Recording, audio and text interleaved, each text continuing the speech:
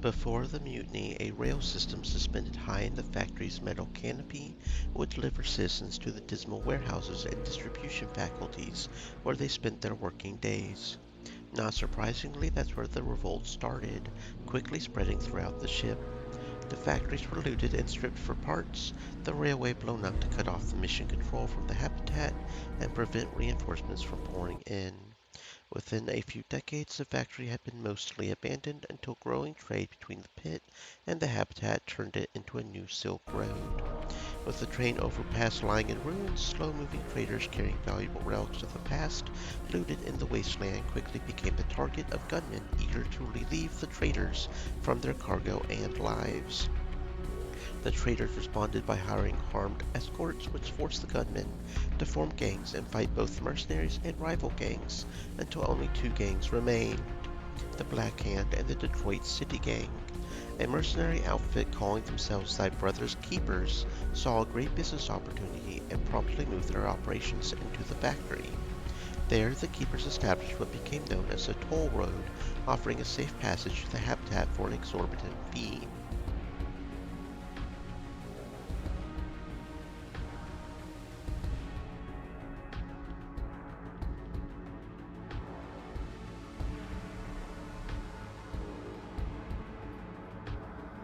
Step right in, don't be shy. The man turns on the burner underneath the grease-covered metal plate.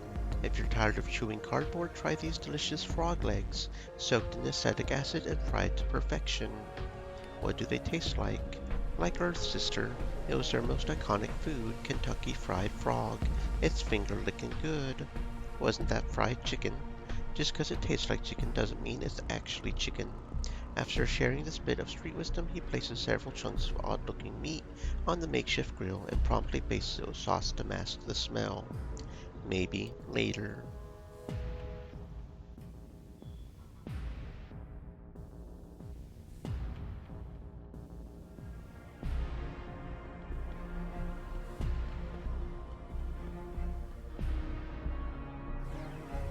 Traveling to the habitat, the greeter gives you a quick once-over. We can take you there, for a price of course. Who's we? Thy brother's keepers, he says with pride, pointing at the faded insignia on his jacket. We'll keep you safe as a babe in her mother's arms. You won't even know you're traveling through the most dangerous zone on the entire ship. How do I know it's as dangerous as you say? Maybe I should take a look for myself first. Oh, it's dangerous all right, he says in a matter-of-fact way. A year ago you could get by with a guide. Now it takes an armed escort to keep those thugs at bay. They even had the audacity to attack one of our forts a couple weeks ago. You built forts down there? Yeah, we did, nods Greeter. Without fortifications, we would have been overrun a long time ago. The road goes over the roofs of the factories and warehouses, so we have the high ground, but that's not enough. I know folks think we charge a lot, but it costs a lot to keep the way safe. Why doesn't the habitat clean up the factory? You can ask them that when you get there, he smirks. My guess is a bit of chaos out here makes the habitat look like the safest place on the ship. Hell, I doubt they would clean this shit up even if they could. Where do all these raiders come from? Where do cockroaches come from? He shrugs. I don't know much history, but has there ever been a shortage of scumbags looking for easy money? These creeps were preying on traders taking their goods to the habitat long before we got here. And when we built the road, it took a big bite out of their business. Back then there were 8 or 9 small gangs stumbling around with pea shooters.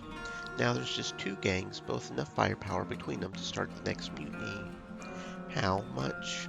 For a lone traveler or two? Too much, unless someone else is footing the bill. Too much risk on our end to make a full run for a few grand. I'm running an errand for Jonas, so he's footing this bill.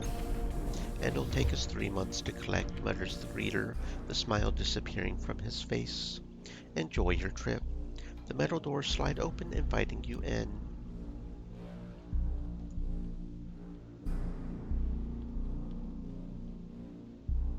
Crossing the factory isn't an easy journey.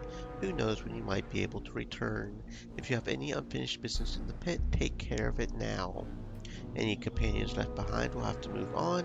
The following quest will be unresolved courthouse fights. Well, we're not planning on killing anybody this run, so that will just have to be what it is. I like that though. I was kind of wondering if they would tell us what quests we didn't even pick up, if it would just tell us the quests that we would lose because we haven't done them, or if, yeah. So it does in fact tell us quests we haven't even seen yet on this run. So we know, yeah, there's potential quests that we could miss that we weren't even aware of. That's very cool.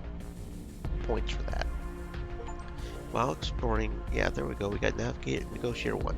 Okay, so that does mean whenever you kill someone in a non-fight scenario, like Faith stabbing the guy, or like those dudes who got injured or whatever, and the contamination, it doesn't count for doing a non-kill run. As long as you do not instigate the battle, the whole tactical situation, it doesn't count. So that's good to know. That's good to know. While exploring the armory, you discovered a strange machine stored away for the future colony. An old Earth tech is always in high demand on the ship, and you suspect that with the right buyer, this hunk of metal could set you up for life.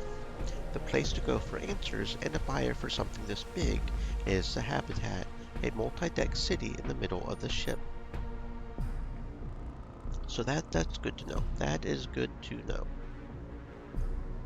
Okay. So we need to go right over this way, right? Yeah, I always get confused by the graphics on that a little bit. We have to go over here to the gate. Imagine what it looked like before the mutiny, says Faith. Trains running back and forth, the factories working non-stop. What do they produce, these factories? Everything the future colony will need. Basic tools, simple machines that could be repaired on the spot, and skill sets. On Proxima, someone who can build a crude power generator will be much more useful than someone who knows how to operate long-dead Earth-made machinery. Most importantly, it kept the poor bastards occupied, adds Jed, and things better than wondering what we all did to deserve this hell. Maybe Earth is long gone and we're the lucky ones. Feels like it, says Jed, ending the conversation. I mean, you don't know. You have no idea. You have no idea, my man.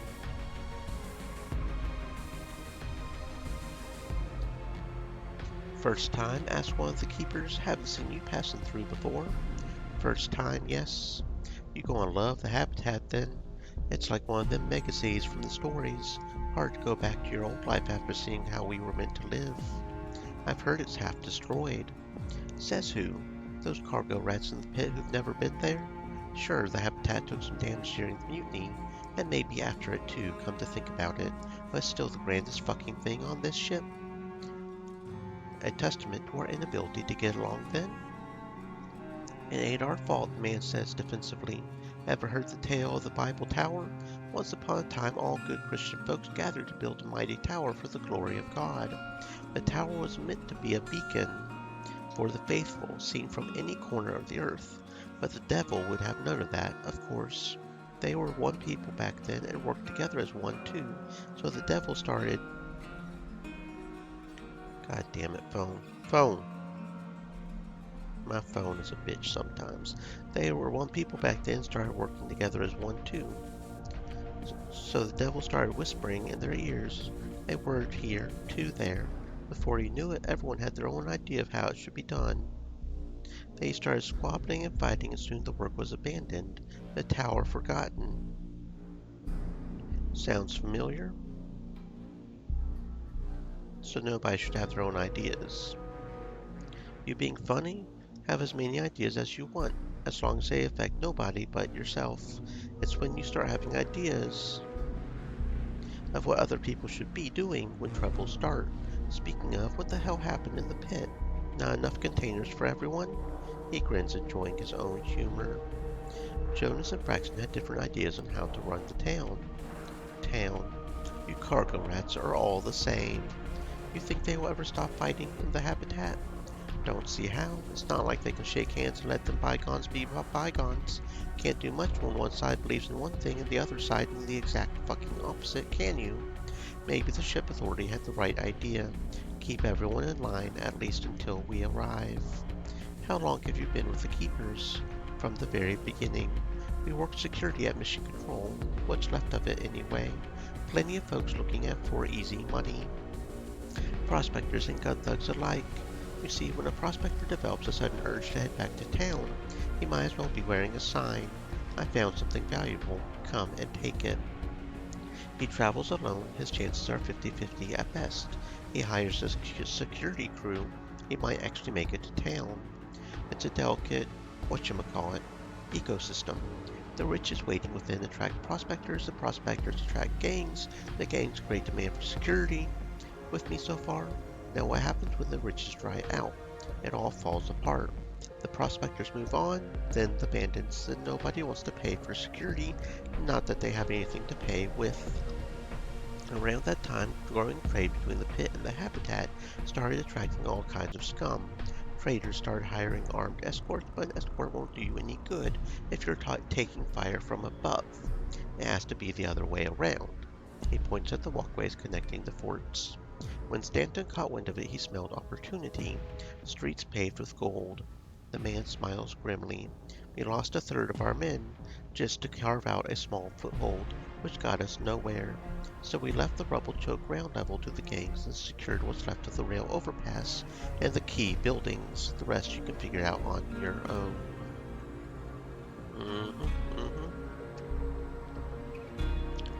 Lower dump, lower dump. Hello, Mr. Trader. How you doing? Probably nothing we really want here, honestly. We could also sneak in here. That's interesting. You don't have enough sneak? No, apparently not.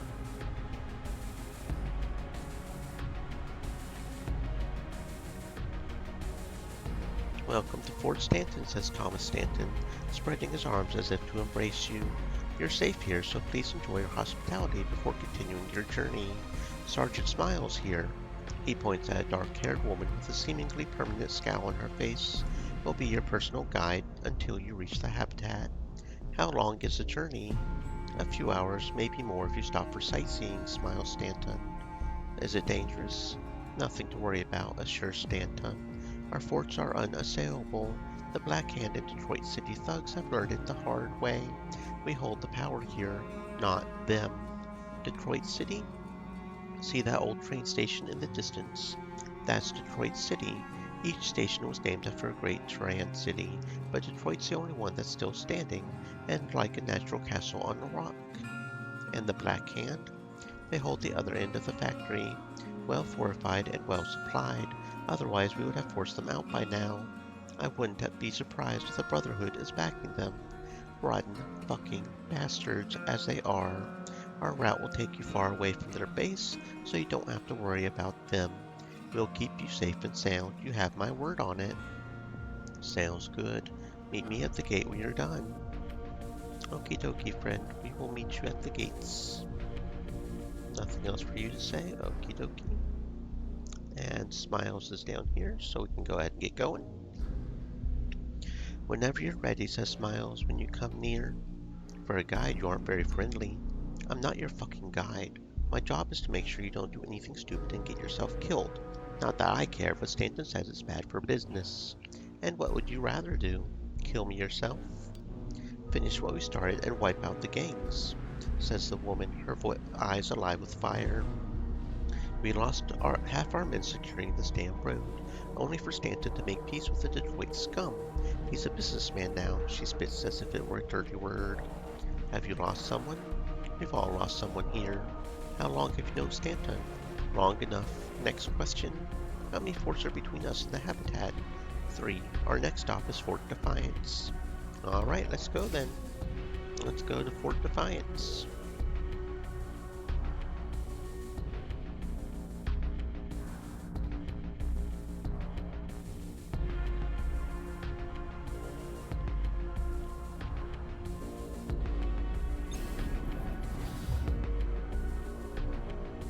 Another run, says one of the keepers. Be safe out there. How's it looking? Asks Smiles. All quiet, but you know how it is, says the man. Smiles nods, expecting an attack. Always. If they could, the Black Hand in the Detroit City would wipe us out in a heartbeat, so we guard every inch of the road to deny them the opportunity. They hate you that much. Bartholomew wants our business. Dumont wants to control the factory, and beyond.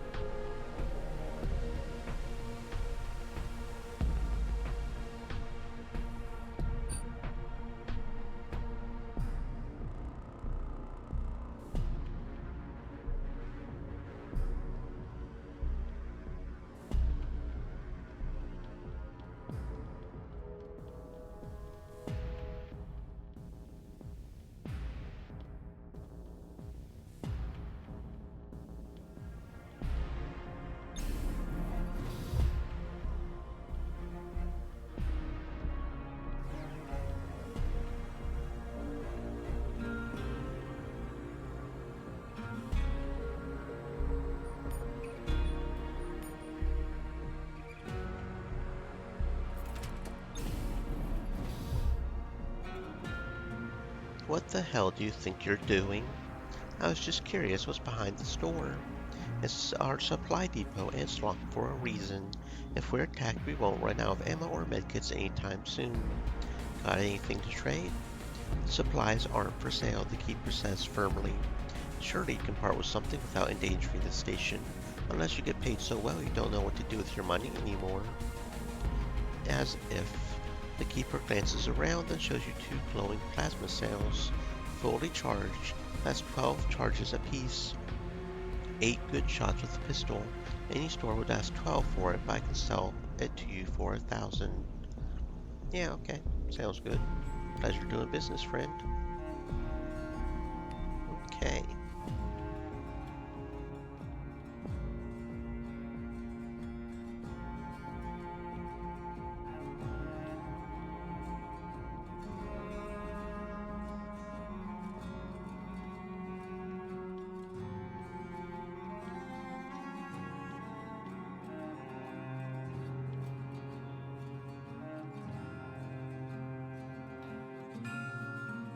An old terminal with a cracked display of the keyboard missing half the keys. Faith? The OS has been corrupted, but Faith manages to recover a requisition, conscripting 10 workers into the dwindling security forces. 9 training authorization codes have been redeemed. The last one might still work.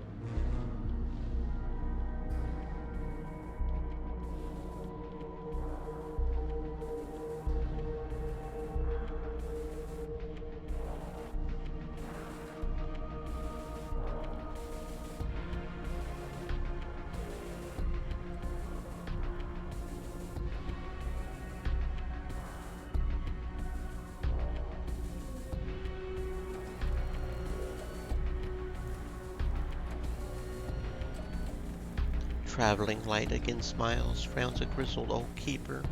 I told you many times. I know what you told me, Smiles says dismissively, but we're short on men after the last breach. Don't you worry, old man, I'll be back before you know it. The man shakes his head disapprovingly. What's behind that door? Detroit's territory. The bastards are shooting at us daily for sport, but as long as there's a wall between us. Where's the Black Hand, then? The old admin building is at the other end of the factory. They don't bother us as much, probably because the Brotherhood tells them to sit tight. The Brotherhood. That's what I've heard. The Brotherhood's backing bastards up. Got a foot in the door if you know what I mean.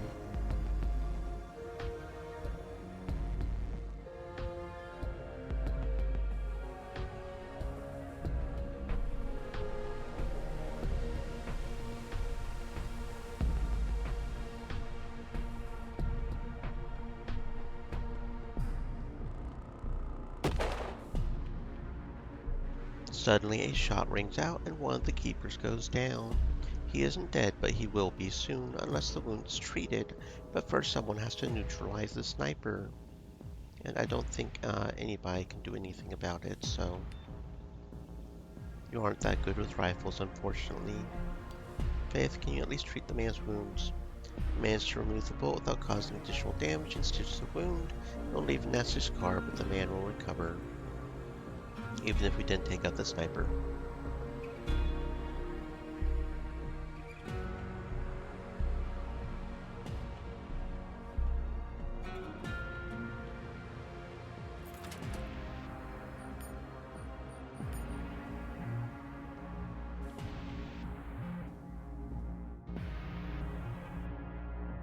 Smiles kicks the door open, shouting greetings that can be easily mistaken for insults, then stops abruptly. The place is a slaughterhouse, nothing but dead bodies strewn around the room. Oh, fuck, whispers Smiles, and then the doors fly open and raiders pour into the room. Back to Stanton now. Run like the wind to Fort Stanton, leaving Smiles to her fate. We left her to die, says Evans quietly. It's the first thing he says since the ambush. Would you have preferred to die with her? I don't know what I would prefer. Not to throw your life away, I hope. Give the man a break. You know damn well why he's feeling rotten. Well, he wants to come up on me, telling me what to do. I'll give him a break when he gives me a break. Fuck him. What happened? Where the hell is Smiles? Stanton's practically shouting. She didn't make it. Fort Defiance is taken. Fuck, whispers Stanton, his one eye losing focus as he tries to process the enormity of this loss. If it's a fight they want, he says, finally shaking off the shock. I have a favor to ask, not that you have a choice now. We're going to wipe the Black Hand out once and for all. If Detroit wants to get in on this action, they're more than welcome to join us. If not, tell them I'm not holding them responsible and our arrangement still stands. Tell them. I can't spare anyone else right now, so you would have to be our ambassador. Don't worry, they won't harm you. That's what you said before. Don't worry, everything's under control. Do you want to get into the habitat or not? There are two ways out now. One's controlled by the Black Hand scum, the other by Detroit. We can't attack Detroit, but we sure as hell can hit the Black Hand with everything we've got. Can I go back to the pit, Daddy? Nobody goes anywhere until we sort it out, so you had better make yourself useful, girl. What are we going to do now? We'll play it by ear. Or I'll just pop a cap in your head, Evans.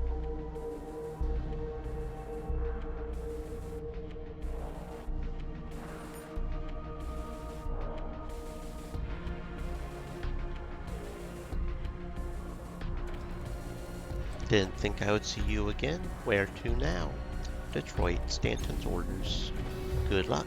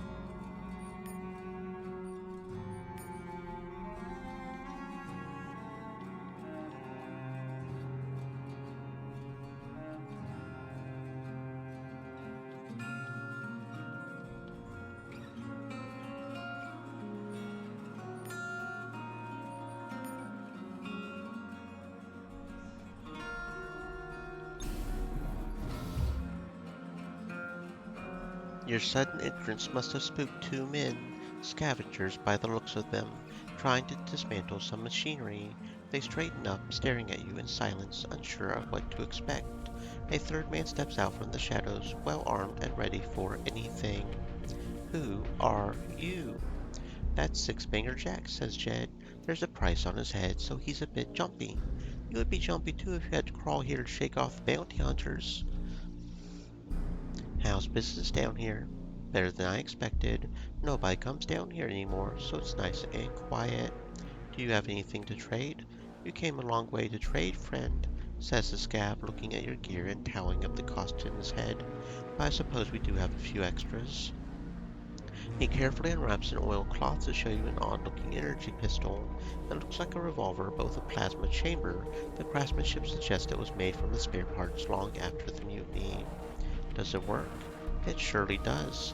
It's made for fast shooting, but the accelerator is shit, so it's weaker than the standard pistol. 700 and it's yours. Can you fix the accelerator? Fix? No. But if you find a new accelerator, I'll gladly swap it for you, provided you buy it first. Do you have more weapons of this nature? Sure do, but not here.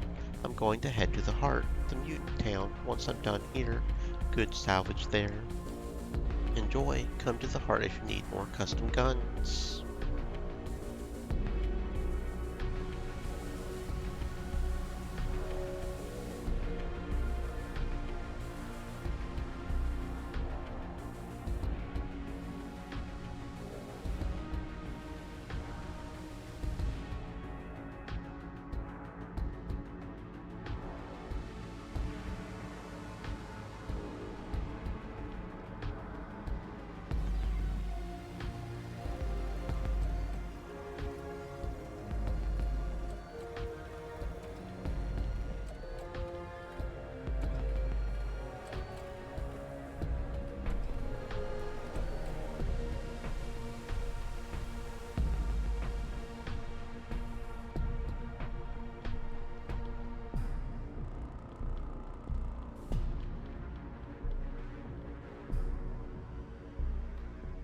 You lost, pretty girl? Asked one of the Detroit Raiders. Stanton sent me to have words with your boss. Stanton's feeling the heat. Not so high and mighty now. Well, come on up. Let's hear what you have to say. I've heard one of your forts was raided. I would assure you that we didn't have anything to do with it, but you already know that, yes? So why are you here then? Stanton's about to attack the Black Hand stronghold. He invites you to join him. He invites us to fight and die, like some lowly fucking peasants to make him king of the factory. I think not. Okay, let's see. Let's see. There are achievements. Oh, I probably should have saved before this son of a bitch. Um, yeah, turtle being turtle, but it's okay. No, it'll be okay. No, I know what we're doing. Probably.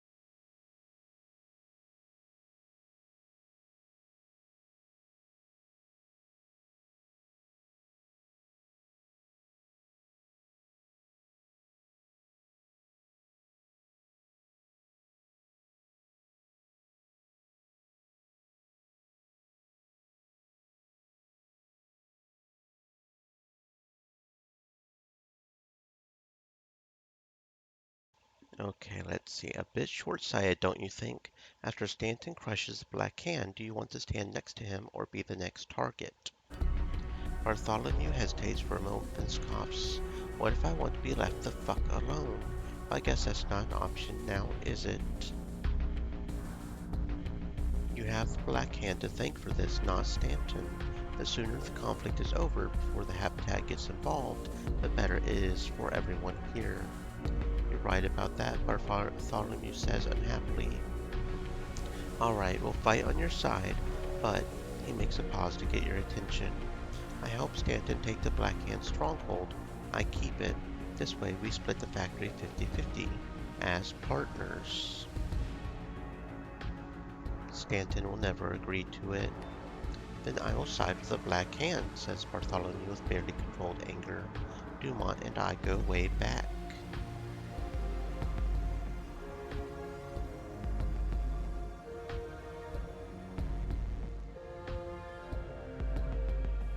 We both know that the only reward Dumont's going to give you is a bullet in the back of your head when you outlive your usefulness. But if that's what you really want, 20%, Bartholomew says reluctantly. 20% of every dime Stanton makes. If he agrees to it, we'll attack the Black Hand together. If not...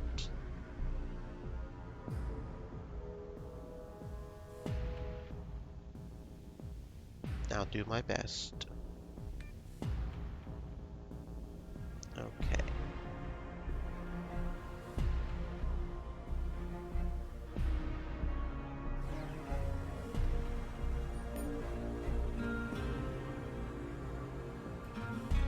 We're trying to have Detroit take over is what we're trying to do. Report says Stanton barely sparing you a second glance. I talked to Bartholomew. He wanted to hit the Black Hand stronghold, but I convinced him to take 20% stake instead. You're awful generous with my money, says Stanton, narrowing his one good eye. I did what I had to do to make him fight for you. The rest is up to you.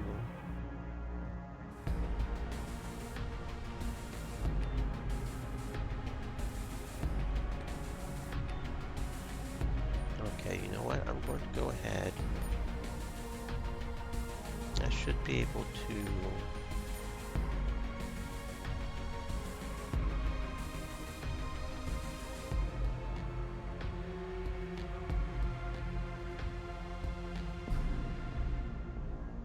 Let's see, when were these autosaves done? Okay, that was then, okay. So what about this one? When was this?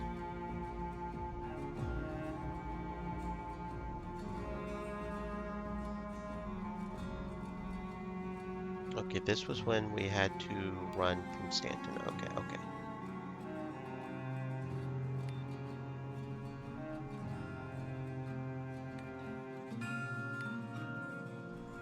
So we'll just go back there, and we will have to go back and redo that one thing, but that's okay.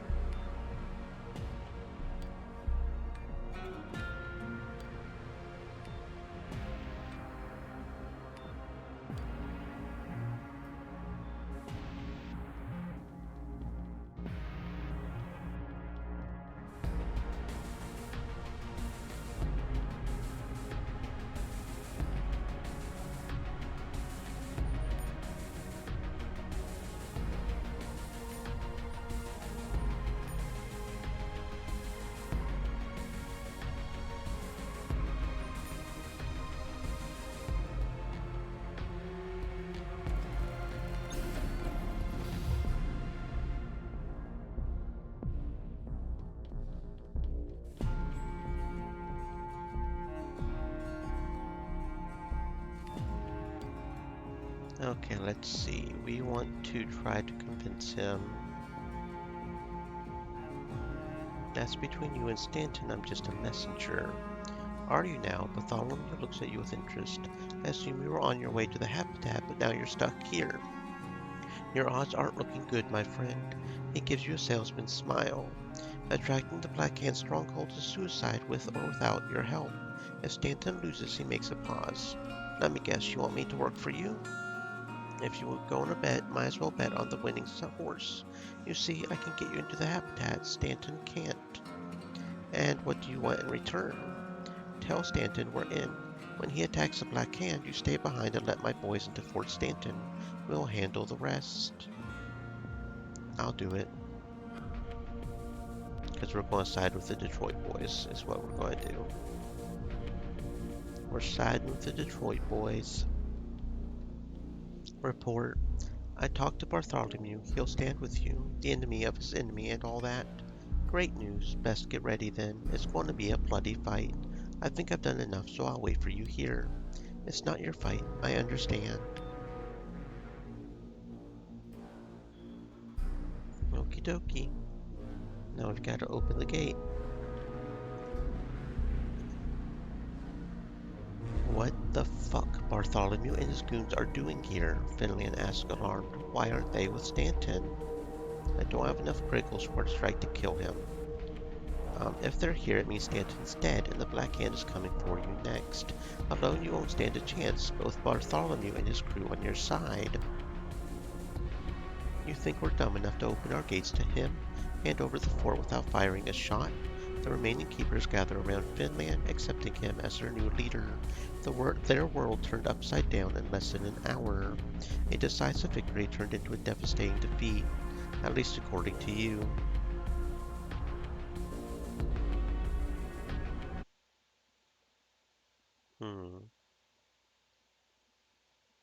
Twitch, twitch, twitchy, twitchy, twitch.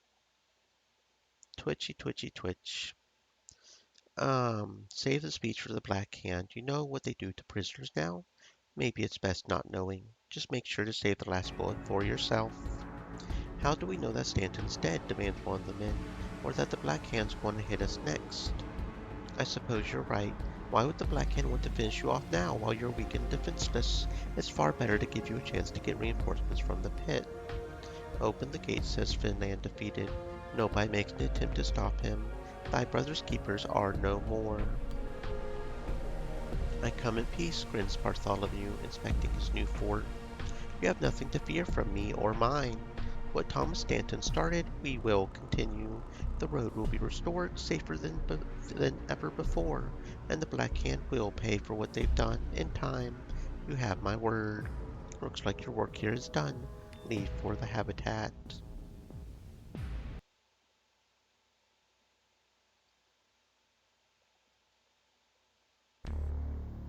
Before the mutiny, the rooftops of Habitat's 4 megastructures supported a sprawling amusement park.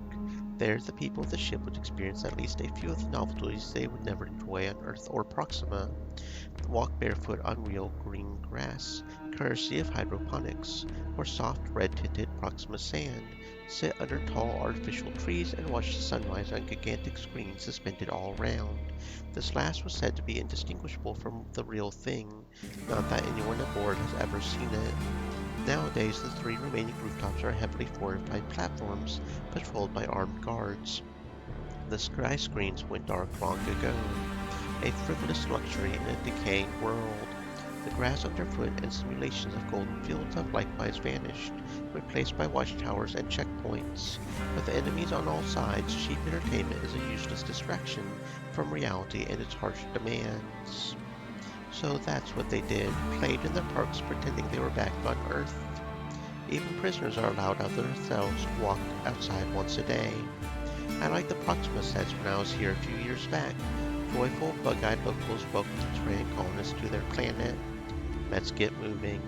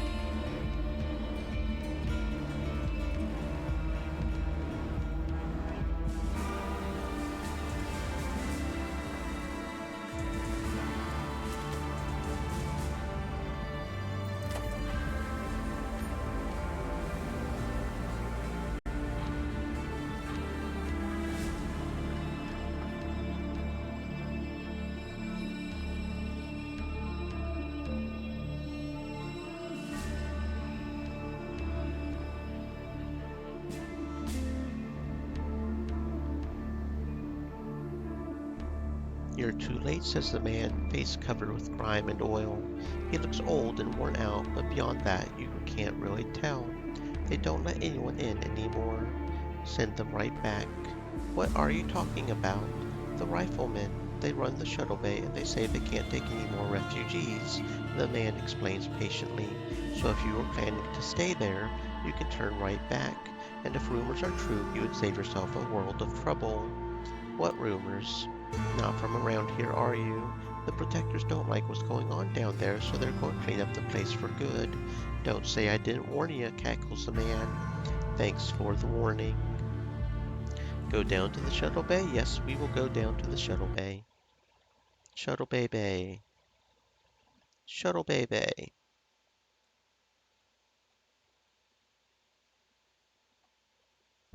The shuttle bay survived the mutiny intact, but like everything else has been looted in the interim.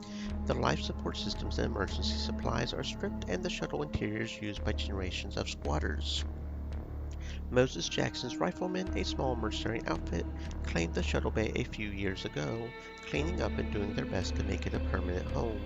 Their efforts quickly drew the attention of folks from the habitat and even the pit. Soon scores of people were heading for this small island of safety and stability. The habitat's higher-ups look less favorably on the shuttle bay's new status and have been eyeing the growing numbers on their border with great concern. "It's a lot busier than I remember," frowns Jed, observing the walled-off enclosure and the camps outside. "Let's take a closer look."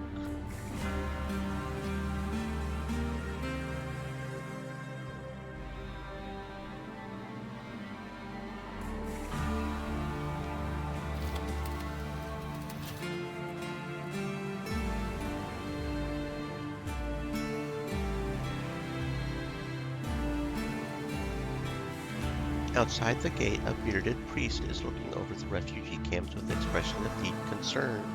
Two guards stand a respectful distance behind him, marking the priest for a man of importance. "God be with you," he automatically intones as you approach. "Who are you?" "Call me Father Nico. Nicodemus is too much of a mouthful. Maybe after the victory, should the Lord grant it, I will have earned that grand moniker." "What brings you here, sister?" "Just passing through. Can I restock my supplies here?" "Of course. We can't offer shelter to all who seek it, but if you wish to trade and rest before heading out, you're more than welcome." "Expecting trouble?" "The great deceiver never sleeps, but works tirelessly to erode our faith. He first tried to lead us astray with false promises. When that didn't work, he sent his dog with less subtle messages. God will shield us from harm, but we must do our part.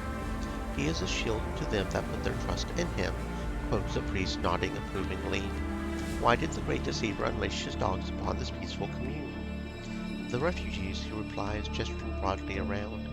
"They come from the habitat, the pit, even the factory.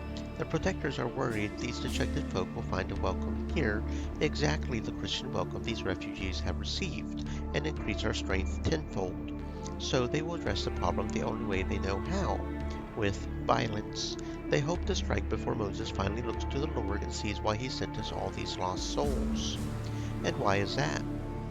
"They are wandering sheep, and Moses Jackson is the shepherd. He will guide them in the wilderness of the ship and lead them against the false prophets if necessary. That is what the devil fears, and rightly so, I might add." "What's Moses planning to do?" "He's considering turning the refugees away, sending them back." A deep furrow creases the priest's brow. Not out of fear, but because he doesn't wish to change, to become the sort of person who deals with reality on its own terms, and not just scripture. "Jonas sent me. He's proposing an alliance between the pit and the riflemen." "Granted," the priest responds, a fierce gleam in his eye. "Convince Mo to accept the refugees, and we'll stand by Jonas. You have my word." "Why would he listen to me?" "He wouldn't, but God works in mysterious ways. Have faith, sister. One last time. Desperate times, desperate times."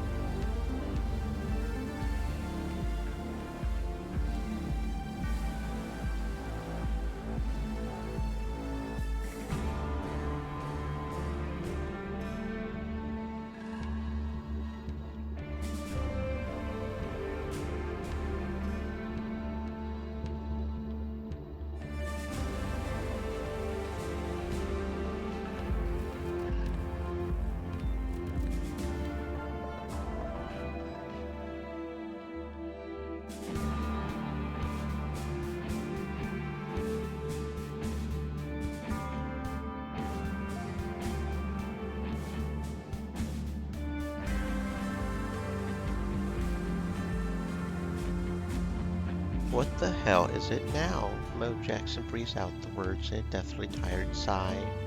Never mind, the answer is no. Father Nico sent me. I liked him better when he was plain old Nicky Bolton. He was rarely sober back then, but at least he was tolerable. He asked me to talk to you about the refugees. A little late in the day for a palaver. The protectors will be here in force in less than 24 hours. They'll kill anyone who resists and conscript the rest. Our options are go down with the refugees or drive them out by force if we have to, and save everyone's lives in the process. What's the protectors' angle? The Brotherhood's got themselves a foothold in the factory. The protectors have a bad craving for their own base outside the habitat, and the shuttle bay is the juiciest fruit in reach. And of course, if they don't get their mitts on it, the Brotherhood or the Church will. But they could have taken the shuttle bay years ago. They could have, but other factions would have painted them as villains for it.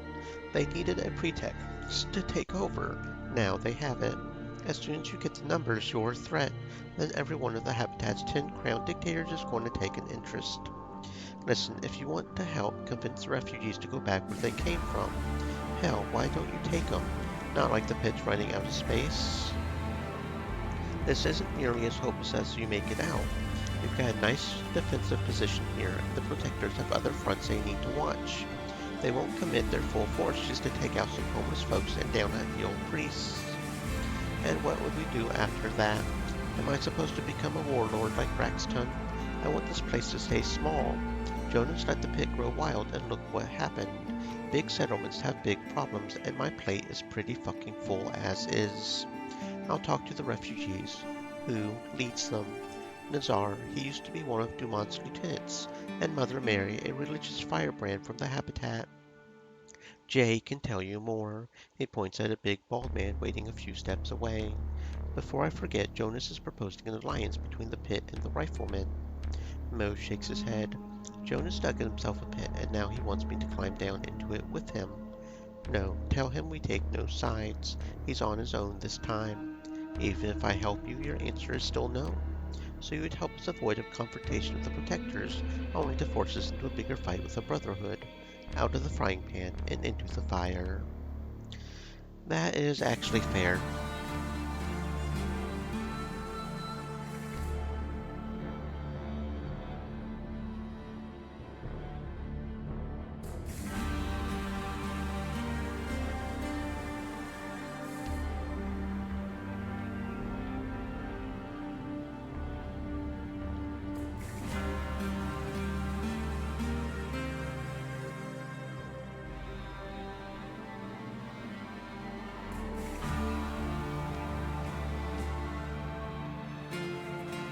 That's far enough, friend. But I need to talk to, oh. Who do I talk to next? Jay?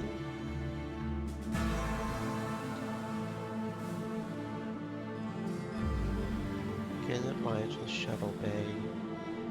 Kindness's Rangers, Holy Grail. Little confused now. Talk to Jay to learn more about the refugees. Okay, who is Jay?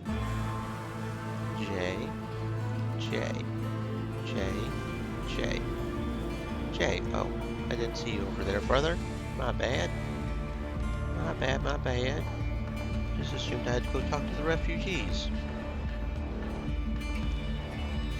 JJ. What do you make of the situation? Asked Jay. Being an outsider, you might see it differently. Yeah, just hope. Strength's always been in numbers. If you band together, you can stand against the protectors and anyone else who comes knocking. Funny you say that, says Jay. Father Nico and I think the same thing, but Moses, he just doesn't see it this way. He's the boss, so it's his call. Maybe the time has come for him to step aside, says Jay, as if the thought had just occurred to him. It's not for me to decide. Moses asked me to deal with the refugees, so that's exactly what I'm going to do. Right. What can you tell me about the refugees? Who leads them? Nazar and Mother. Nazar was with Dumont, but they had a falling out. Before that, who knows? Ex-military, I would say. Mother says she was a street preacher in the habitat, but something tells me she was kicked out for something more serious than a sermon. What are you going to do? Moses is the boss and he wants refugees gone, so that's what we'll do. It ain't right, kicking them out just to please the fucking habitat. You want to fight the habitat? Just saying it ain't right. Evans, you have a serious stick up your ass and I kinda want to shoot you again. Every time I talk to you, I just want to pop a cap in your face. Man.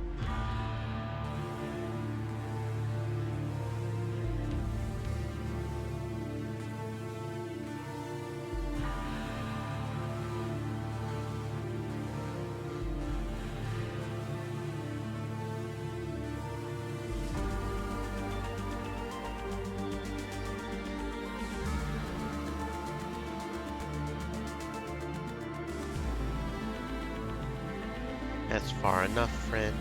Moses sent me. It better be good. Yeah, you know, we're just kicking you out. That's all. No big deal. Nazar? Nazar stands perfectly still, waiting as if he had been installed there before the ship left Earth orbit. His military bearing betrays a career begun in the habitat.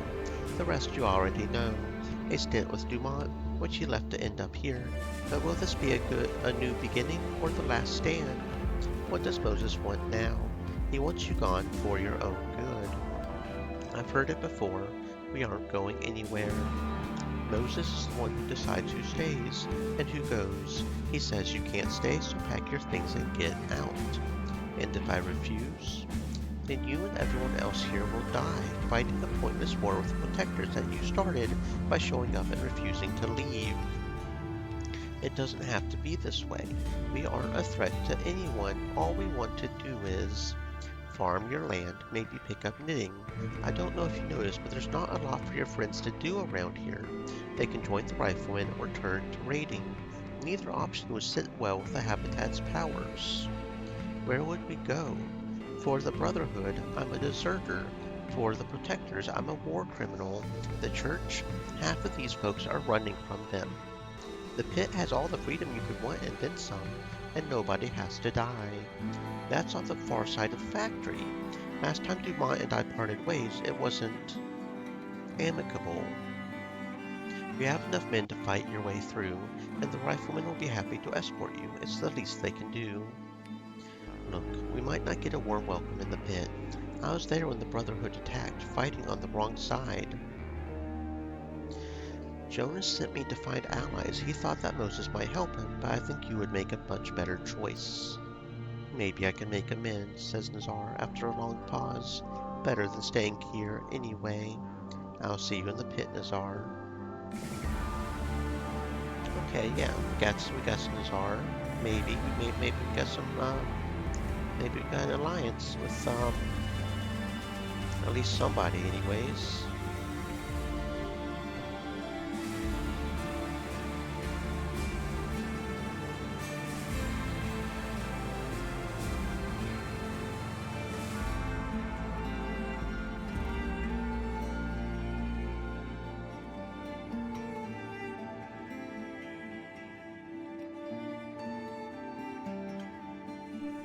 Mother's praying.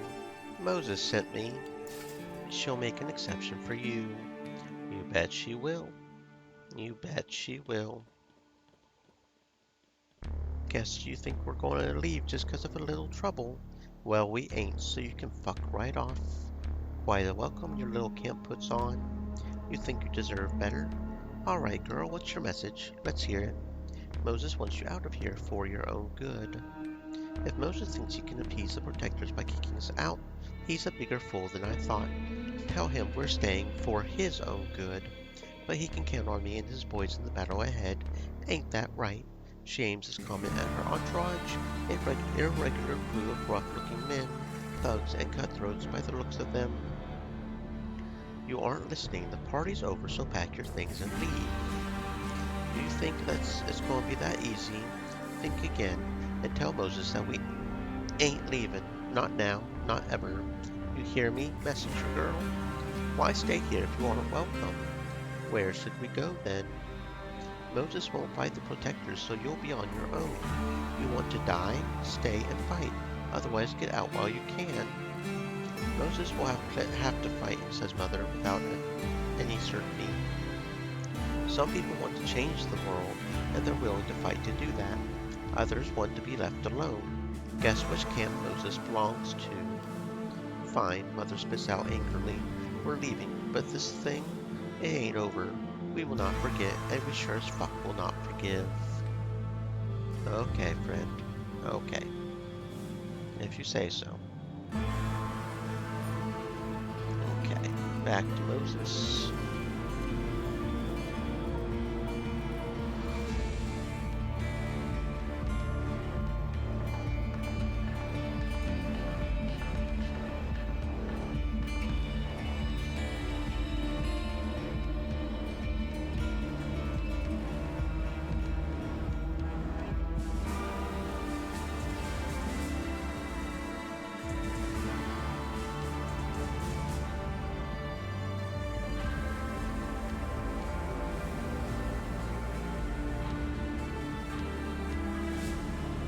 How did it go?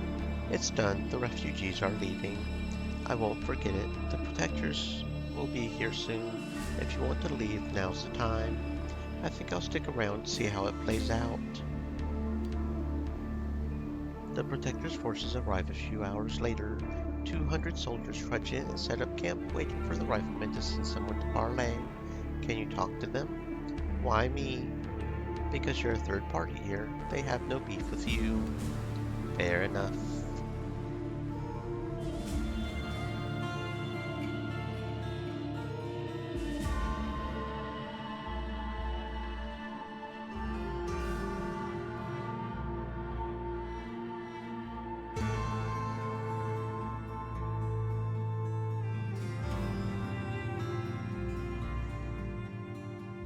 Like rats from a sinking ship. I'm here to parley. Of course you are. The captain's in the depot down the hall. Can't miss it. Captain Rowley is waiting for you in one of the maintenance depots recently converted to a makeshift command center. Where's Mo Jackson? Yes, obviously nonplussed. He sent me in his stead. He sent you to do what? Rowley's brow furrows as if he's trying to work out a riddle. To see if you're lost and need directions to get home. To hear what you have to say, I represent the Free City, and they have a vested interest in the shuttle bay, also remaining free. What about when the Brotherhood attacks? Is this Free City of yours going to send soldiers to run a fight? Remind me, how many soldiers are there in your standing army? What makes you think the Brotherhood is going to attack? How quickly they forget. The Brotherhood took a shot at the pit less than a year ago. If we hadn't stepped in, your pit, which some folks are generously calling a city, would be flying the Brotherhood's banner right now. In spite of this, you're about to attack the shuttle bay. The shuttle bay won't survive for long if you stay unaligned. You've got to throw in either with us or the Brotherhood. Maybe I'm biased, but I think we're the better choice here. Perhaps, but it's not my choice to make. Since Moses refuses to meet with me, you'll have to pass a message for him. I'll give you an hour. How did it go? The Protectors offered an alliance. It never stops, does it? Can't blame them for trying. I assume the answer is no? Oh shit, that's not what I wanted to do. Oh fuck it, I guess we're going with the Protectors now. Stupid mouse is just stupid. Unless I can just load a save, but... You think taking sides in that three-way is safer than staying out of it? We join the Protectors, we become a target. There's another option. Jonas offered you an alliance. You turned it down before, but the offer still stands. I turned it down for a good reason. After what you did, the least I could do is hear you out.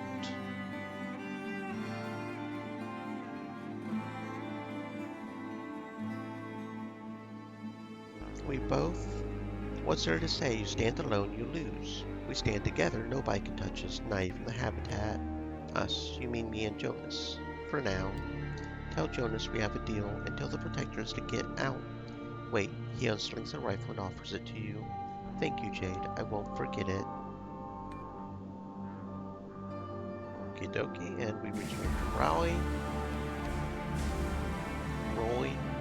The shuttle bay will stay free for as long as Moses draws breath. So be it. But remember, you reap what you sow, regardless of your intentions. Yeah, I'm aware of that.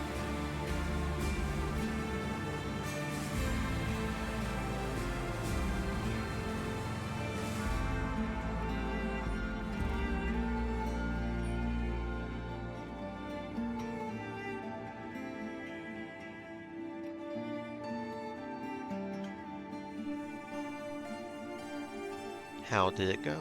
The protectors are gone, true to their word. We bought a year of peace, maybe more. Thank you, Jade. Glad I could help. Glad I could help. Okay, so now we've just got to return to Jonas, I guess. Yeah, not sure how to feel about that.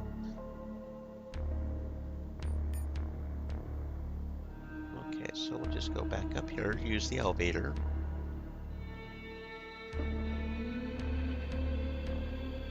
Yes, we want to go back to the habitat. Free bay. Support Moses to keep the shuttle bay free. It's a free bay. Bay bay.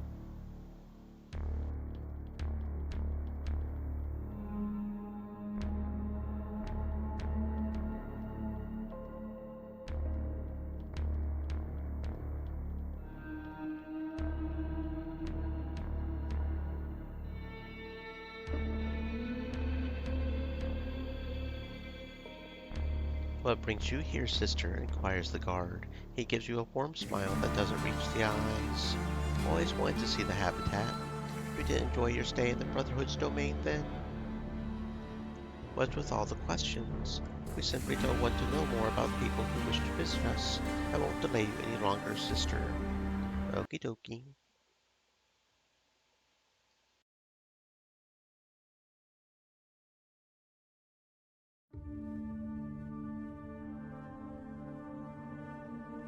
The church's one concession to architectural excess is a massive cathedral glowering over the district, a constant reminder of the glory of God and the obedience of those who govern in His name. The presence of heavily armed guards outside the gates tells you God's most devoted servants mustn't be pestered with trivialities. I heard it was built on Earth, back when they thought the Synod would run everything. I think it's magnificent. It needs an open sky and horizon stretching as far as the eye could see. Here it's like a caged titan holding the weight of the ship on his shoulders. Okay.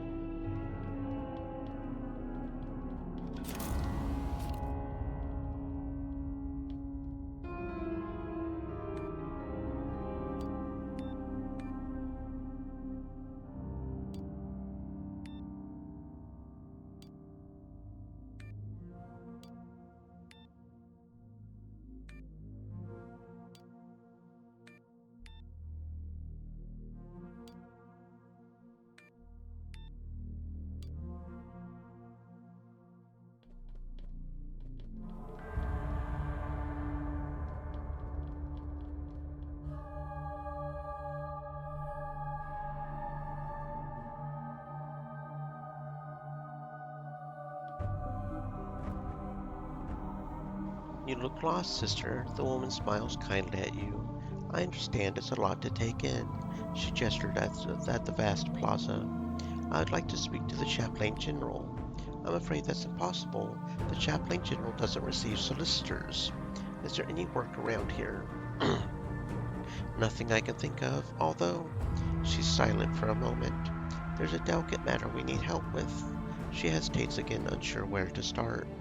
Faith is what brings us close to God in this life, and through that faith we achieve salvation in the afterlife.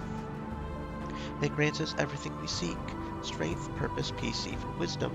But some people wish for more than that. So badly do they yearn for the touch of the divine, they start imagining things. There is a brother among us who claims to have witnessed a revelation. He appears pious enough, but the so-called revelation puts him at odds with the church. There is an unseemly amount of interest in his account. A few are even calling themselves his followers. You want me to look into it? Quite, but I want to make one thing very clear. There is to be no violence. John is a true man of God. Those followers can be a bit overzealous at times. How is this revelation a threat to the church's doctrine? How much you know about our church, sister? Not much, honestly. You won't be surprised to hear that the Church of the Elect was born in the fires of the Mutiny. The old church, maybe turning the other cheek, worked differently back on Earth, but on the ship it accomplished nothing, and not for lack of trying. Stuck between the mutineers and the remnants of the old regime, we tried to save as many as we could. We gave people shelter and hope, but it didn't work out. Faith can work miracles, but it can't stop bullets. We were forced to take up arms to protect our people. Eventually, we claimed this haven for our new church, even as the war raged around us. We will not be sidelined any longer, not here and not on Proxima. When the dawn comes, by the grace of our Lord, she makes an unfamiliar gesticulation. And this revelation? John's revelation demands that we return to the ancient ways, the pacifism observed by the Church of the Old Earth. Where can I find this John the Revelator? A small chapel on one of the residential decks. It's not hard to find. On the residential decks, over this way.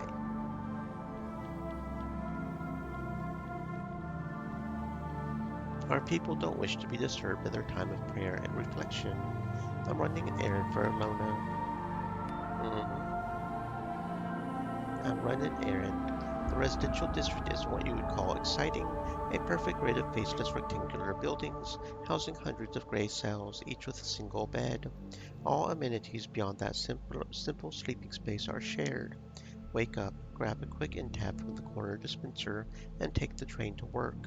What more does a colonist need? Hell of a way to live. My old shipping container is a palace compared to these cells.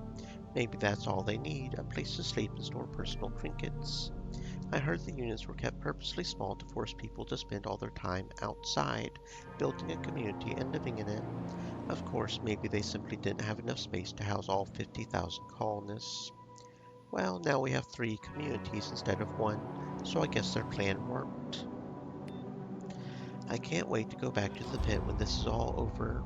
We just got here. Don't tell me you like what you see. I haven't decided yet. Take your time. Let's get moving. Another convert, brotherhood, or protectors this time. I come from the pit. That cradle of sin. What do you have against converts? We all began this journey together, brothers and sisters in Christ. As soon as the father of lies reared his head, the pretenders and hypocrites turned away from the Lord and flocked to their false prophets instead. The only freedom man may claim is granted by God, not the brotherhood. Only God's grace shall bring us safely to the dawn on Proxima Centauri, not the protector's weapons or propaganda. Those who turn from the church to follow these false prophets are long dead. Their descendants embracing the faith can only strengthen the church. But are they coming to the Lord out of love, or simply to flee this hell of their own making? If the road leads to God, doesn't matter what motivates them. A road doesn't take one to God. Submission does. A true believer becomes prepared to work and gives himself over to the church, body and soul. Few are willing to make that kind of commitment. They think mumbling a few prayers will see them through. It won't. Give them time. Time to do what? Spread rot among their fellows like they did in the months leading up to the mutiny? That is a mistake we cannot afford to make again. It seems pessimistic. It is not pessimism, but hard-earned wisdom. Where God has a church, the devil will have a chapel. It was my job to prevent that from coming to pass, but, well, for all my faith, I am only a man after all. Is there anything I could do to help? The latest thorn in my side is a small clutch of troublemakers amongst my flock. Perhaps you could talk to them for me. Perhaps I could, perhaps I could. Maybe I could, maybe I could.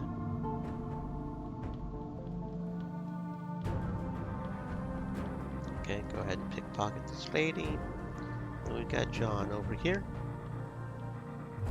The chapel is empty except for a man in a worn coat.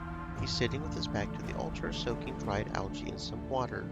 Welcome to the Church of Salvation, sister, he says, listlessly stirring his cup of algae.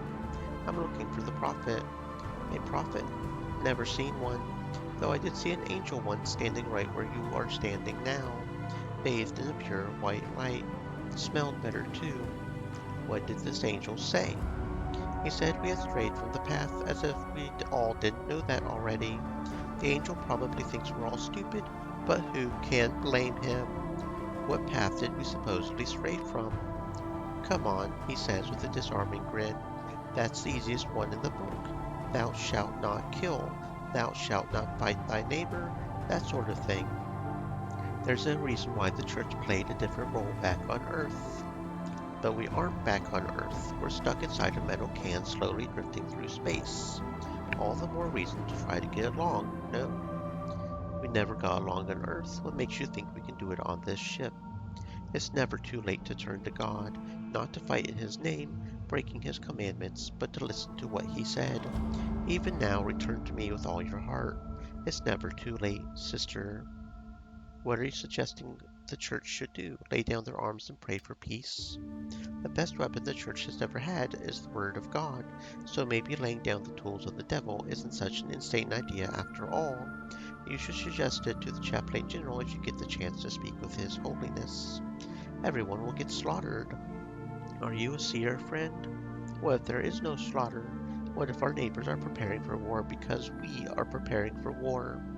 What if the church's efforts are better served teaching the Word of God and leading this lost flock away from the abyss? And if you're wrong, how could wanting peace be wrong? The road to hell is paved with good intentions. Remember that, brother, when you deliver the church unto her enemies. Why do you demonize our brothers and sisters? They might have lost the way, but only because the church lost it first. They lost their way because it's human nature, the same nature that can easily mistake kindness for weakness and think us an easy target. You can't be right, but if you are, I can't take that chance. Not now, not until I see these enemies you speak of with my own eyes. Glad I could help, brother. Okay, it looks like we're able to get that done. You really have to be a persuasive build to get that stuff done, though. Enoch's troublemakers aren't hard to spot. 2 men and a woman are standing like bollards in the street, gazing about themselves, lost, while the locals navigate around them. If they have families with them, they must be tucked away inside the apartment complex. The man on the right has a military bearing, but without the air of self-importance, like a soldier on guard duty. Did he come here to flee the fighting? The other man is young, but flabby, well-fed, but unhealthy-looking, like a low-level bureaucrat exiled from his desk. On the surface, an unlikely candidate to find religion, but who knows? The woman's head is hanging, her eyes black with grief.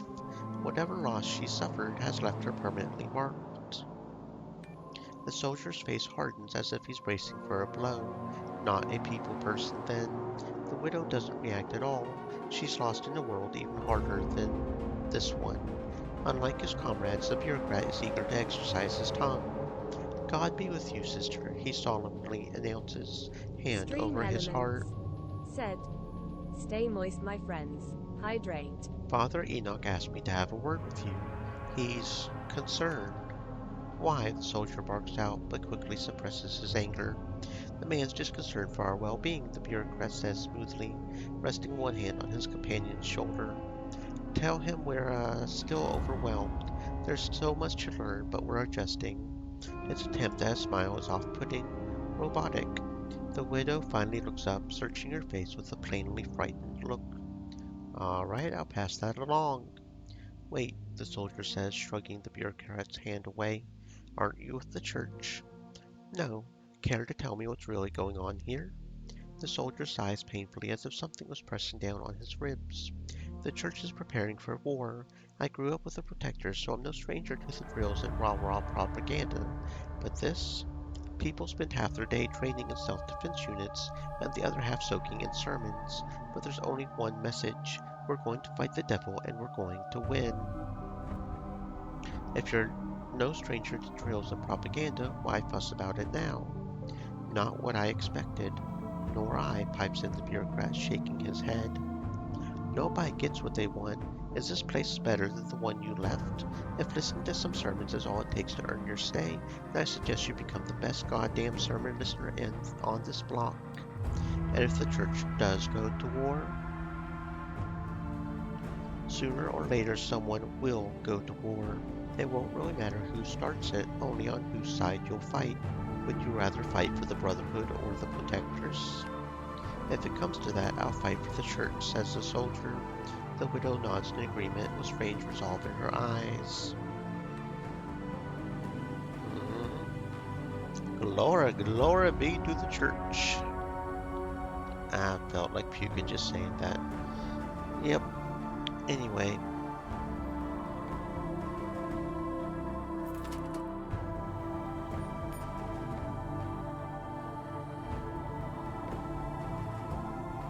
Several soldiers are moving door to door looking for draft dodgers and other delinquents. I do not live here. If I refuse, send me on errand. Not that she actually sent me on errand over here. I don't think there's really any point to coming over here except for the guy with a bounty on his head, I do believe. Is the only reason to come over here. Because you can kill this guy for a bounty. Don't think he says anything new.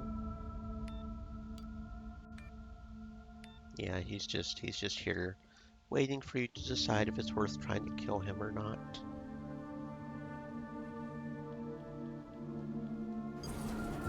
Okay, go back and turn in this quest for the church. Enoch. God be with you, sister.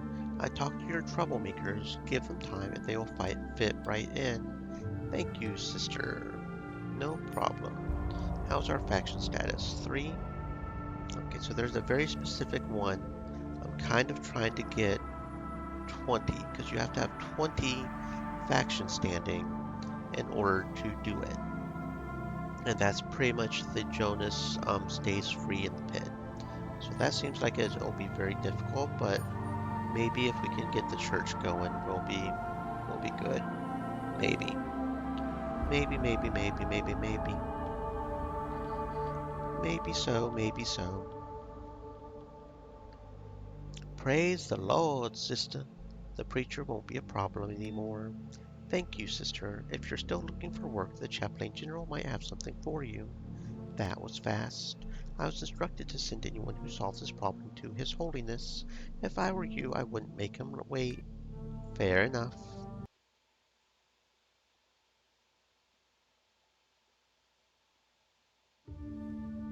Chaplain General Abraham Davis sits unmoving, gazing up at you from beneath half-lidded eyes. Why are you here? Certainly not because of your faith and devotion to our Lord. I need to know your mind before deciding if you're right for this task. I say unto you, there will be more joy in heaven over one sinner who repents than over 99 righteous people who have no need of repentance. Then what choice do we have but to rejoice as well? There is nothing remotely like joy in Abraham's reply. What do you want me to do? When the great deceiver split us apart, he rejoiced and compelled men to fight each other for his amusement. As Gog and Magog wasted their resources on conflict, the church has grown strong. Now that the true light of faith shines bright again, the great deceiver has realized his error. Understanding that a greater threat looms, he wants Gog and Magog to set aside their hostilities and fight by his side. This shall not be. Are you suggesting they want peace now? They don't want anything as you mean it, for they're nothing but puppets of the great deceiver. He commands them to fight man against man, so they fight. When he commands them to extinguish the true faith, they'll do just that. Fortunately, the wheels of the great deceiver's machine turn slowly, sending Mason to meet his master with a strong counterstroke, but that will provide only a temporary respite. Let me see if I understand you correctly. The church has grown strong while the Brotherhood and Protectors fought each other, but if they band together, the church will not survive. Therefore, you must do whatever it takes to keep the strife and Siddle mistrust going. said. Cheap viewers on asterisk asterisk.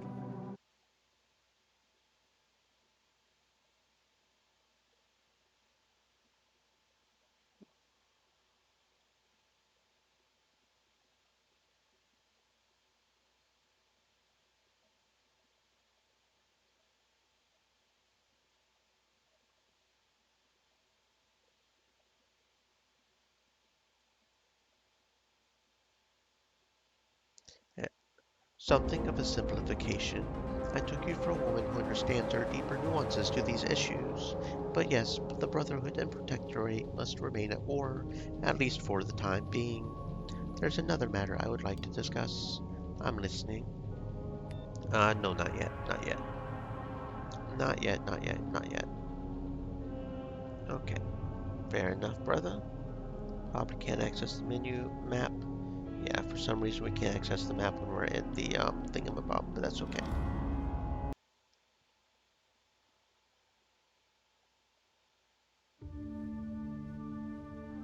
So,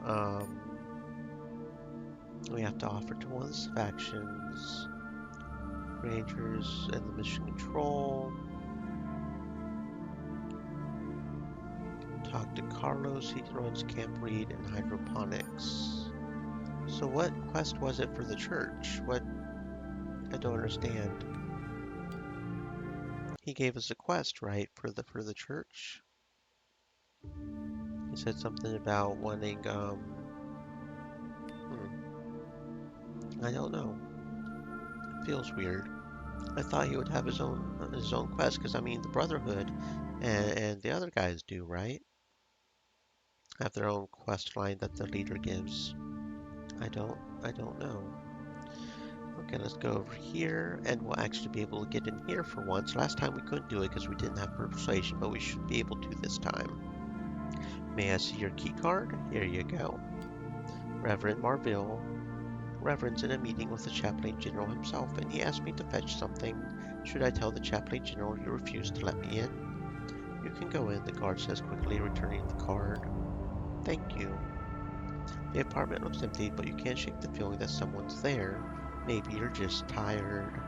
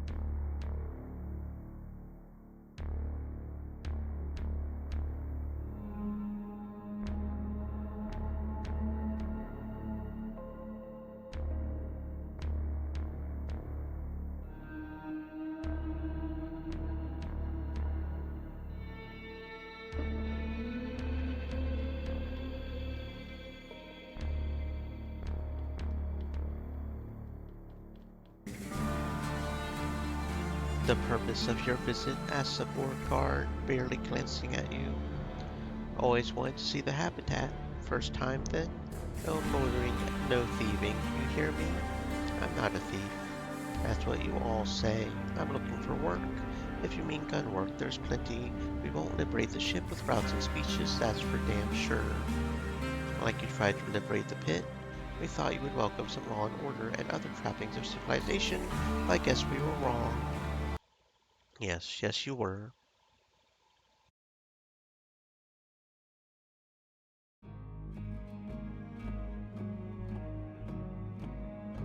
You're standing atop a 9-story high apartment complex gazing over the Brotherhood's sprawling admin district far below. A massive blocky fortress which looks ready to withstand a 10-year siege squats amidst the residences of the elite, a clutch of monuments to the glorious struggle and flashy signs advertising the liberation of the enslaved. One day.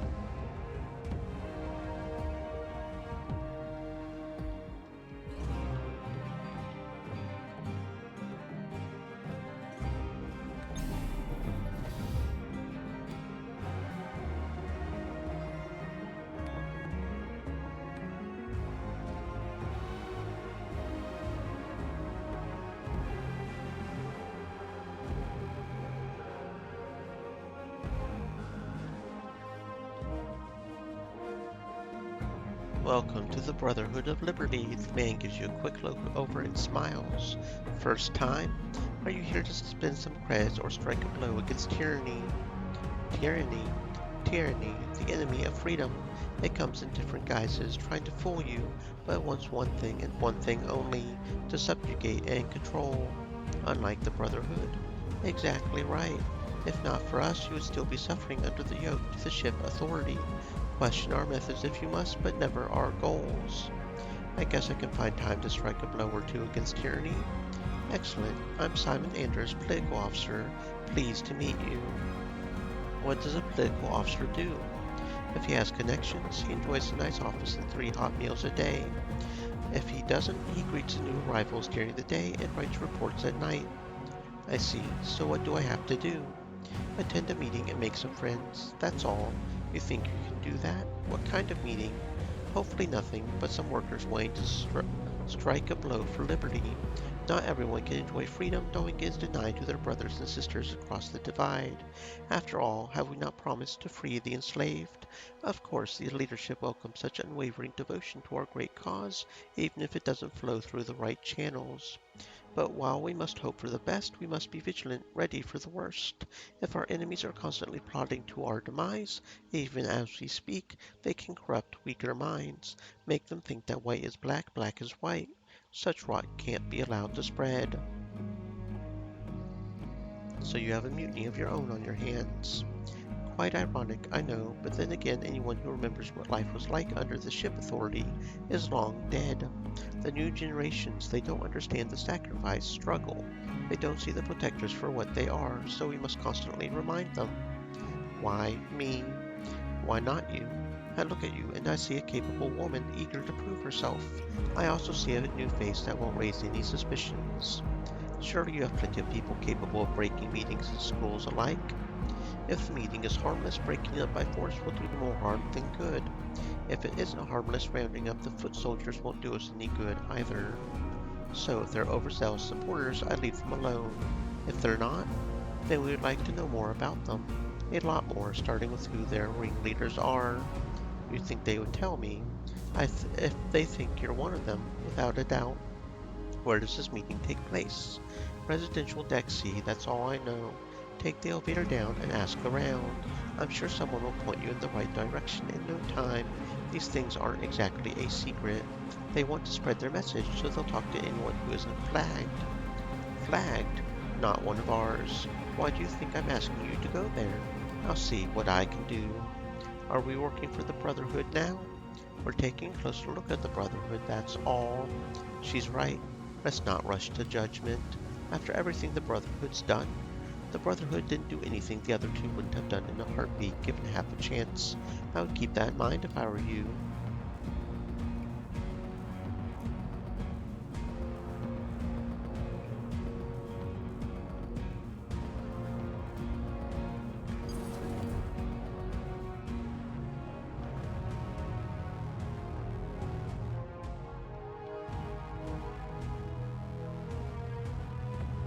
I haven't seen you around here before. The man's tone makes it clear he expects an answer and is in a position to demand it. Just passing through. You're just passing through my block. He taps a metal badge on his jacket. If anything untoward happens, I'm responsible.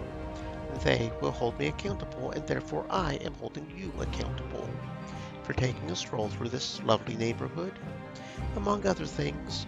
So quit pussyfooting around and tell me what you're doing here. If you're a new tenant, show me your requisition order. If you're here on business, I need to know what said business is, who authorized it. Name, rank. I do everything neatly, properly, so when they ask, I can answer to everyone's satisfaction. I'm new here, I don't know your customs. Ignorance of the law is not an excuse. I'm Representative Travis, elected to speak, answer for the free people of Block 17. Sounds like an important job. What does the position entail? A constant headache, that's what it entails. You would think keeping some folks in line wouldn't be such a chore. There's always a few who just have to stir things up. How does the saying go? One rotten fish spoils the whole barrel? Or was it a potato? You know what I mean. Yeah, keeping free people in line can be challenging. You said it, sister. How many times do you think I've told Whatley off for selling surplus end tabs? If word gets out, it'll come down on all our heads. Does he listen? Want me to talk to this Whatley fellow for you? Why is it such a big deal selling end tabs anyway? Other than unlicensed commerce being against the law, end tabs are supposed to be free, provided by the ship for all citizens. They're a fundamental human right. Of course, they're getting smaller, less nutritious. That kind of problem is outside the scope of my duties. Not only is that dumb bastard undermining the natural order, he must be stealing them from somewhere, which is a whole other crime.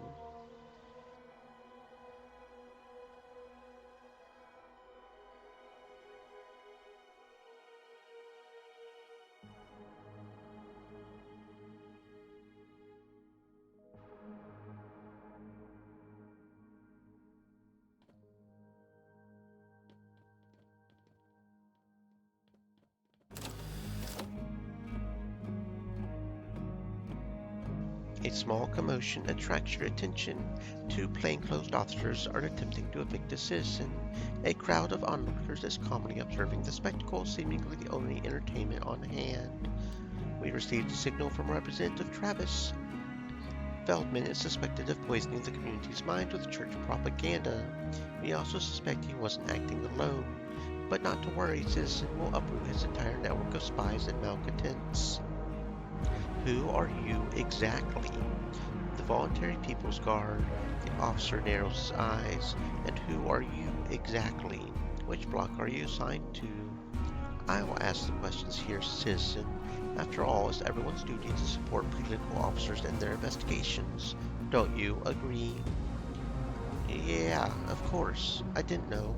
Because it's not your job to know. It is mine. That's why I'm here. I assume I can count on your full cooperation. Yes, officer. The man snaps to attention, and a beat later his friend does the same. Now what were you saying about church propaganda? The following items were confiscated from Felder's cell. One crucifix, symbol of religious oppression.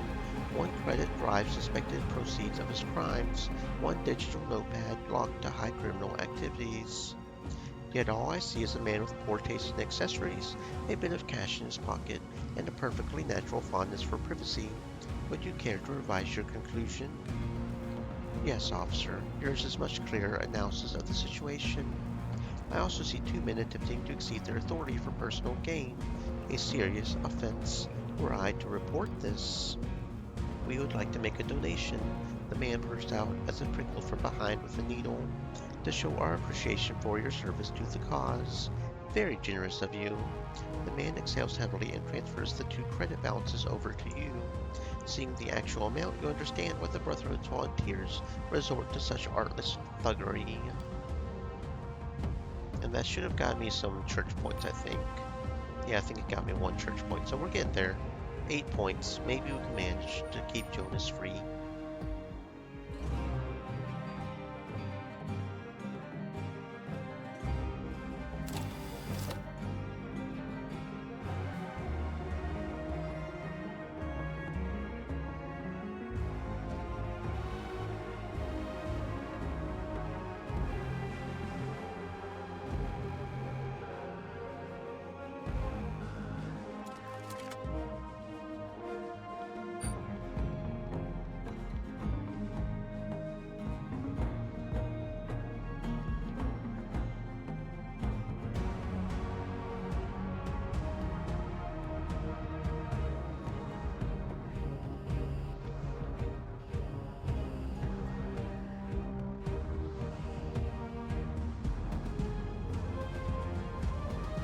What do you want? Asks a greasy-haired man, glancing around nervously.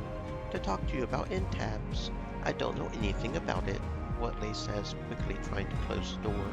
Selling stolen end tabs, ignoring a lawful request to stop, lying to a political officer. Political officer, stammers Whatley. I had to drag my ass all the way here to investigate some petty crime. You know how angry that makes me? It wasn't me, I swear. He told me to do it, gave me the end tabs. What choice did I have? Slow down. Who's this mysterious he? Menzel. Jimmy Menzel. He's connected all the way up. All the fucking way. How can I find him? The government residential complex. Told you he's connected. The money's due today. Let me worry about it.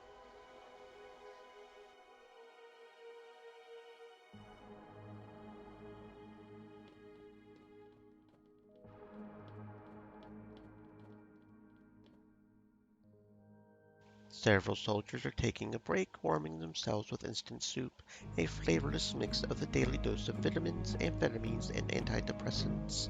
What do we have here? Asks the sergeant, turning around. Just passing through, officer. Why is she talking funny? Asks one of the soldiers. That's how they talk in the pit, 'cause they don't know any better, explains another soldier. What the hell is a cargo rat doing here? Asks the first soldier.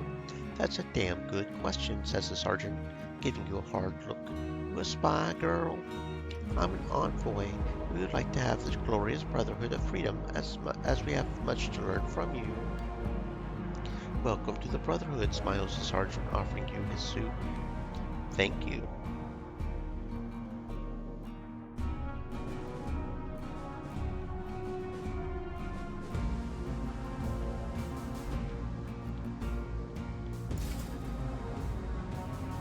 The meeting is already in progress. Standing on a makeshift podium, a young man with unkempt hair and fiery eyes is shouting something at an older maintenance worker with scarred fists the size of coffee cans. Freedom?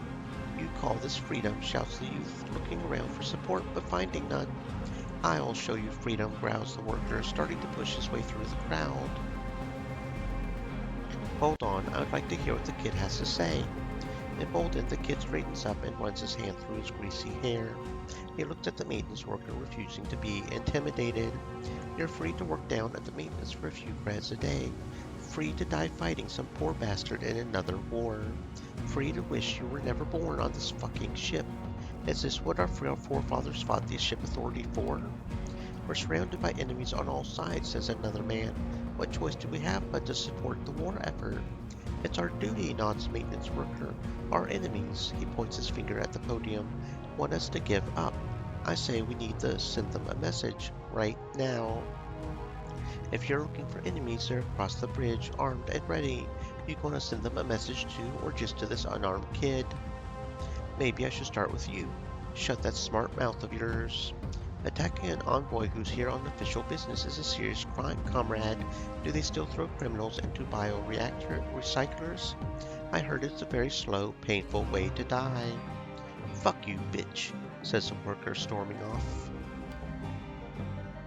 Tough crowd, says the youth, jumping down from the platform.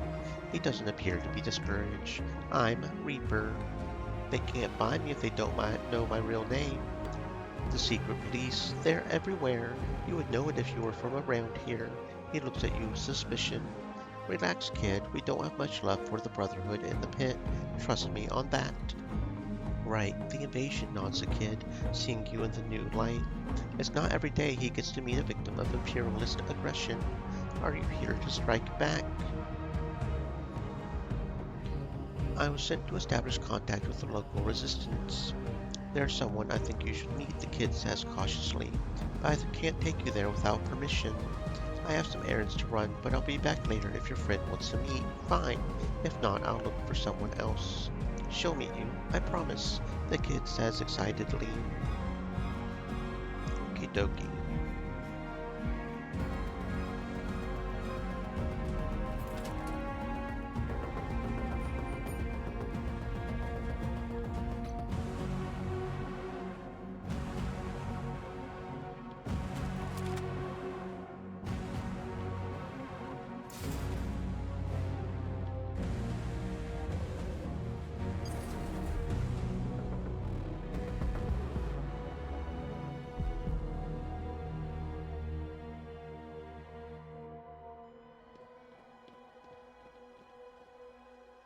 Official business only.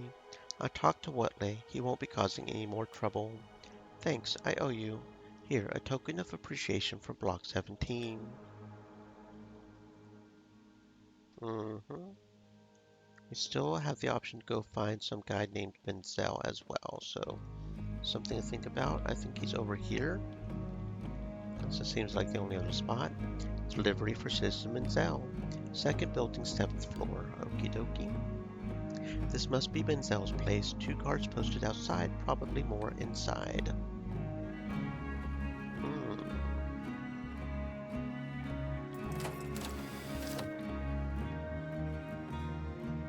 A personal air filtration system with a built-in oxygen generator. It would be a shame if something happened to it. Disabling a few sensors, you raise oxygen concentration far above the safety levels. The machine will reset itself in a few minutes, but it will be enough to give Menzel and his guards a bad case of circulatory shock. Oh, nope, that's not what I want to do. Nope, nope, nope. That's interesting that we can do that, but nope. I'm assuming there's a way to... Okay, so good, that was just before the Menzel. Cool. Thank you for saving there, autosave. I'm going to steal lockpick just because with that lockpick experience we can get right there. So we'll just walk over here and talk to Menzel, I guess. Or we can't, we have to talk to the guard. It says Menzel expecting you. Watley sent me to deliver the payment. Watley? Never heard of him. That's too bad because Watley's in a heap of trouble. If Menzel doesn't get him out now, he's going to roll on everyone. It ain't going to be pretty. I'm going to kill Watley. Fine, go in. Who are you? Asked Menzel, a well-fed citizen of this brave new world. Where's Watley? What is this? This is the 5th Directorate finally paying you a visit. My apologies it took so long, but better late than never, as they say.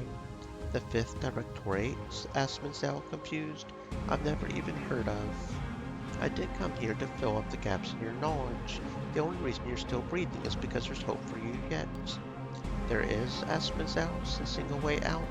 It won't happen again, I swear. You'll have to surrender all your ill-gotten gains, of course. Of course, Menzel agrees eagerly, but talking about money breaks the spell. You don't really look like an agent, he says slowly. What did you say your name was? I assumed you would want to keep this on the down low, but if you want to make it a bit more official, I can come back with 2 squads who would turn this hovel upside down and drag you outside in chains. No need, Menzel says quickly, licking his suddenly dry lips. I'll pay everything. Stay out of trouble.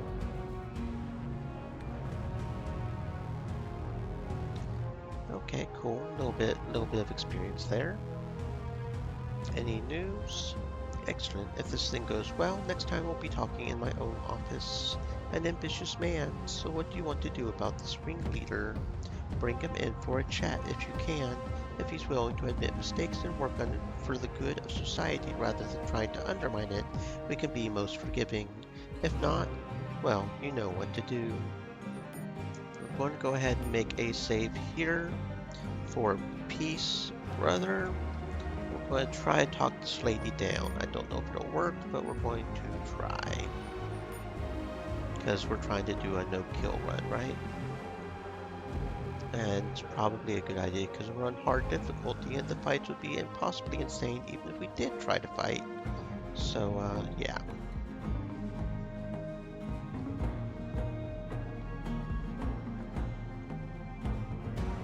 Let's go, they're all waiting, says Louisburg, glancing around nervously.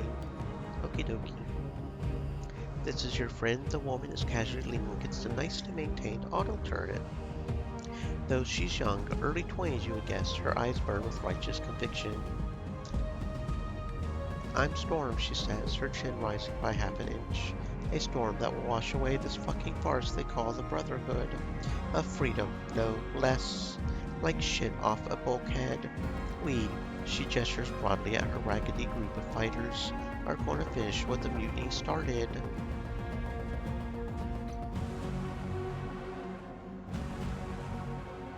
Hate to be the one to dampen that fiery spirit of yours, but no, you're not. You're about to become an object lesson for all the other malcontents scurrying around in the shadows. Oh, nope, see, that doesn't work. That doesn't work. Okay, nope, that's not the option we needed to do. Yeah, that's not the option we needed to do, apparently. Nope. Okay, residential decks, try that again. I was thinking maybe we just intimidate her, but maybe that's the option if we disable the auto turret, maybe? I don't know if we have to disable the auto turret, but that feels like a precursor to the fight. So, and we're trying to avoid the fight, right? So, okay, follow him. Wait for her to continue. Words are the cheapest commodity around. How are you going to pull it off? Here we go. How do you think the mutiny started? Not with a handful of disaffected youths looking for a brawl. If it did, the ship authority would still be in power. Do you know why they sent me instead of a squad of armored goons? Humor me, says Storm, feigning indifference. That is the Brotherhood giving you a chance. You want to fight for freedom? Welcome aboard. You want to bite the hand that feeds you? You'll be dead before the day is over. So we just do what we're told and all is forgiven. That's the deal. Is my charisma high enough for this one? I think it is. That depends. If you want to keep ranting about freedom, why not set up shop in the Protectorate? The poor bastards over there will be a lot more receptive to the message, and the Brotherhood will gladly bankroll this enterprise. What do you say? Better than doing nothing, says Storm, glancing at her crew. Then come with me. I would like you to meet someone. Who is your friend? Meet Storm. I think she's ready to become a productive member of society. Is she now? Simon asked with curiosity. Storm scoffs, but wisely refrained from saying anything. She'll come around. They always do. As for you, my friend, you've earned yourself a meeting with the chairman himself. The chairman? Yes, William Hanson himself, the chairman of the Executive Council, would like to have a word with you. Why does he want to meet me? He wants to meet a capable outsider, and right now you're at the top of my list. A word of warning, if that's what you think it is, tread very carefully. And what do you think it is? Rumor has it that the chairman had a secret deal with Mathson, the Protector's headman. Someone leaked the info to the Protectors, and Mathson ended up facing a firing squad. The chairman isn't happy about it, and now he's hiring help from the outside. You see where I'm going with this? No, but I hear the sound of opportunity knocking. Let's go meet the boss. William Hanson, the longest-serving chairman of the Executive Council, studies you for a while, perhaps trying to discern what lies beneath the grime and armor. You aren't what I expected, but maybe it's for the best. They won't see you coming, that's for damn sure. If you're half as capable as Simon says. I assume you've heard that Commander Matheson was executed for treason. That means someone on our side, someone on my council, talked, and not to anyone but to Sheffield himself. This is someone playing a very interesting game, and I would like to know what this game is. Do you have any idea who might have done it? If you're asking who's capable, the answer is all of them. No one makes it to the council without hunger for power, the cleverness to seize it. Why do you care about Matheson? Isn't he the enemy? I care that someone saw fit to ruin my plans. As for Matheson, we had an understanding, which is a rare thing these days. Now he's dead. Reyes, the man who replaced him, is under the gun to avenge his death. Both Matheson and Reyes are our enemies of a very different caliber. Avenge his death, they're the ones who killed him. They blame us for turning him. Matheson was a fool for believing in his precious mission, but he wasn't a traitor. I can tell you that much.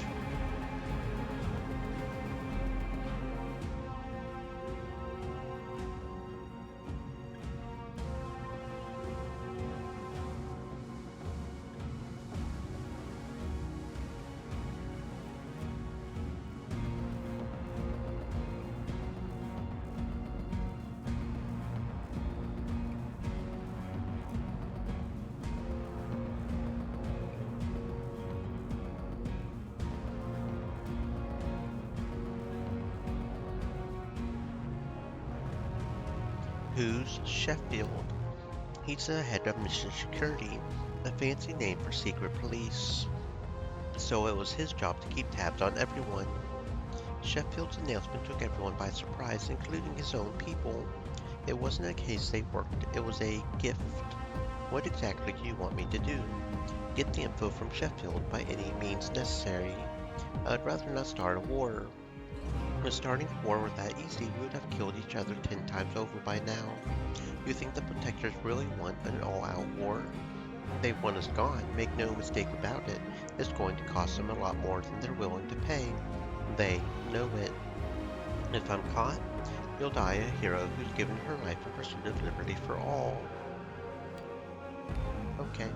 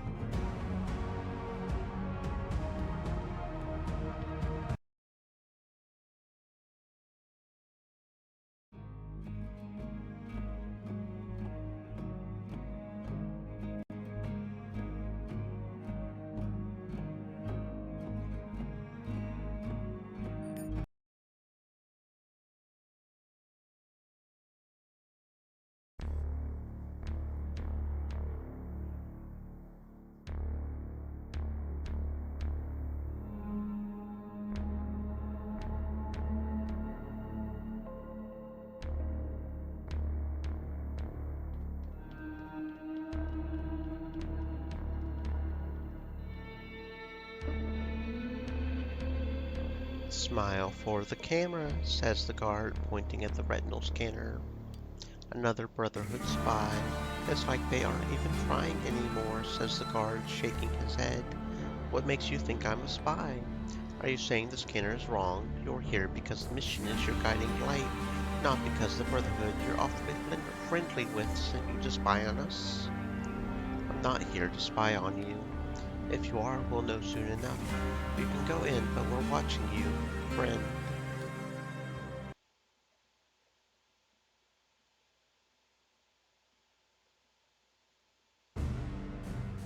Looming high above every other structure, the Protector Citadel is ever watchful against the enemies howling outside the walls, also those whispering within. Those agents of order take their self-imposed duty, the furtherance ultimate success of the original mission, very seriously. Theirs is a pure militarist society, whose purpose from its very inception has been preparing for war.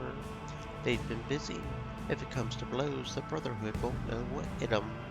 What makes you think so? The Brotherhood ain't what the Mutineers used to be. By the looks of it, the Protectors are much harder than the ship authority ever was.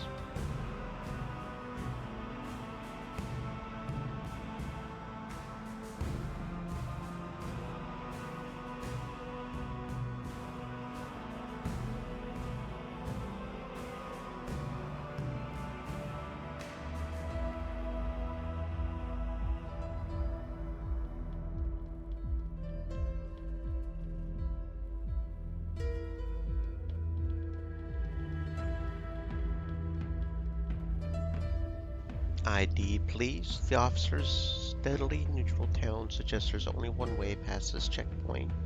What ID? An identification document issued by the Office of Citizen Rights. The officer explains patiently, pronouncing each word with authoritative precision. Where can I get one of these documents? Anyone who completes a 5-year term in the service of the Protectorate will earn full citizenship. What kind of service? Military service. Your contract will be automatically extended in case of war. You wouldn't want it any other way, would you, soldier? Is there any way for a non-citizen to get in? After what happened with Masson, I think it's going to be a very long time before non-citizens are allowed inside the Citadel again. What happened to him? What happens to any traitor? The firing squad, the Brotherhood got their claws into him, if you can believe it. The commander himself. Everyone responsible would be purged. How could it have happened in the first place? He shakes his head, clearly troubled by the implications. How do you know Matheson was turned? The executive committee made the announcement the day after he disappeared. Now everyone's looking for the Brotherhood spy he was collaborating with. Well, everyone not currently under interrogation. We'll get that low-down son of a bitch sooner or later. That's a promise. Maybe I can help. What, you? You think there's something you can do that we can't? Well, I don't wear a Protectorate uniform everywhere I go. I would call that a plus. You make a strong point, citizen. Listen, if you can find that spy, you get a pass. I could even put in a good word. See if we can get your papers expedited. That works for you? Sounds fair to me. Who am I working with anyway? My name's John Buford. Officer Buford to you. Now about that spy. We know he's still in the vicinity, which must mean he's gone way down. If he's not a complete idiot, he's trying to get out. Our scanners have all the usual routes covered. Discover who's smuggling people in, out. There has to be someone. You'll get our man.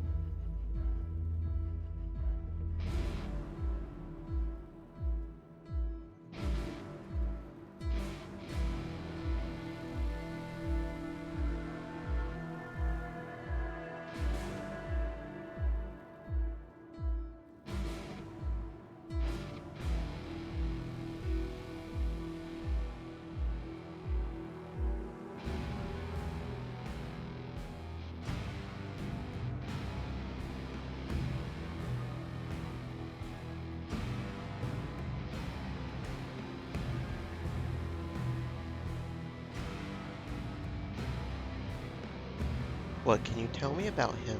Do you know what he looks like, or his name, at least? I'm assigned to gate duty. How much intel do you think I get out here? All I can tell you is if you want inside, that miserable traitor is your ticket.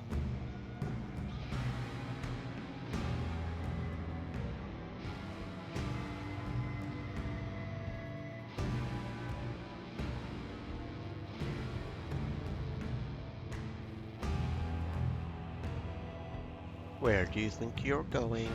Buford sent me on a mission of great importance. More Brotherhood spies, that's what we need.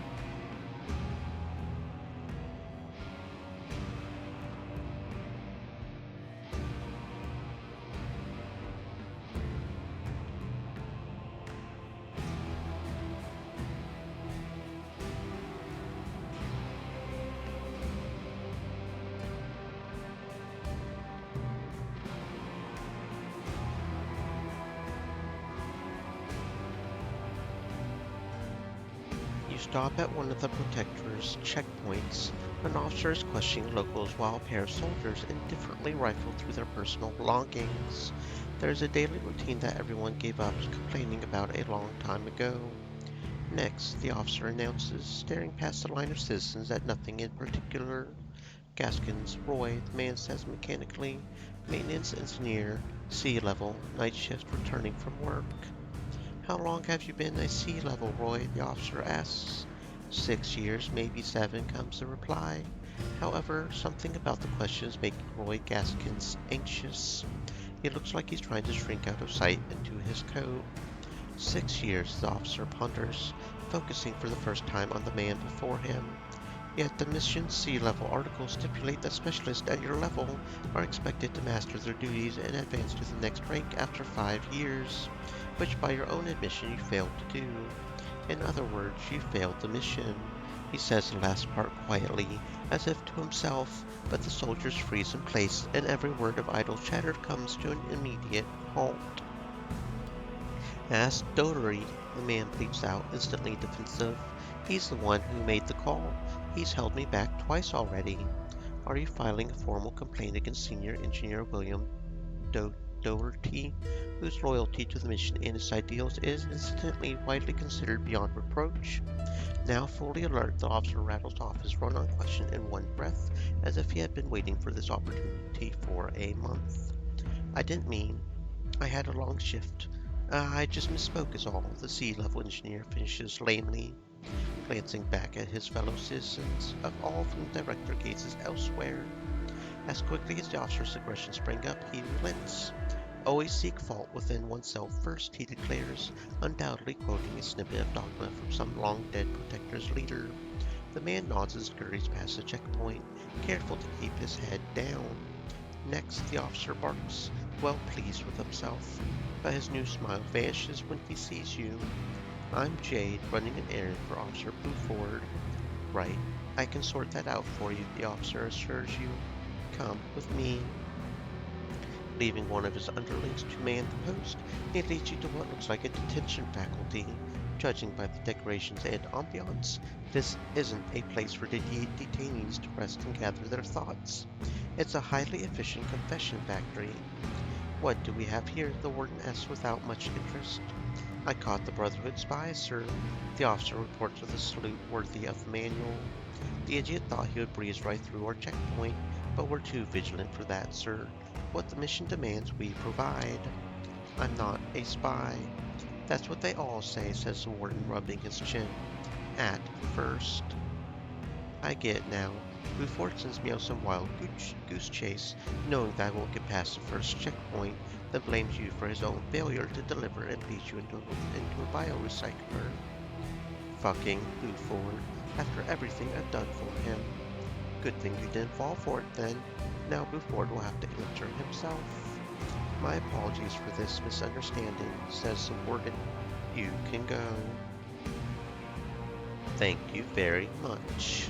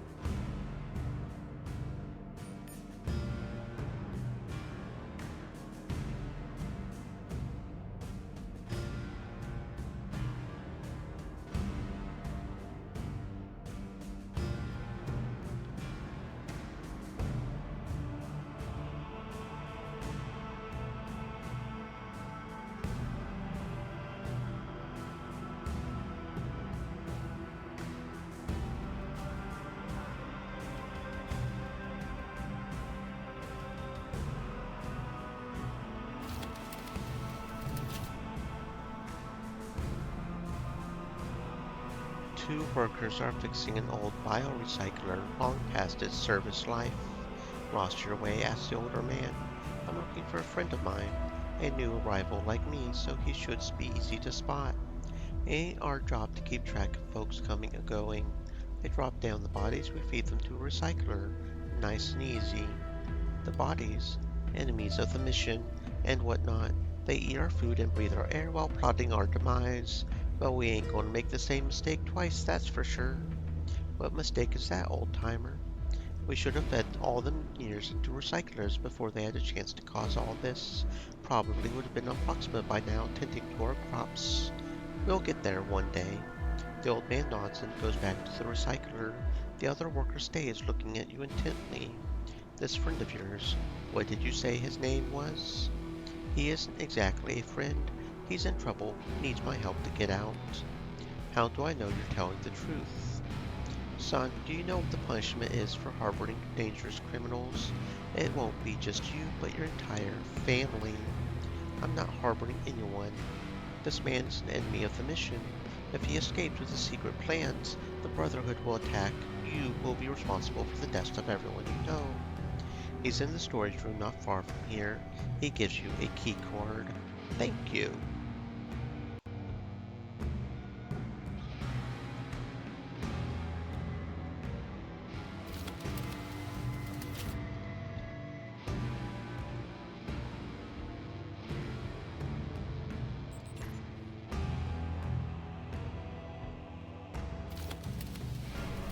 I hear you've been looking for me.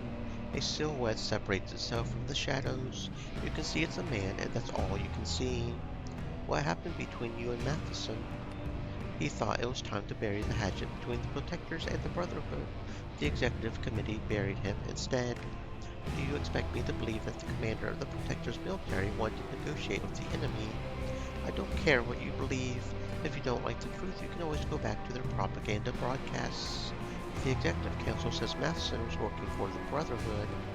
If they admit that Matheson wanted peace, people would start asking questions. No one in authority likes questions. If the Executive Council is that powerful, why would Matheson risk his life talking to the Brotherhood? You would have to ask him that. I'm just a messenger, not his confidant.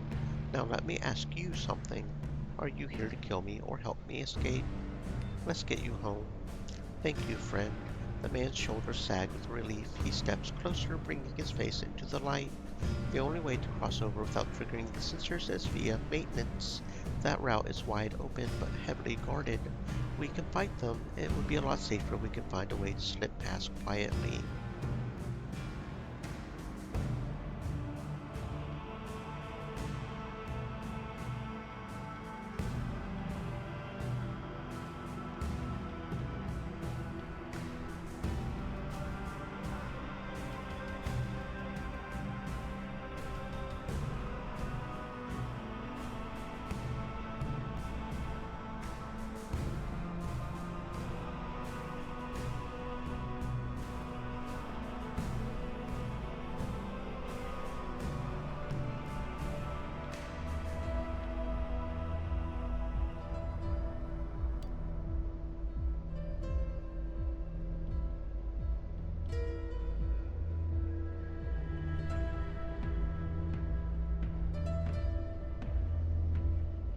Several guards are protecting the border and the only exit into the gray zone around the ECLSS machinery.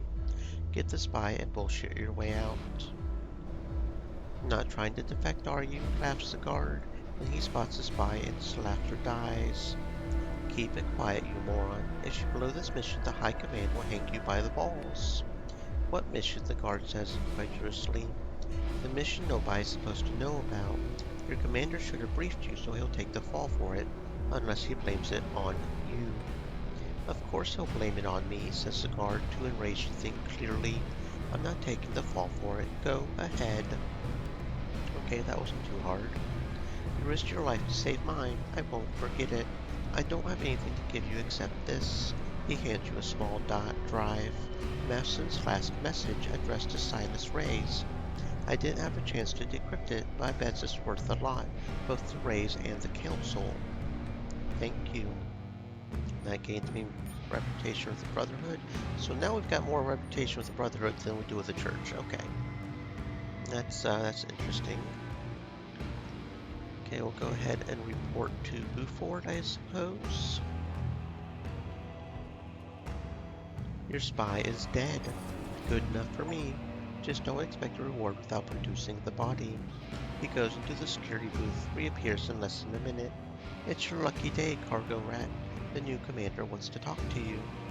What are we waiting for?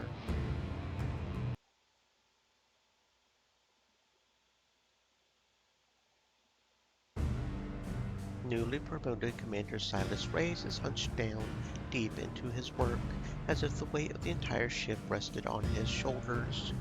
The spy dead? He asked dully, without raising his head. This is just another problem to cross off the list. Another victory to report to the Executive Committee. Yes, Commander. Did he say anything?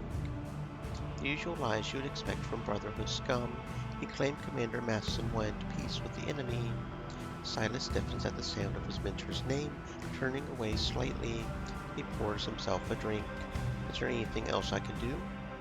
He hesitates for a moment, then nods again, a little more vigorously this time. This incursion can't go unanswered. It's time we strike back. You can join the assault team if you're up for it. Are we going to war? Soon, he replies with absolute confidence.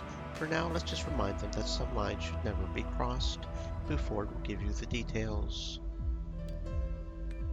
Okie dokie. Okie dokie, hokey pokey.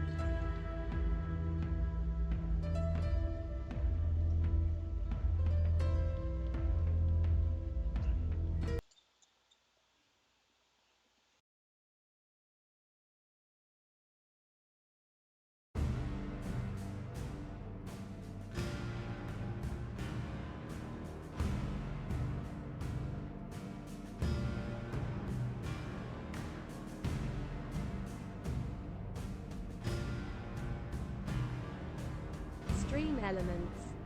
Said. Stay moist, my friends. Hydrate.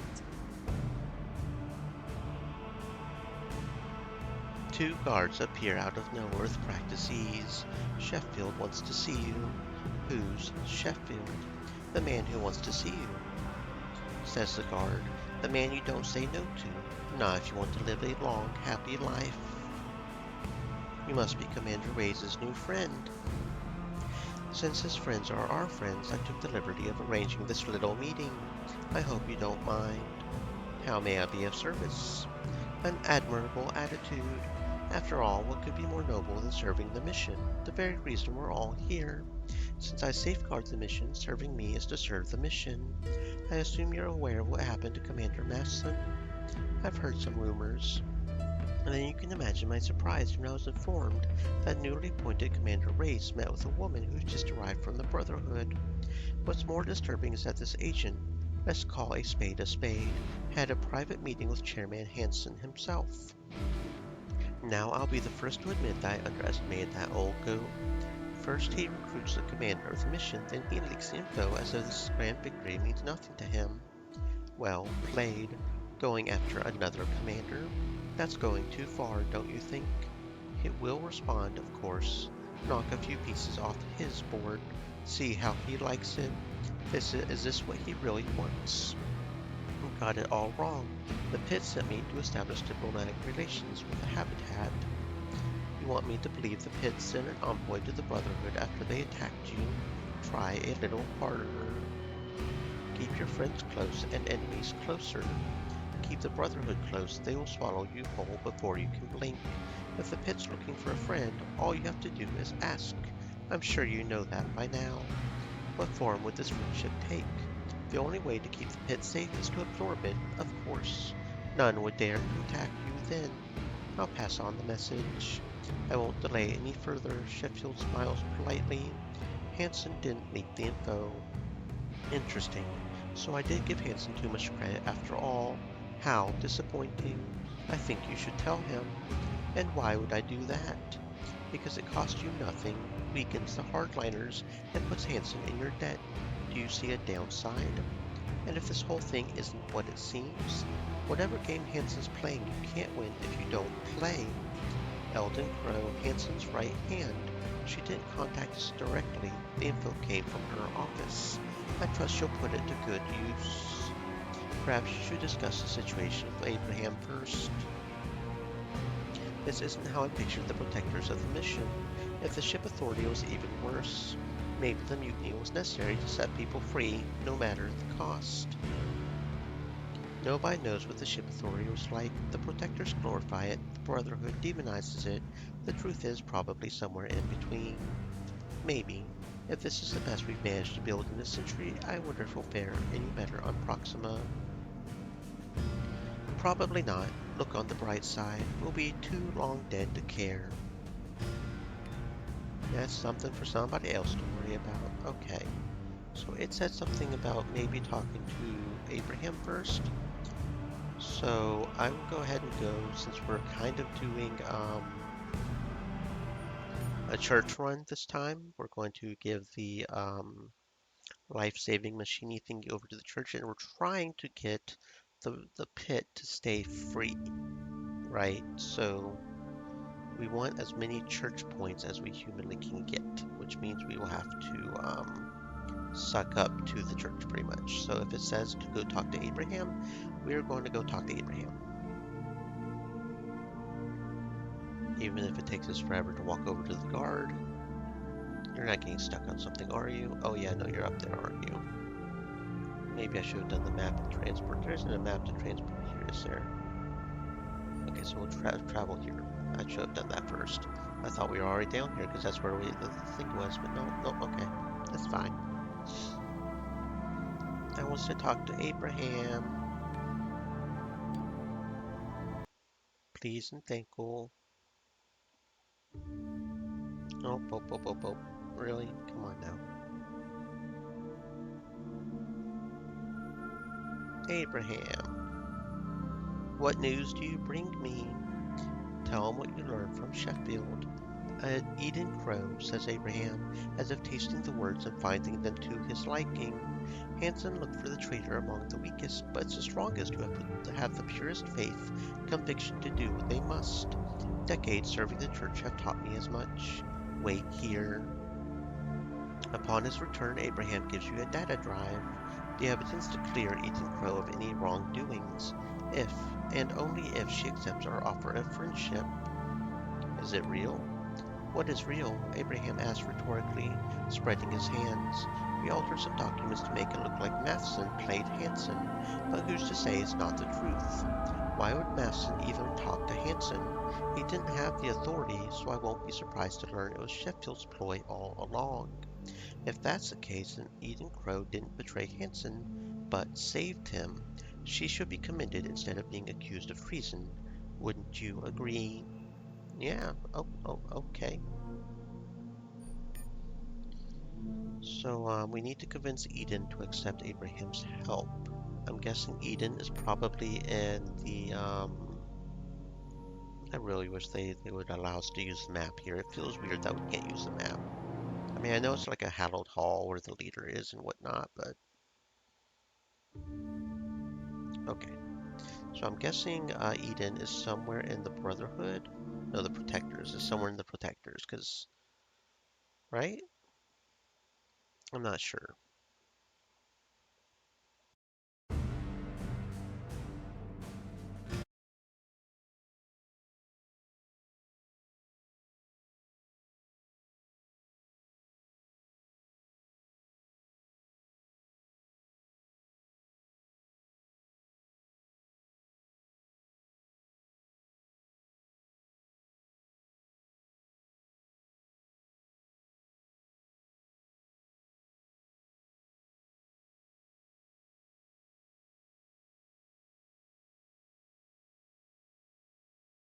Okay, no, I think actually she's in, over here. Okay. She's actually over where Menzel is, apparently.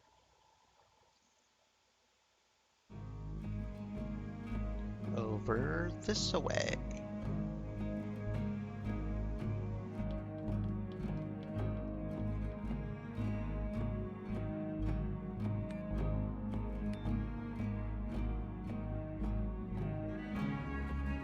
Eden Crow is sitting behind a desk, going over the latest reports on her tablet.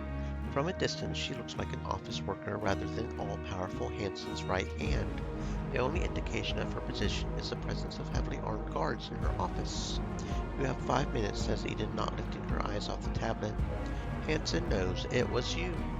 She stiffens and slowly puts the tablet down. "Go on," she says calmly. "If you have some fight left in you, the church is willing to back you up." "Contrary to what Hansen thinks, I'm no traitor," Eden says sharply. "Abraham isn't asking you to betray your ideals. If anything, he finds your convictions laudable. And the prospect of peace between us and the Protectors is terrifying."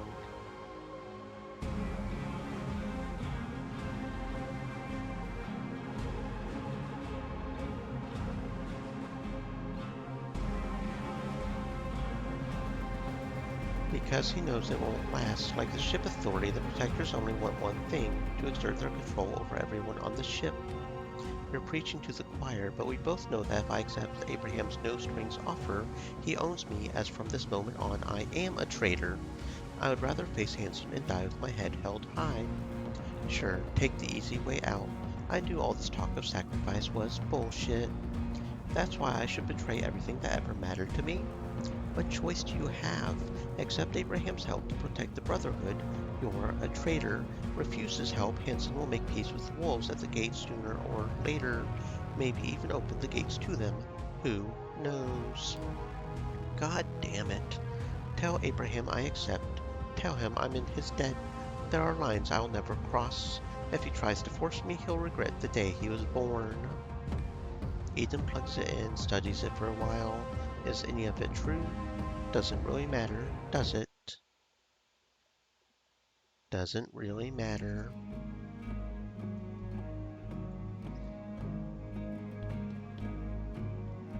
It had better be important. Offer the, Eden Crow, no? Wait.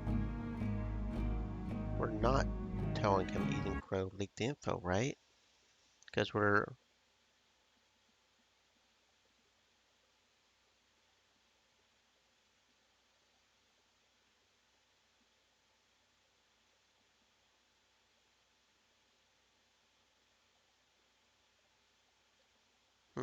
I'm going to go ahead and do a quick save here.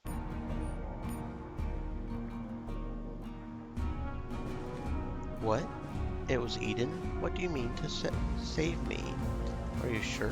Where did you get this? Sheffield's office without his permission. Son of a bitch, Eden was right all along.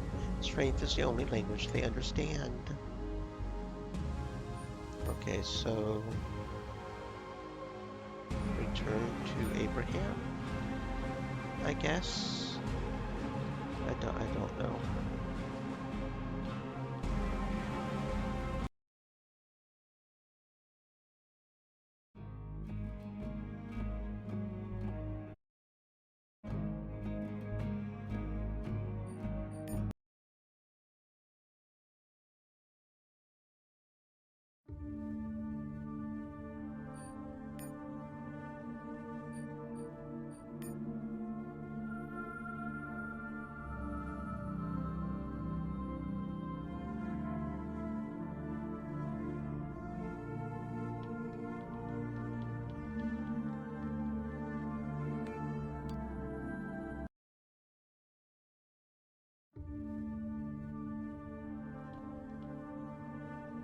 What news do you bring me?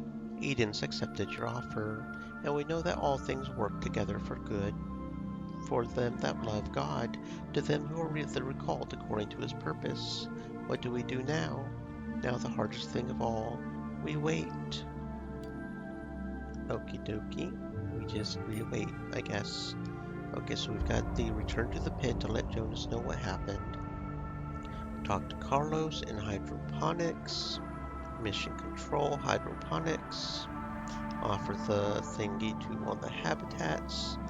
Planning to attack a Channel Junction held by the Brotherhood. If you want to join the attack and strike a blow for the mission. Move forward. Move forward, move forward, move forward. I don't know if we can do this mission without fighting.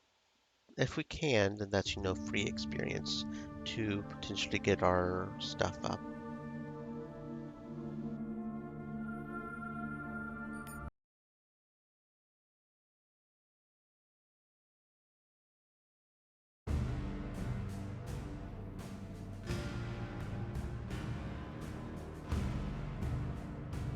What do you have to report?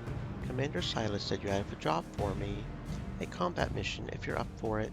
Our commander wants to start pushing the Brotherhood back. A combat mission. See, I don't really want to do that, so I don't think we will do that. So we'll just go to the church and offer them the thingamabobbob, and then we'll go back and tell what's his name, Jonas, about the offer, and yeah, that sounds good. And then we've got like a couple of options later on for how we want to handle things. Okay, go inside, tell Abraham we want to give him the device.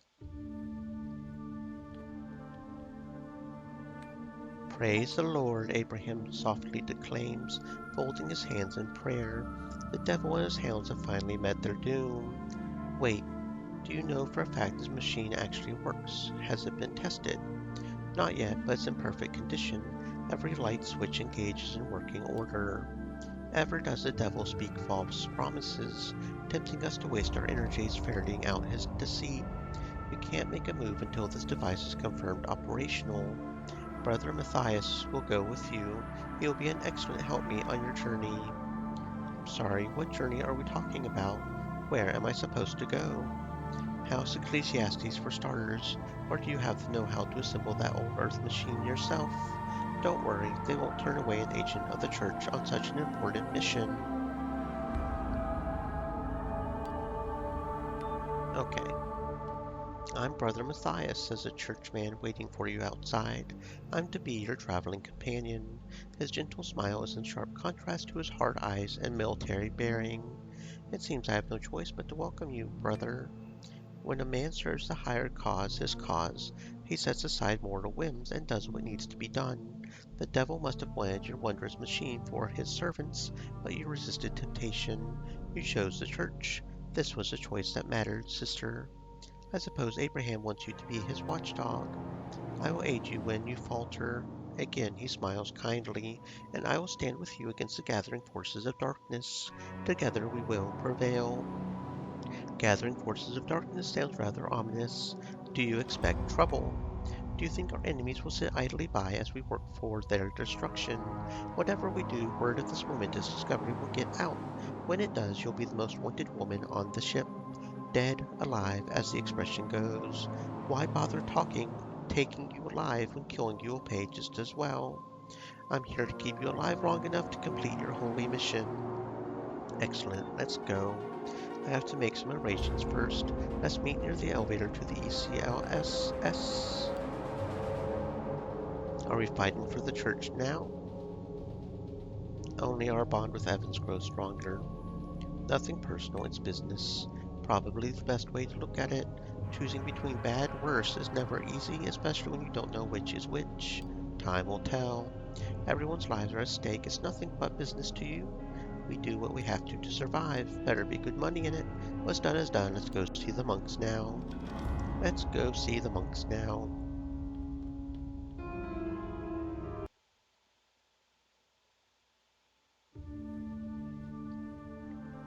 Okay, entrance.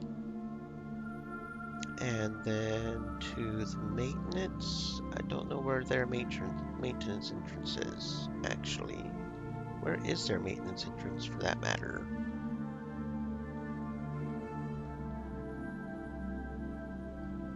There it is. Maintenance crews only for security reasons. The chaplain general sent me to talk to the monks. Is this a joke? Never mind. God be with you, shipborne. God be with you. 'Cause nobody else will. You're standing on a platform suspended above the ship's underbelly. Here is the vast maze of dilapidated machinery that has kept each generation alive for the past 4 centuries. There is the ECLSS, the Environmental Control Life Support System, a humongous pyramidal structure from which soars an impossibly tall tower. The ship's central life support station is flanked by 4 heavily fortified maintenance hubs claimed by the factions of the habitat. The cacophony rising from beneath your feet makes it difficult to concentrate. The haze of toxic-smelling fumes floating above the machinery obscures much of the details on the ground. It's hard to imagine anyone but the monks being able to operate in this industrial hell. Hell of a place. That it is. Most folks don't realize we're one accident away from sudden, inglorious death. God will not allow it to happen. How did the monks endure this for centuries? I know they are fully human, but still. What choice did they have? Or any of us, for that matter? Better than the habitat, if you ask me. Well, we didn't, Evans. We didn't ask you.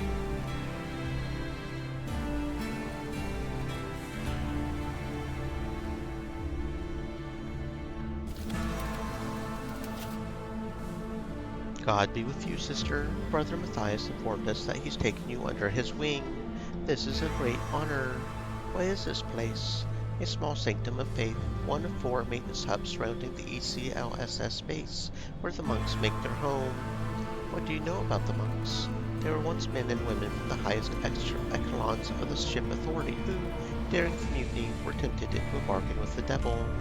In exchange for their immortal souls, they were promised life everlasting aboard the ship.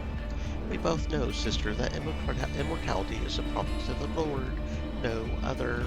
Now they are things of metal, plastic, who parade about wearing human faces. They are truly damned. Is there anything you need before I head out? Since you report to Brother Matthias, we know your mission must be important. We would be honored if you could join us in an attack on the Protector's camp. They control one of the neighboring hubs. Why now? The Brotherhood controls 2 of the 4 hubs. There are access tunnels running beneath. Black, horrid places as close to hell as you would ever wish to get, that once connected all 4 hubs. The monks sealed them off long ago. However, we recently acquired the codes to bypass the security shielding one of the Brotherhood's sections, and made sure they would fall into the Protector's hands. When the Protectors launch their attack on the Brotherhood's hub, we'll follow. Whoever wins will be too weak to resist us. God willing, the Church will control 2 hubs. Our enemies will be severely weakened from fighting each other. I wish I could join you, but my mission awaits. There's still time for you to reconsider, sister. Well, I'm not doing any attacking, so I feel like that's probably just one that we only can attack on. But isn't there another thingy down here? Another quest? I feel like there is, but I don't know if it's a... I don't know.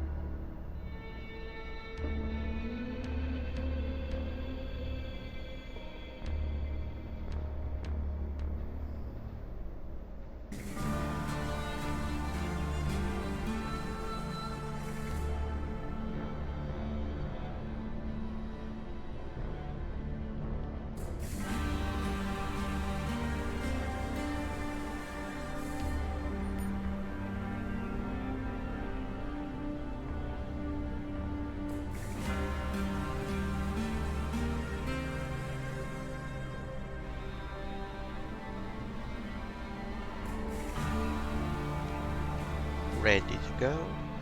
I think so. The House of Ecclesiastes is closed to visitors, the monk intones an oddly digitized voice. Would you like to pray with me, sister? Ava will want to hear what we have to say, your new companion interjects. That is your outlook, the monk shrugs, a strangely human gesture for one of them. The pursuit of knowledge is a noble one, the cyborg nods once, slips seamlessly back into his monk persona. Why is it called the House of Ecclesiastes? One generation passeth away, and another generation cometh. The earth abides forever. Starfarer is our earth. Generations come, go. The ship remains. We do not concern ourselves with the squabbles of children. Our task is to ensure the ship perseveres. That sounds like a heavy burden. The Lord asks no more of any man than he can endure. Are you talking about the body? Or the spirit? The spirit, sister. What good is a man of broken spirit, even should his physical body last centuries? Centuries? How is that even possible with the last gift of Mother Earth, deep space tech?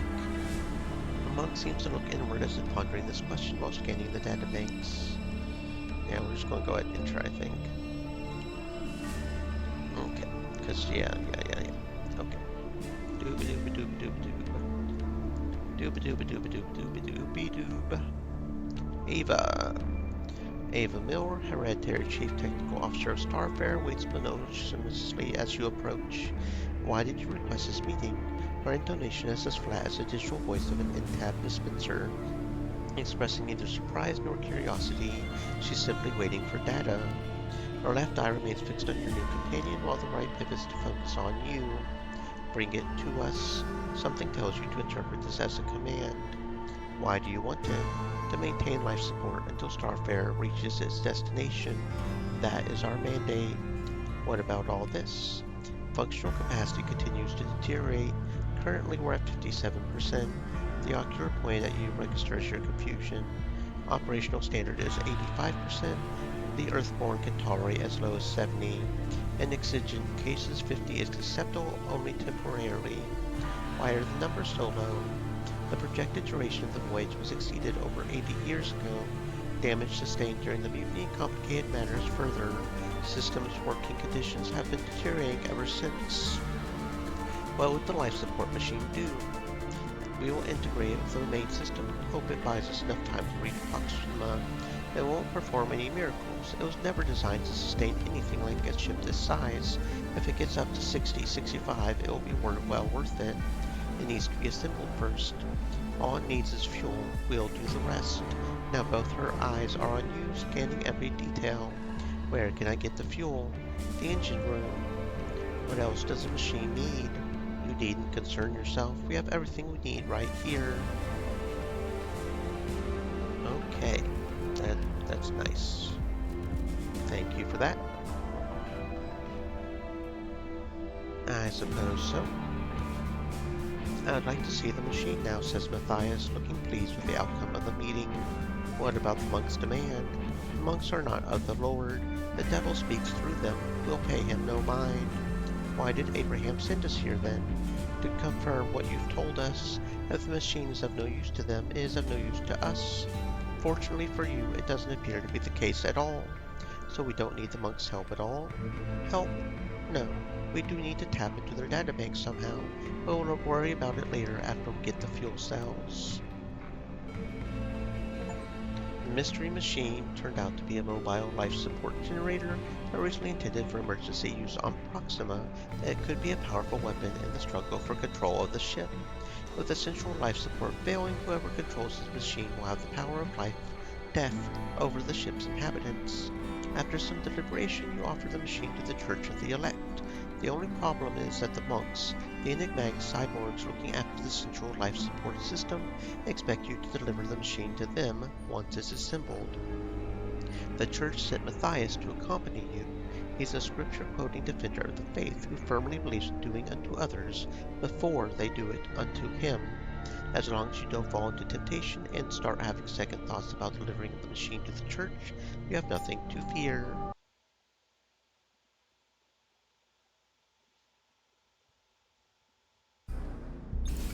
You return to the factory. The toll road has been restored, traders and goods slowly flowing in both directions once again.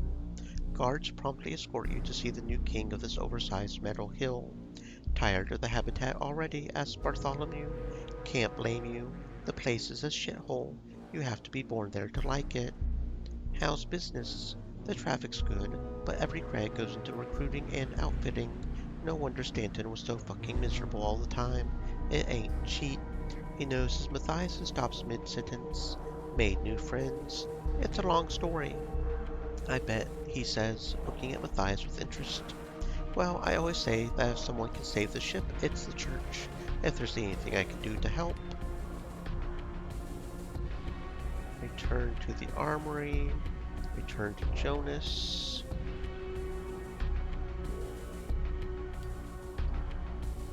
Where do we go now? Where do we go now? Oh, we can steal over here. Interesting that this is now open. It was locked earlier, remember? I can't access the map for some reason. Do I talk to Bartholomew? Nope. Matthias. Travel to the armory. Okay. The armory is dark and quiet. The entrance to the depots has been fortified with heavy crates forming a defensive perimeter. You catch a glimpse of a gun barrel and stop abruptly. Jade, asked Tanner, lowering his gun. Aren't you a sight for sore eyes? I thought I was going to die here. What are you doing here? The rumors started floating around the pit, says Tanner. Nothing serious yet, but folks are getting curious about what's happening in the armory. I did my best to calm them down, but sooner or later they'll come looking. We'll talk later. First we need to see the machine. It's still there, waiting for you. Did you find a buyer? One step forward, two steps back, says Tanner, summing up the situation. We have a buyer, but nothing to sell. Yet. The machine seems to loom over you now that you understand its purpose and what the others will do to prevent its activation. What you had once thought of as nothing but a ticket to a better life will decide the fate of every person on the ship. Perhaps not for the better. What do you think? It's what we've been praying for, says Matthias, reverently touching the machine's surface. What do we do now? The sooner the machine is operational, the better. Let's get the fuel first, while the church makes the necessary arrangements. Arrangements? The final piece of this puzzle rests with the monks. We'll need a way to get it from there or find another way to obtain it. Yep. Okay, and there should be a thing over here we can maybe do now. I don't think we have Biotech 4 yet, do we? No, our Biotech is actually kind of low. So I guess that's mainly because we don't have to use the healing pads. I guess the healing items because that we don't have to heal because we're not fighting. We still don't have Computer 9 yet, do we? No, we have Computer 6. Okay, that's fair. So we can't get everything there yet. So now we need to return to the pit, I guess, for multiple different reasons. And it's going to be different this time because Jonas is in charge instead of Braxton. So it's going to be different this time. Nothing changed in your absence. A buzzing jubilation envelops the town. Another would-be tyrant has learned a hard lesson. The pit will never be enslaved, no matter who comes knocking. A timely message to send to the habitat. Free drinks are still on offer everywhere to the brave heroes of the gunfight at the Regulator's base. You would be hard-pressed to find any man not claiming that honor. The history even now being woven among the townsfolk has them rising as one, righteously slaughtering the Regulators in their hundreds. Should the habitat dare set foot so much as a single big toe on the hold, they'll do it all over again. Now would be a good time to review any unfinished business. According to rumors, the gang operating in the outskirts was quickly dealt with when a bigger crew led by a fellow named Briggs had set up shop there. Okay, well we need to find Jonas. Report our various things to him. I don't think there's anything else. Yeah, kind of curious. Oh, so that's just closed off now, huh? That's just closed off now. Okay. Fair enough. Where is Jonas? can't go into the promised land either? Is Jonas just not in the promised land anymore? Where? No, for real, where did Jonas go? I wonder if the journal screen. Near the promised... No, I can't. Oh, he's on top of the roof of the... Okay, there you are. You confused me, Jonas. Come on, guys. Come on. Come on. Seriously, what the hell, bros? Why the hell are you getting stuck right there? Get your ass out of the way, boy. NPCs and shit. Jonas Redford, the pit's favorite son and de facto mayor, is holding court outside, listening to grievances and promising to solve all problems. The message is clear. The town and its people are in good hands.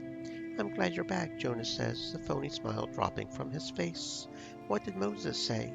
We really need his help, and I mean now. Moses has got problems of his own right now. Tell him what transpired.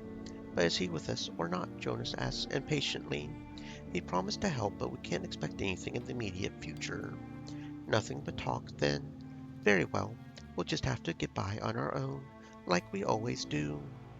What do you want me to do? There's trouble brewing. I can smell it. He taps his nose meaningfully. We need to replace the regulators. The sooner, the better. Word is out that we're vulnerable, and new crews are showing up in the outskirts every week. We all know how that's going to end. One crew will rise to the top. That's what we need to watch out for. Right, Jonas nods. So let's make sure the right crew wins and give them all the support they need. Anybody you've got your eye on? Faulkner might be a good choice. He's an old hand, so we know what to expect. Does he have what it takes to drive out the undesirables and keep the town safe?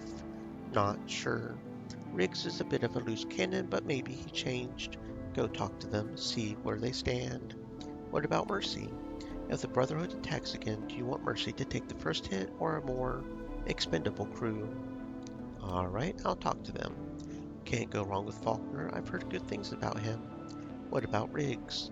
Never heard of him, so it's a coin toss. You a betting woman, Jade? Let's hear what Riggs has to say first. He'll say just about anything to get the job. I bet Braxton did too, so keep that in mind. Jonas knows what he's doing. Maybe when this is over, I'll join the Sons of Liberty myself. What about the habitat? Nah, it's not for me. I was born here. If I'm lucky, I'll die here, not in some godforsaken corner of the ship. We should have backed Braxton. Say what you want about him, but at least he knew what he was doing. What's done is done. No use talking about it. Okay, so return to the pit, Braxton. Civil disturbance?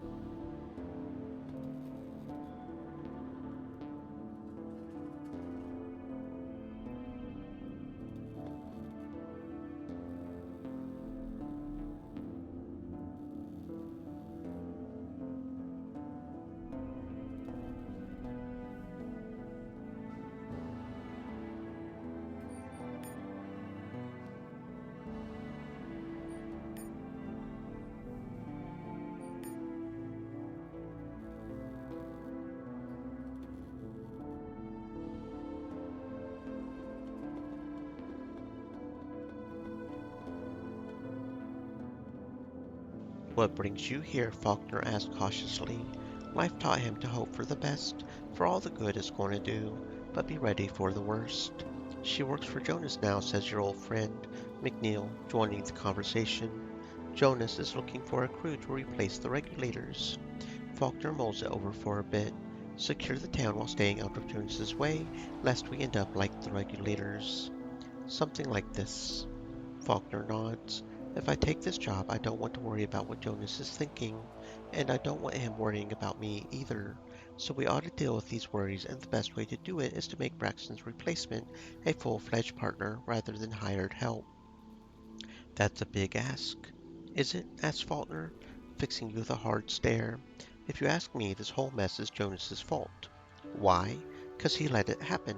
So this time around he would have to share some of that burden of power, and if he says no, well, then he learned nothing at all. Why do you pin it all on Jonas? Braxton's a merc. He was loyal to himself and maybe his crew, but not the pit or Jonas. He saw a better deal and went for it. Blaming him for it is like blaming Solomon for preaching every goddamn day. What was Jonas supposed to do then? What he's doing now, recruiting our own militia. Braxton attacked because he thought he had a good chance, and that's on Jonas. I'll talk to Jonas. Wait, you and I, we didn't always see eye to eye, but Faulkner's the right man for the job. Knowing Jonas, he probably sent you to Riggs too, but Riggs is a loose cannon.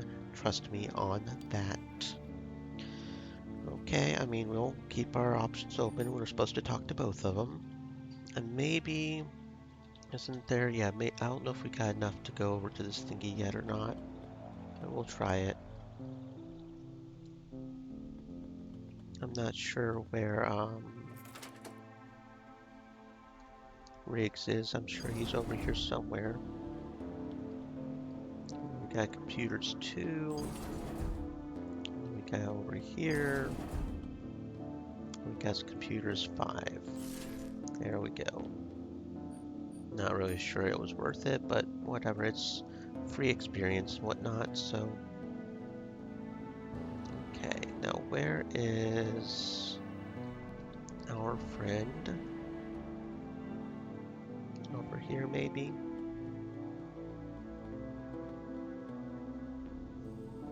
Jade, right? Jonas's right-hand woman, says Riggs, introducing you to his crew. He doesn't look all that remarkable, just a scab with an air of easy confidence about him. Confidence is hardly a rarity in the pit, but there's a contagious energy about him, the kind that can make any situation go from bad to worse in a heartbeat. Jonas is looking for a crew to replace the regulators.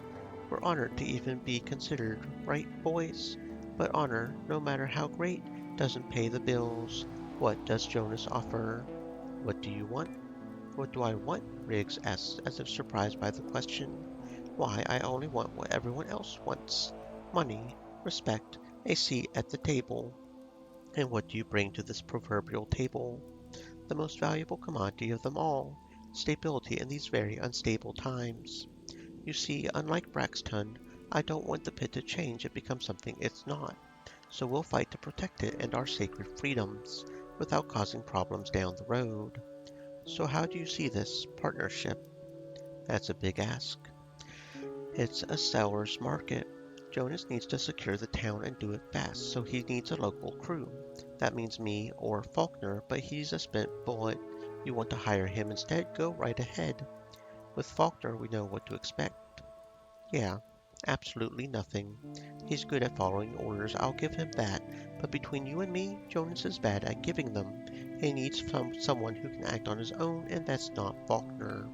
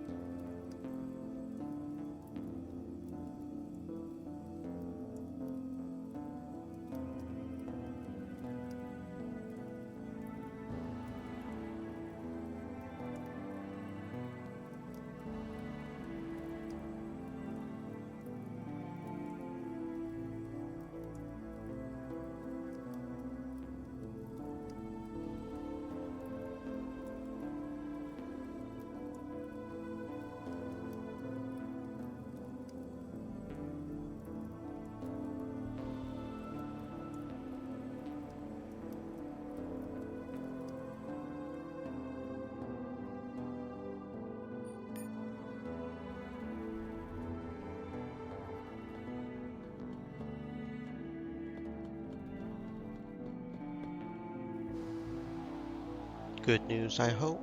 I talked to Riggs and Faulkner. Partnership? Are they out of their fucking minds? If the pit ever goes down the drain, it won't be because of the Brotherhood or outsiders like Braxton. The bastard did it because he knew that most people will do nothing but watch. We don't have a choice, and they know it. For now, let's secure the town first, and then we'll see about this partnership.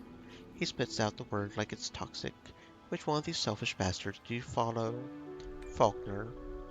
I trust him, which is good, but the reason I trust him is that he'll play it safe, and safe might not be what we need right now. Let's give Riggs a chance. He might be easier to deal with when the dust settles. You're making a mistake. Oh yeah? Why is that? Riggs is trouble, and trouble is the last thing we need right now. Because you say so. Because Riggs is an opportunistic bastard who would sell his own mother for the right price. He would sell you or this town just as easily. Fine, we'll go with Faulkner then. I'm thinking we need more manpower here, so tell him to take over Riggs's crew. Let's see how he handles it. Riggs isn't going to like it. Like I give a damn. I'm trying to save this fucking town, and if Riggs doesn't see it, he can go to hell, quite literally, if it comes to it. Okie dokie. Back to the drain. Talk to Faulkner. Over this way.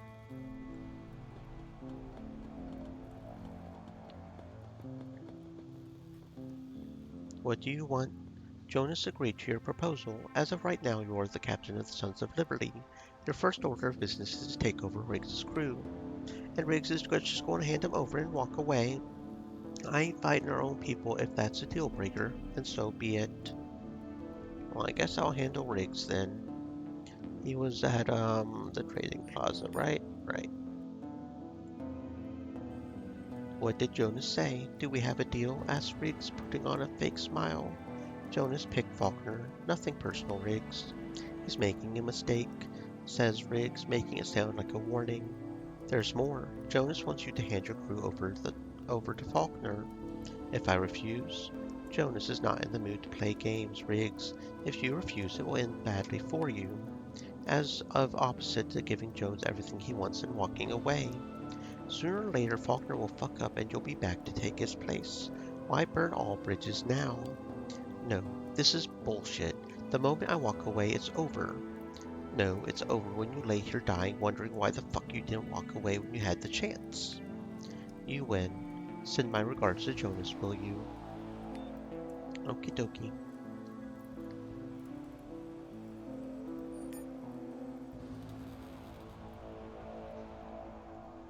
Faulkner?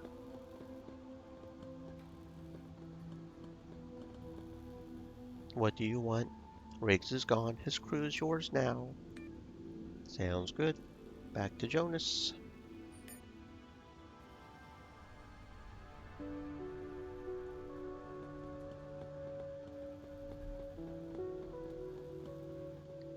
Good news, I hope. It's done. Faulkner's in charge of both crews. You did well. I know it wasn't easy. None of it is. We'll have to make hard choices if we want to survive. I suppose so. Let's go to the med bay.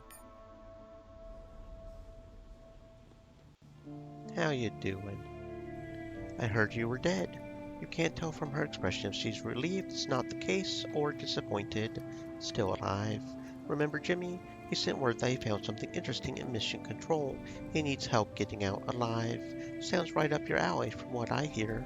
I'll see what I can do.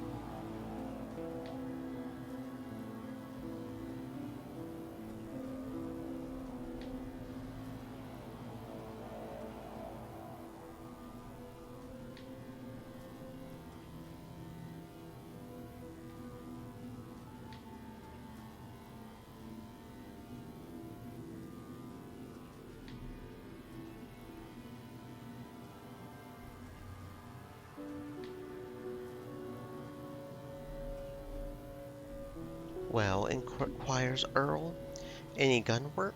I have something for you. The job stinks to high heaven, but the pay's good. What's wrong with it? Where do I start?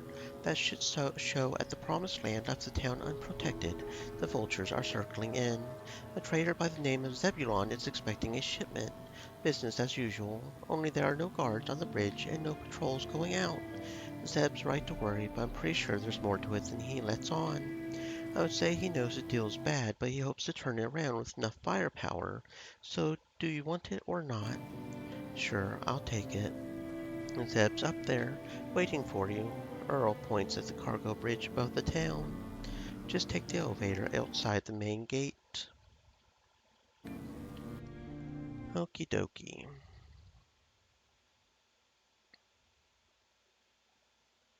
Do do do do do do do. Okay. Checking something over here real quick. If this thing will stop being weird. Okay, yeah. Yeah. Okay.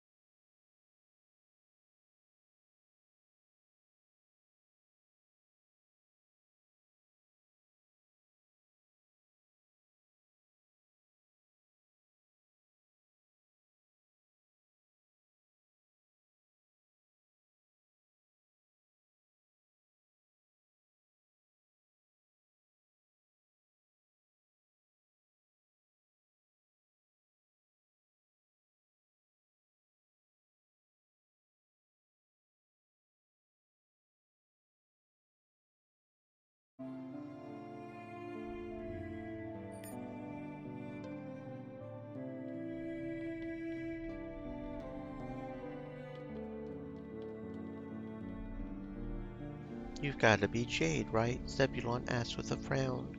Where's the rest of your team? You're looking at it. It can't be. No. The blood drains from Zebulon's face. This isn't what I was told. Look, if they think we're an easy target, we're fucked. So who are they? A hard crew was from someplace out in the abandoned decks. A place with no name. They don't need any of this. Zeb gestures broadly at the town below. They make their way by selling all kinds of goods, dirt, cheap, provided you don't ask any questions. But it's not hard to figure out where their inventory comes from. They had never been a threat but now, it had better be worth the money or we're all dead. If they're coming to trade, why do you worry? If they think we're strong, they'll do business with us. If they think we're weak, they'll simply take what we have and sell the goods to someone else. In case you didn't notice, the pit is practically undefended right now.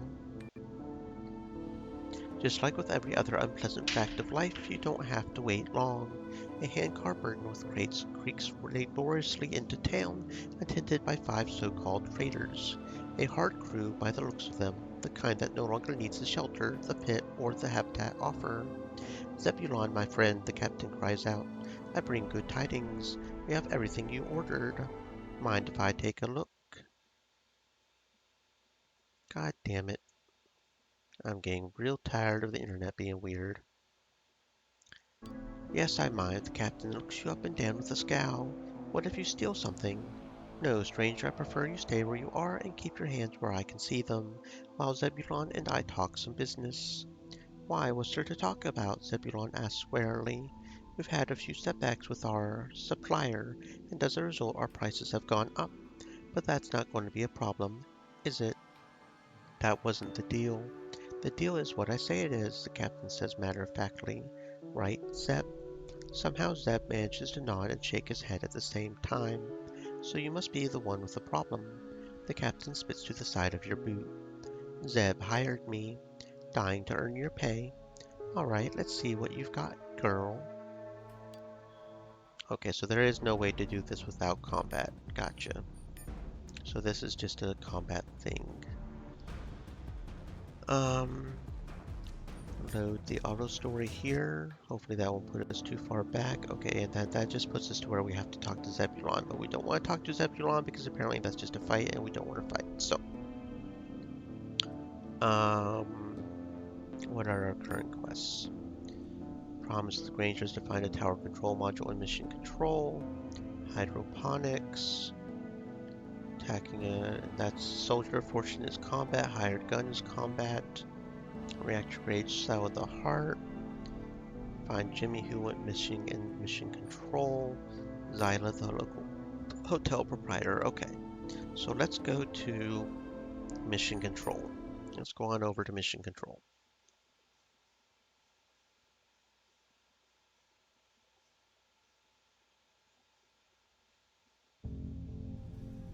The desolation known as the Wasteland, a span of decks torn apart by the unfathomably destructive weapons of old Earth, was called Mission Control in better times. This was the ship's authority's domain, an impregnable stronghold and the seat of power. The mutineers' attack was months in the making, a decisive, disabling strike at the electronic heart of their world. It should have been over in less than an hour, but such things rarely go as planned. The ship authority was made of harder stuff than anticipated, and the first assault was driven back. In the following months of attack and counterattack, the mutineers' failure to quickly secure the complex cost them much in lost lives and spent firepower. When forced to surrender ground, both sides adopted a policy of destroying anything not of immediate use, so as to deny it to the enemy. Decades later, deteriorating Extreme conditions at elements. home Said, stay moist, my friends. Hydrate. began to drive explorers and treasure seekers further and further afield, until a lucky group wandered into the fringes of that fabled battlefield. When the first news trickled back of decks littered with the technological marvels of old Earth, the scavengers swarmed like maggots devouring a carcass. Inside of a month, the first two decks were swept clean, but moving deeper into the seemingly bottomless ruins was a more daunting challenge. The entire zone was unpowered and bitterly cold. Portable lamps provided the only heat. Fused doors and warped bulkheads made a maze of the original corridors and descending to the lower levels, now accessible only through jagged holes in the decking, was a treacherous proposition. Add in the traps left by the long-dead defenders of mission control, or by prospectors hoping to dissuade the competition, and more often than not it was a one-way trip.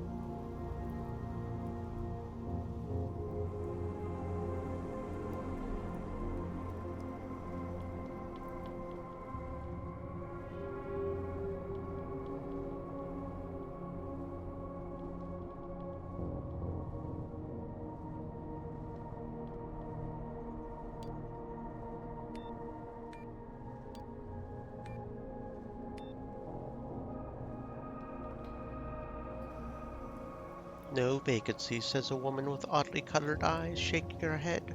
We're fully booked.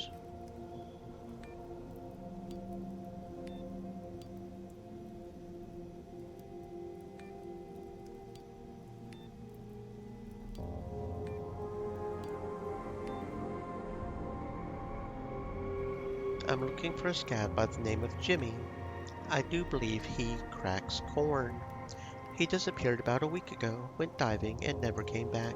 I don't have to tell you what it means, do I? Do you know where he went? He said he found something right near the admin center's entrance. Something big, he said. Knowing Jimmy, he was probably yanking my chain.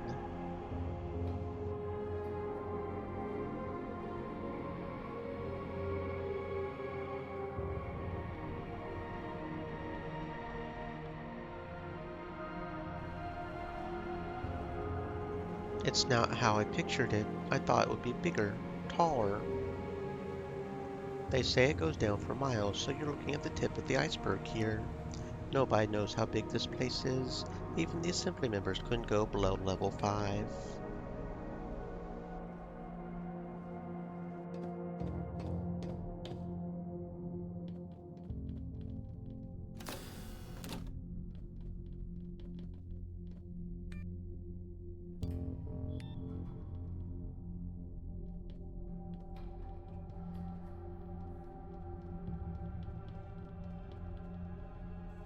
A man stares into nothing, mumbling something to himself.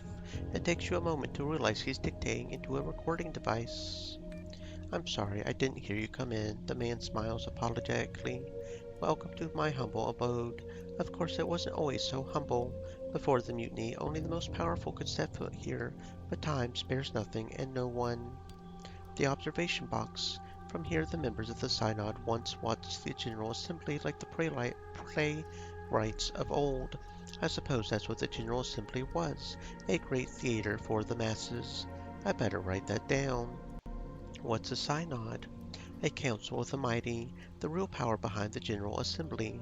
They gave themselves an ecclesiastical name, but it was a temporal authority they exercised. Like so much else, they were destroyed in the mutiny. Why did they need the Great Assembly then? A time-honored tradition. I doubt the Pan-American Senate was any different either.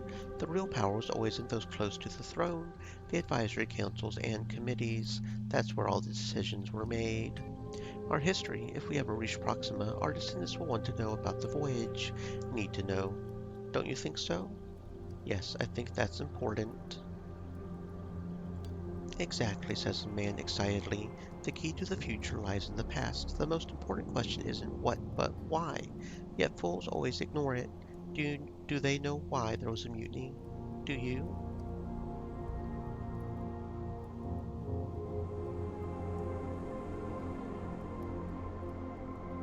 The people lost faith and the devil took hold. Happens all the time. All right, nods the historian, accepting the challenge. People lost faith. It does happen, probably more often than you think, but the most important question here is why? What changed? Things turned to shit? I wouldn't have put it so eloquently, but yes, that is indeed the root of the problem. Had the ship authority managed to maintain stability and order, more people would have kept their faith, shallow as it was. That's why we need to prepare the next mutiny instead of letting it catch us unawares. What makes you think there will be another mutiny? Do you think the conflict between the Protectors, the Brotherhood, and the Church will go on forever? Sooner or later a winner will emerge and the cycle will start anew, only to end in another mutiny or similar calamity. You can't avoid it, much like you can't avoid winter on old Earth, but you can prepare for it. Stockpile firewood and food and so speak. What about our own actions then? Do they not matter? Our actions are driven by the cyclical changes. Why do you think the first generation accepted and fully submitted to the ship authority's rule, and the later generations defied and overthrew it? Because the cycles change, and just like that, what was perfectly acceptable before had suddenly become unacceptable, forcing people to act.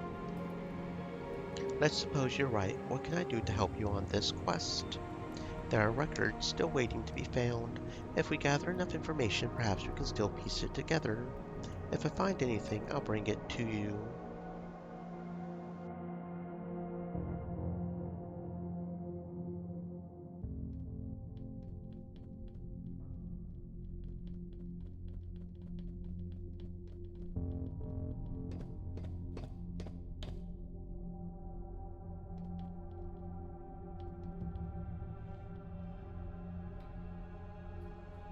This must be the place where Jimmy disappeared.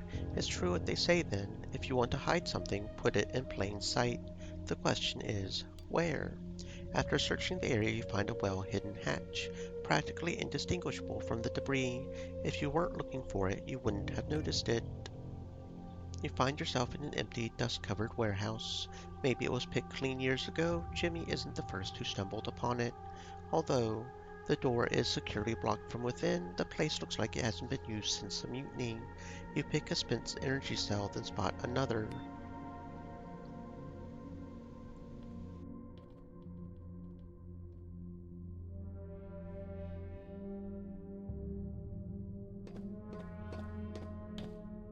Looks like Jimmy ran into a combat robot, or maybe that's what he was after all along.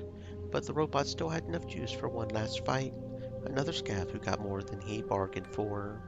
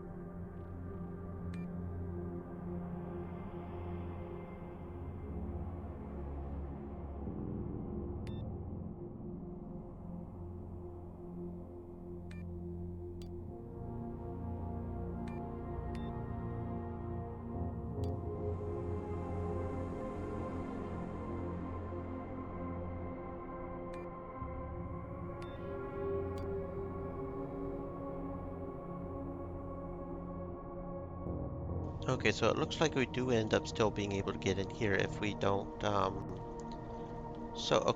so if, we normally do this through the one thing, but it looks like we can still do that through the thing, so not completely sure how that worked, but I'm not going to ask too many questions. Probably should have read that, but, I wasn't actually expecting him to be down here. I thought, since we didn't, you know, didn't follow through on that one thing, that he wouldn't be here, but I guess not. Oh, there's a force field there. I didn't even notice that force field there. So we can't go over there. How long ago is the load? I kind of want to read that just to see how he got us through here, honestly.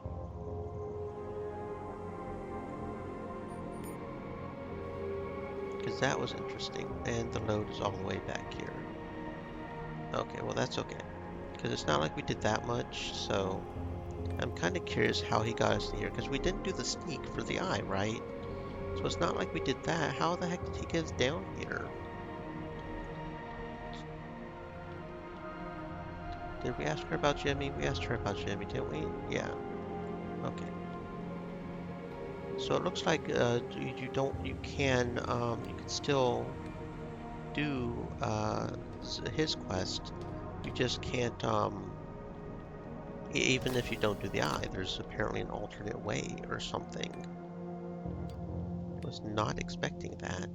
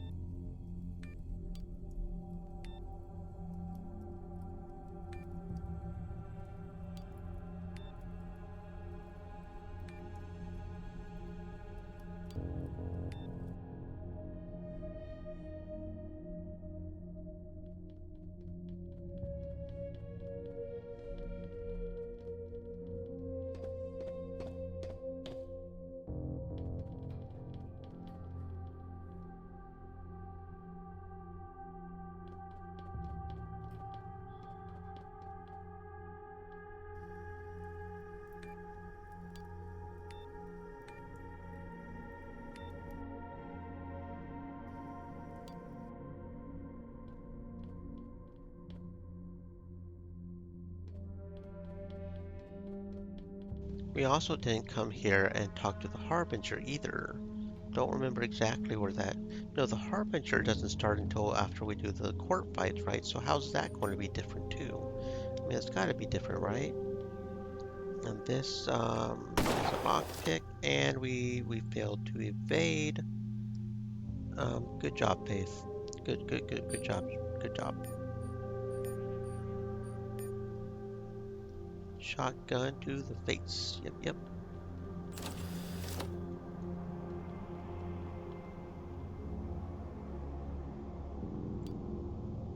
And we can't do anything there because we don't have Biotech 4. We're apparently failing to do a lot of Biotech here. We do at least have Biotech 3, right? I think that's where we're at. Biotech 3, yeah.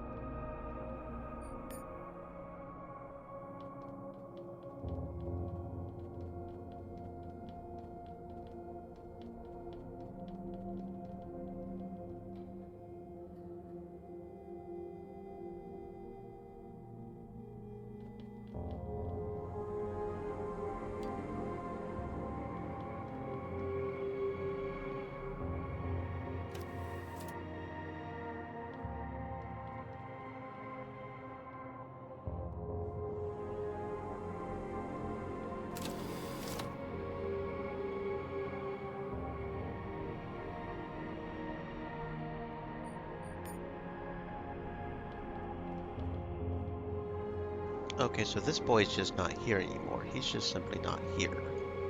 So that's, I don't know how the Harbinger will react then, or if the Harbinger will even be, if the Harbinger will be even, even we'll have, words. Words, my friend, words. So we'll have to see what happens in the heart when we go to talk to Harbinger. I guess maybe the Harbinger just fails, if we don't. Okay, double checking. Haven't been over here yet, right? And there's a thing over here. If I remember right, yeah, over here underneath the floor. Can move that and go down. Okay, very good. And then we can loot that. We probably can't do that. We couldn't do that even when we did have the biotech, because that's a level 8 biotech. That's pretty high there. And then we can go down here and climb up, or we can go over there.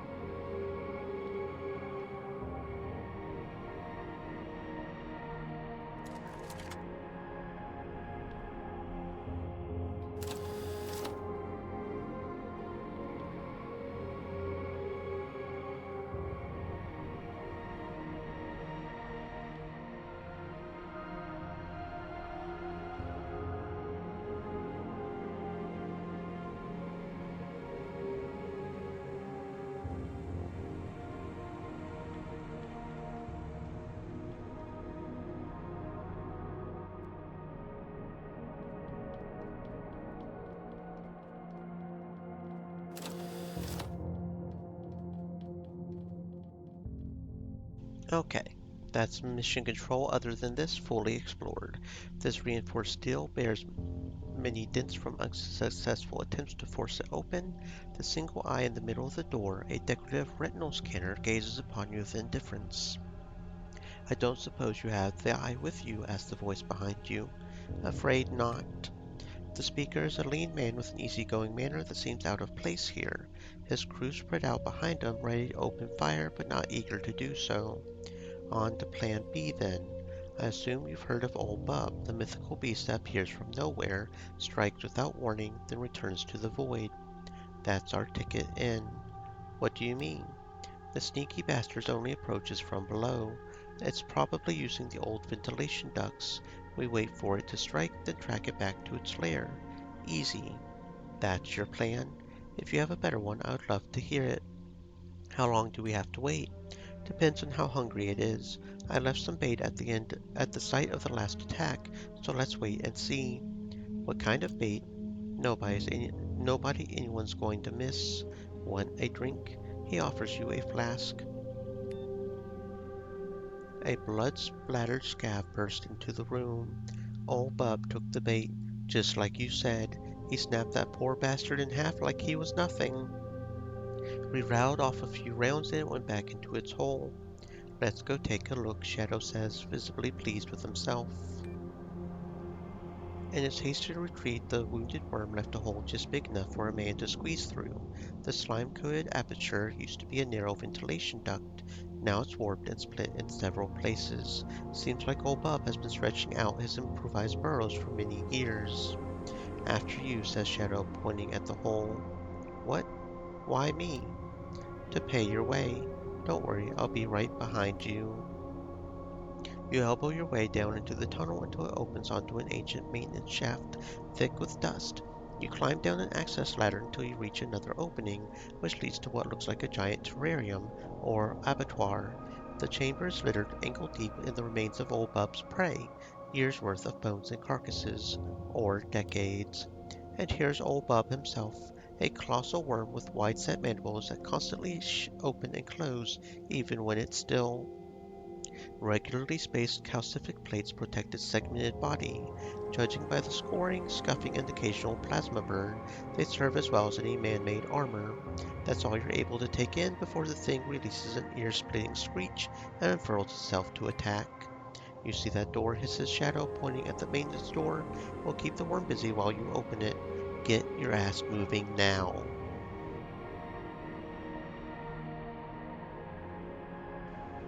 Okie dokie, don't have to tell me twice. The ancient door wouldn't be much of a problem if the worm wasn't thrashing and screeching right behind you. Faith, fix the keypad, please. The door opens and Shadow barrels into you to escape the snapping mandibles. Enraged, the worm slams into the door several times, bending it out of shape. You're alive for now. Let's see if we can unlock the main door from this side, says Shadow, still breathing hard. There's no way I'm going out the way we came in.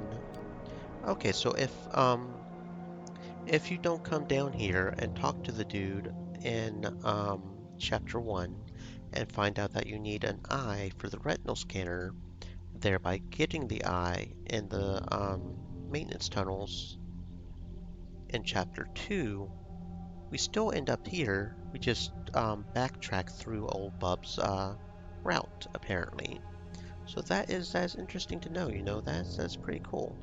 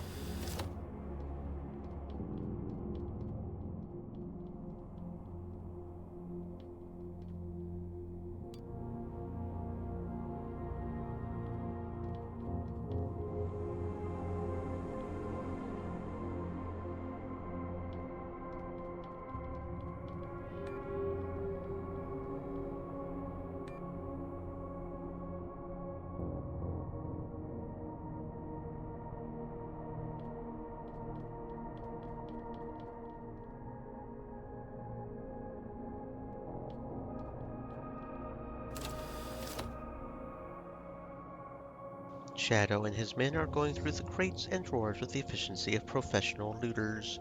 They didn't have much here, but you can take another look. Okay.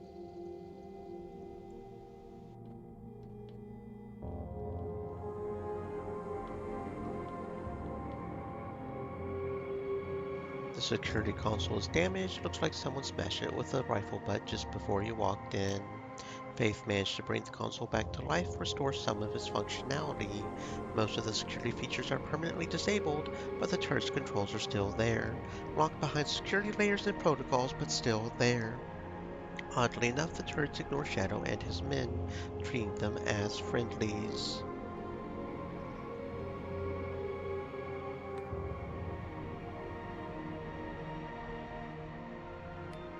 The turrets shut down one by one. Whatever surprise Shadow is planning for you will have to wait.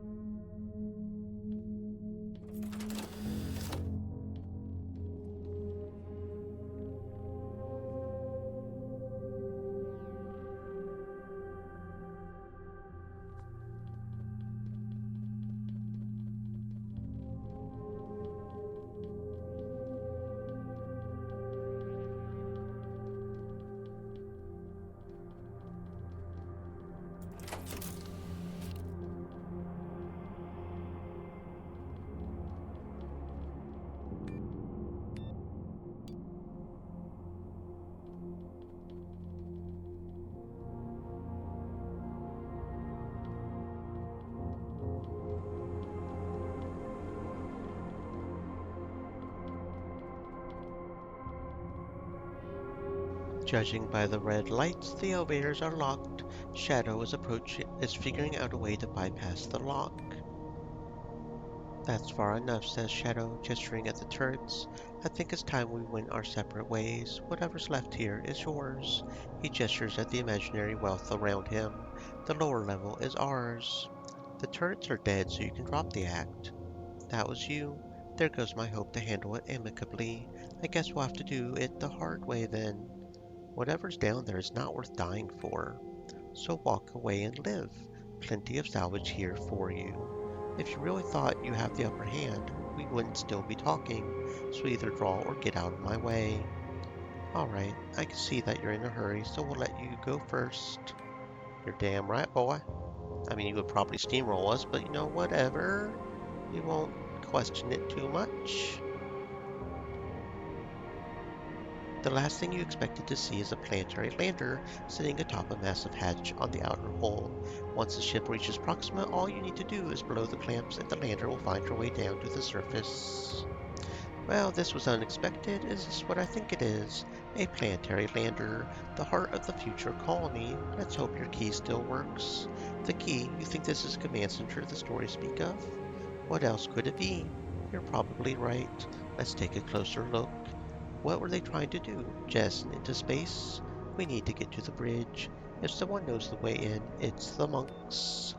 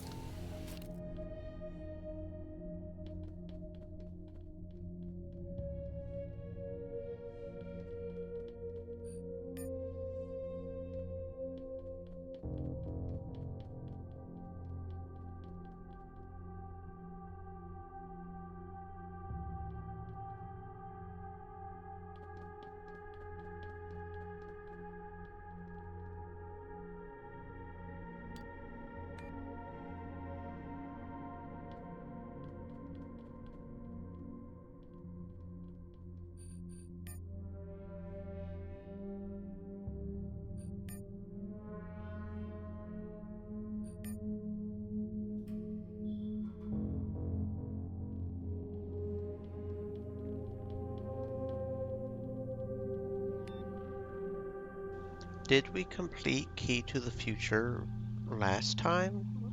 I don't remember. I genuinely don't remember. I feel like we fully explored the mission control, but we still haven't found um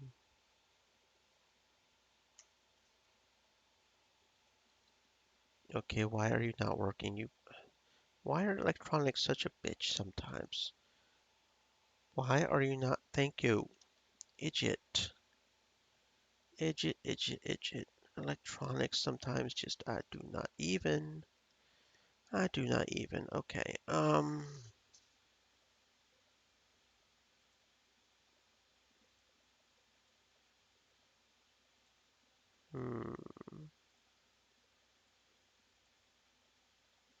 That's not working.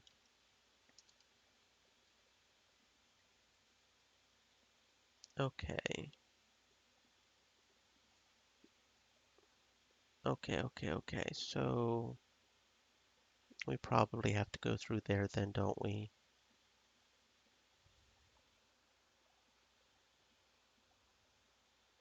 Yeah, we probably do. Okay. So we have to go through that sneaky thing in order to complete Key to the Future. But I don't think we can, because, I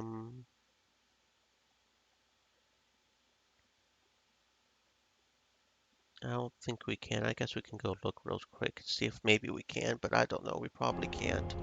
But that's over this way. So we probably did complete Key to the Future last time. I just don't quite remember it. And we've got the Romeo that we can repair, which will be a good fighter for us. Sneak to the terminal. Can we sneak to the terminal? Who's got our biggest sneaking? That's a tie between me and Faith, right? So Faith. Oh yeah, look at that. That's all straight up red. Um. Okay. Do inventory screen. Actually, real quick, we're going to do next save just real quick, and then inventory screen. Do we have a cloaking module yet? Yeah, we do have a cloaking field. Okay. Yeah, Faith. We have an upgrade we can do to it too. Okay. So let's try this. Sneak in, Faith, start. Oh wow, it did the, okay. Well, this isn't going to work. Never mind. I'm just not going to worry about it, I don't think.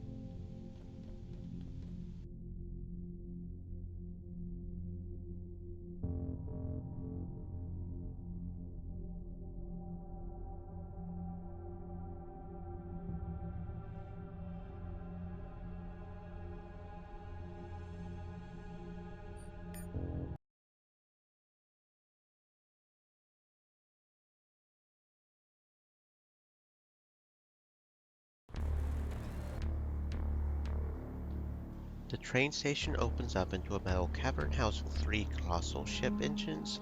Tiny figures crawl around them, half hidden by steam and smoke.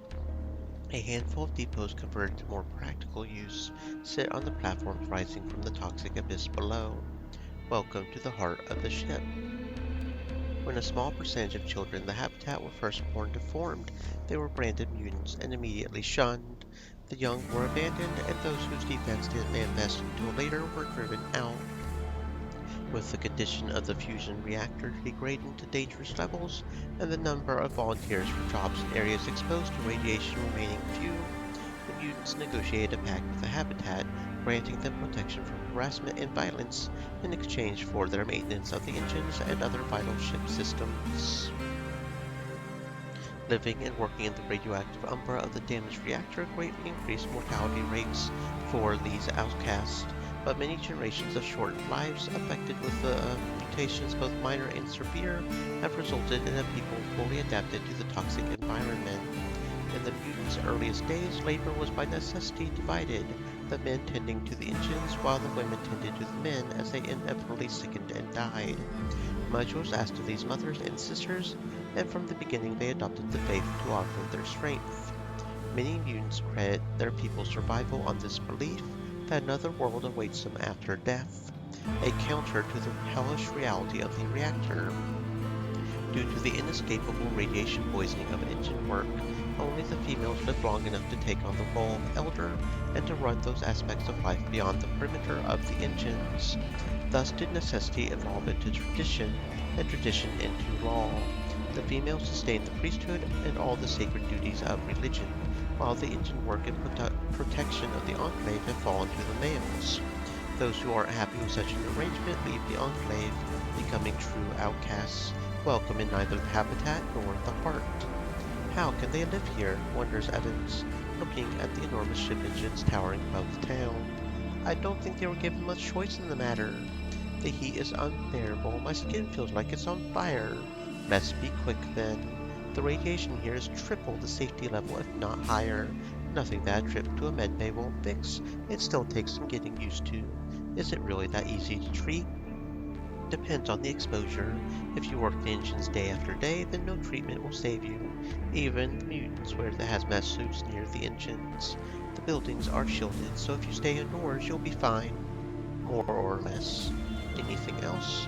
As a matter of fact, yes. Remember that favor I asked you back in the pit about my ex-partner? What exactly do you want me to do? Like I told you before, it's a debt that needs settling. If you want to help me settle it, we can go do it right now. If not, I'll handle it myself. We'll maybe take care of it, Jed. Maybe. I'm not sure about that. Maybe.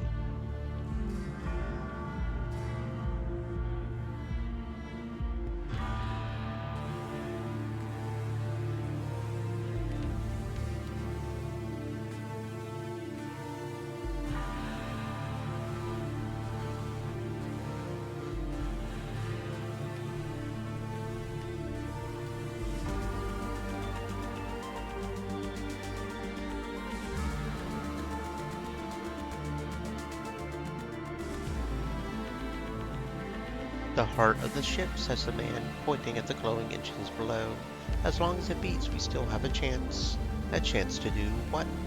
To reach Proxima, fulfill our purpose, to know that it wasn't for nothing. What can you tell me about this town? The mutants run it. They don't restrict visitors, don't welcome them either. Not that many people want to get any closer to the engines, so we stay here. Any work around here? The mutants don't work with the likes of us. If you need some credits, there's a workshop not far from here. You think you can get in without anyone noticing? I can give it a try. That's all I can ask for. I need a special metal case with radioisotopes. You'll know it when you see it. Trust me. I'll see what I can do. I'm not sure we'll have the sneak for that, my guy, but I will at least give it a go. Because we don't have really any sneak. We haven't been doing a lot of sneaking this round. Okay, so is the Harbinger here? Yeah, the Harbinger's here. Hey, buddy. Black-clad woman is waiting alone, her face hidden behind an oddly decorated hazmat mask. Who might you be? Okay, so she's here, but she just straight up ignores you. So in order to get her as a companion, you have to do the judgy fights in order to get that whole process going. But if you continue onwards and just don't do that, she just ignores you. She doesn't care about you, she doesn't know you. It's just like whatever. Okay. Good to know, good to know. No, we don't have the sneak for that, do we? No, we only have sneak 4. So yeah, we can't do that. I don't think that's the... Okay. Go ahead and steal everything that's not nailed down because we can.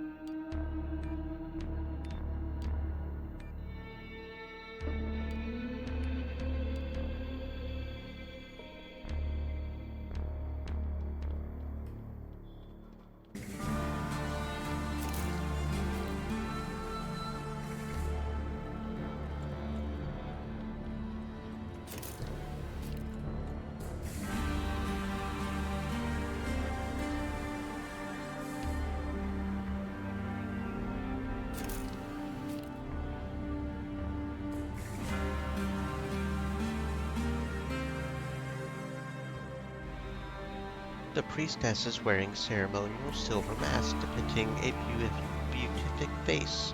After granting her blessing to several members of the congregation, she turns to you. You are trespassing, she observes bluntly. I thought this was a temple. It is our temple. Your kind isn't welcome here.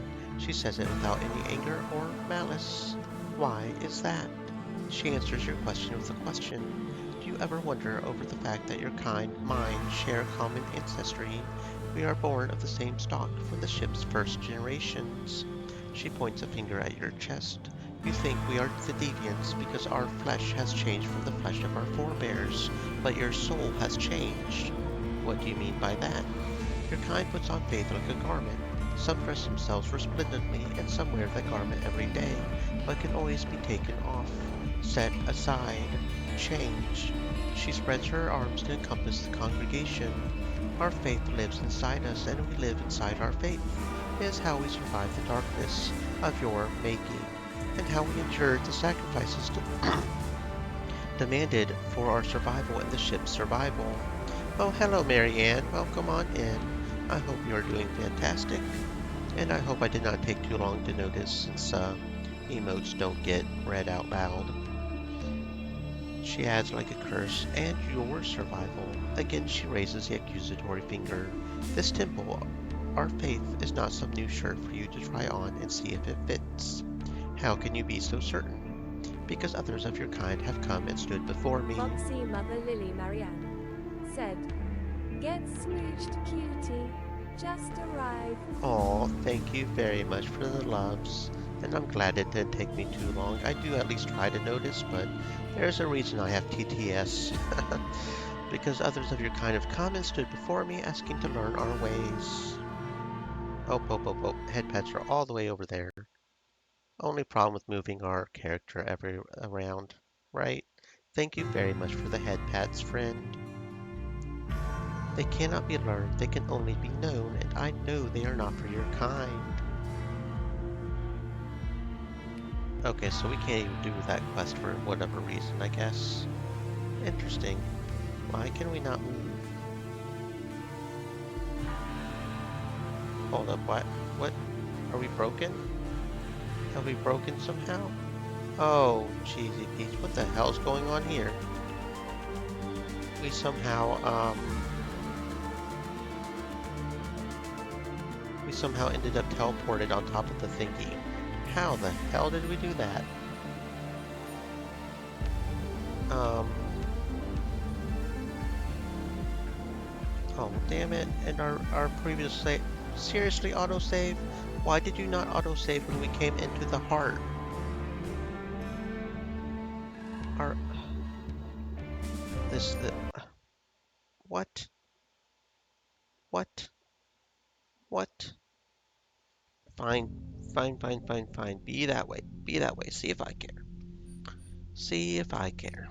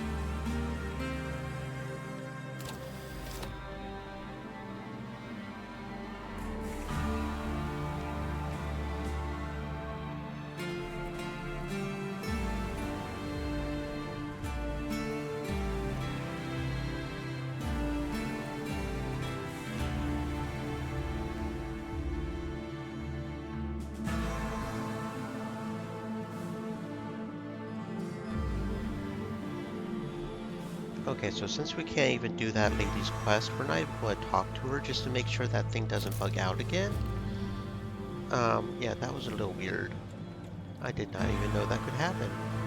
Is there anything else over here we can get? We can't sneak in there, we don't have the sneak for it. We probably can't go over here because we don't have the quest. Just go and double check. Yeah, there's nothing of interest here because we don't have the quest from the Temple of the Reborn. I was kind of on the fence about doing it anyways, since we are kind of doing a church run, and I think there's a quest there that would do against the church.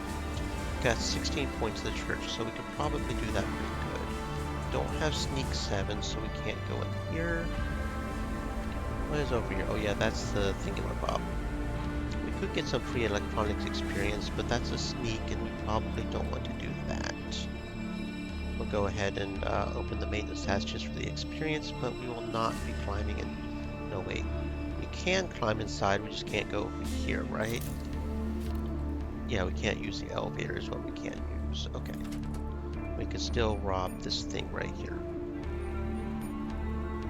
But that hazmat suit would have been useful earlier. Don't think we can go back to the whatchamacallit for that skill token, can we? Leave the warehouse. Well, I'm not interested because we don't have the sneak for it. Well, maybe we can go to the maintenance deck. You know, let's go to the maintenance deck real quick. There's a skill token I know.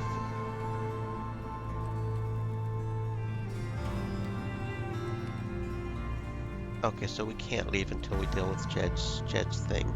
I don't want to deal with Jed's things quite yet because I'm not sure if we can do it without fighting. So we may lose Jed, but I don't want to lose Jed just yet. I may be okay with losing Jed since we don't need to fight, but we may do a fight here in a second. We'll see how this plays out. Because we are on hard difficulty, but there's a specific ending I want to try again that we may have to revert back to the low difficulty for. But we also need, because it's probably the most difficult ending to get, it looks like, because you not only need a high combat, or at least a combat that can cheese at least one fight, you also need conversation skills. So it's like, okay, which branch do you want us to go down? I guess you want us to go down both. So we'll go ahead and talk to the guard. Halt, barks the guard, raising his hand. What is your business here? I'm an envoy on a diplomatic mission. I have a message for the Great Mother. The Great Mother will grant you this honor. The Great Mother is perched upon what is clearly meant to be a throne. Said, stay moist, my friends. Hydrate. Raised high above the floor, her face is concealed within a ceremonial helmet, and when she speaks, her voice is cracked with age. Why have you come here? She demands irritably. Who sent you? The church. After decades of harassment, they have the nerve to ask for help. They must think us fools. What is it they want now? A fuel cell. A fuel cell? What game are you playing here? I can see by the look on your face that you don't know what you're asking for. Those who sent you should certainly know better. You made that painfully clear. Was there anything else? I really need that cell. The fate of the ship depends on it. The fate of the ship depends on the reactor and the engines, which have been in our care ever since the mutiny. Now be gone. Yes, ma'am. Yes, ma'am. Do you know who I am? Asked the woman, an odd question considering her face is hidden behind a ritual helmet, but perhaps such helmets are a mark of status, if not identity. I'm new here. I am First Daughter, servant to the Great Mother, instrument of her will. She says it without any inflection of pride, repeating by rote a ceremonial line that has long since lost its meaning. What do you want with me?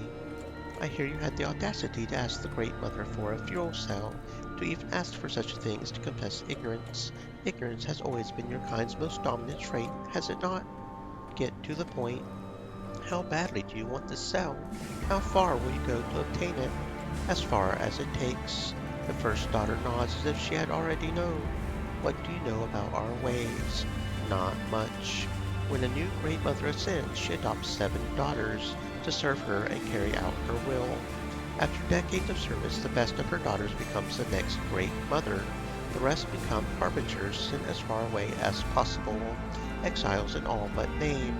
I think I see where this is going. For more than 20 years, I have never flinched from what the Great Mother deemed needful. Whatever doubts my heart held, no deed was left undone, and all that I did well. For years she smiled upon me. Foxy Mother Lily Marianne said, Meepy. Well, if you need to sleep, friend, you should go sleep. It's very important to stay slept. Well rested? Yeah, well rested. That's what you people usually say. It's important to stay well rested. Stay safe, friend, if you do. Make sure to sleep well. For years she smiled upon me. I knew I would be the Great Mother in time. But then, not long ago, something changed. She goes silent, and then behind her mask, her face reveals loss or bewilderment. You will never know. So who's your rival? The third daughter. Never did the Great Mother send the third daughter into danger. We believe the mother did not trust her with such tasks, but in truth she was shielded from harm, while the Great Mother molded her in her image. And now she's to rule, and we, whose backs have borne the burden, and hands are red with blood, are to be exiled. What do you want to do? Her mask and voice betray nothing as her words betray everything. Kill the Great Mother, she says firmly. There is no other way. And you ask a stranger to do it. The Great Mother will announce her choice next week. In a week, my life's work will be undone, and I will be cast out along with my sisters. And to whom else could I turn? None of my personal guards will dare raise a hand against the Great Mother. We are not alike. We are not like your kind, who would gladly kill their mother for a few credits. Still, you risk much. I risk nothing but life in exile, knowing that all that I did had no meaning. Mother Lily Marianne said, Nighty night cuties, and keep my cutie company. Nighty night Jade. Sleep well, friend, sleep well. Dream of sugar and lollipops and all that's nice. How would I kill the Great Mother? I will arrange another meeting. Reaching her is not the problem. The guards are. They are armed with earth weaponry and well trained, and they will be driven by loyalty, not mere greed for a fuel cell. You take a moment to consider your options. There are only 2, possibly 3 ways to obtain the fuel cell, and none of them will be easy. Attacking the Great Mother and her guards might not be the best course of action. If you warn her, it backfires, you would be out of options. You could always try stealing it. Whatever they're keeping the fuel cells, there has to be a way in. It's easier said than done. So see, if we're going to land the ship, apparently, according to this guide that I'm not looking at all, we have to not have Great Mother here, because apparently she just will not do it whatsoever. However, in order to get rid of the Great Mother, we have to fight. And once we do that, in order to convince the first daughter to even do it, we have to have extremely high persuasion skills, which we should have now. The problem is whether or not we can take care of the Great Mother's bodyguards, so I'll make a save called Pre-Mommy Fight, and we'll just outfit ourselves as best as we possibly can, all things considered, and we'll just see how badly it goes, because we've been looting pretty much everything at this point. But I may have to do a third completely separate run on easy again to do this. But if I remember right, even on easy, the fight was something else, and that was with all of our things. So I don't know. I don't know how we're going to do this, because in order to get a high enough persuasion stat, we kind of have to not do the fights, right? But in order to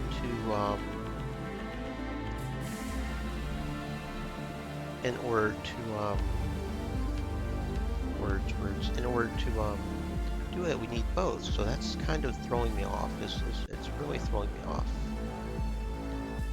Okay, so we'll do combat arm cards is probably good. Heavy boots, maybe. How many boots do we have? We have heavy boots and reader boots. So we'll try that. Yeah, that's probably fine. Okay, auto sort. And then reinforced tactical vest, maybe? I don't have any idea. This is probably a very, very bad idea, really. Interesting. Okay. This is probably a very bad idea. And we are currently on rifles, right? So we need a rifle.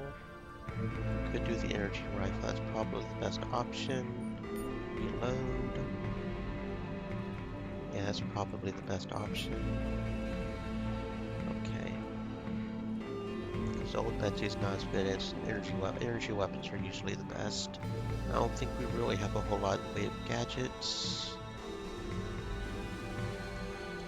I don't think the smoke grenade will help a whole lot. We do have some cloaking gadgets that might help a little bit. Distortion field, that'll help a little bit.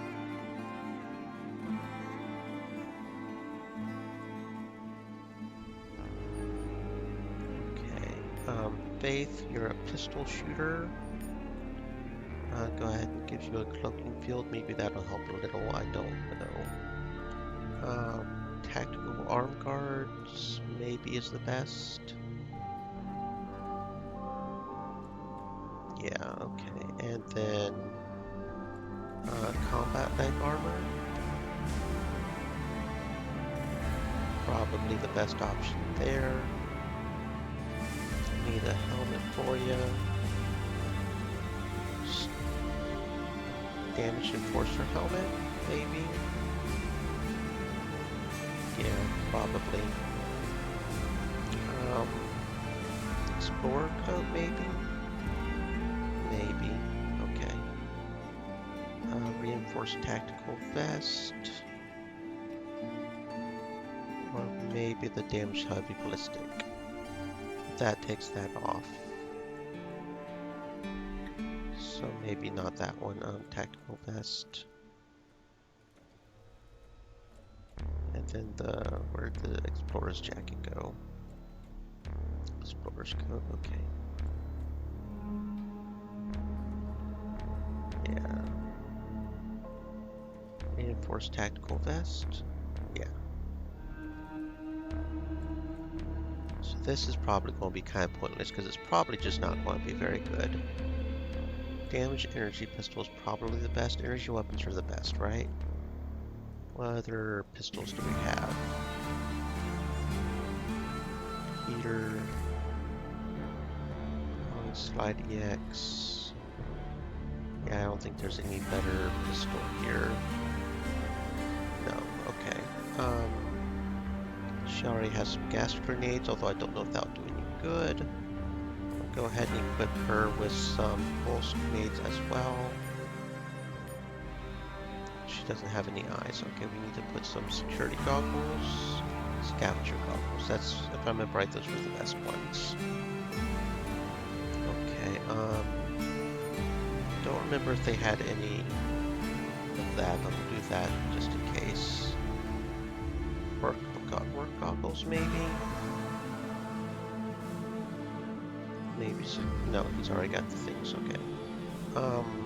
Stasis, pulse, maybe a cloaking field. We don't have another energy rifle, do we? Have a bolter that maybe is good. No, we do have a second energy rifle. Okay, there we go. Reload. We'll have these guys on the back. Traveler coat, maybe. Tactical vest, maybe. Although I probably should give somebody the energy armor. Probably have Jed have the energy armor. Yeah, we don't want you.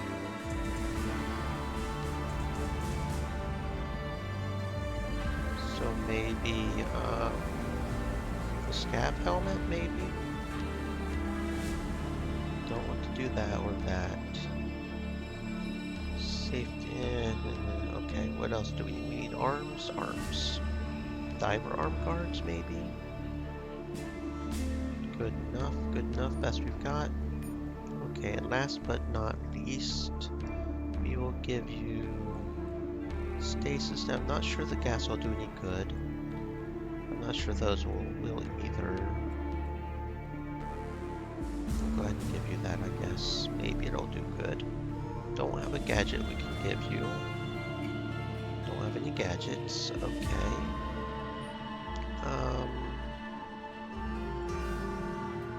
Security goggles for work. Let's try that. This is optical.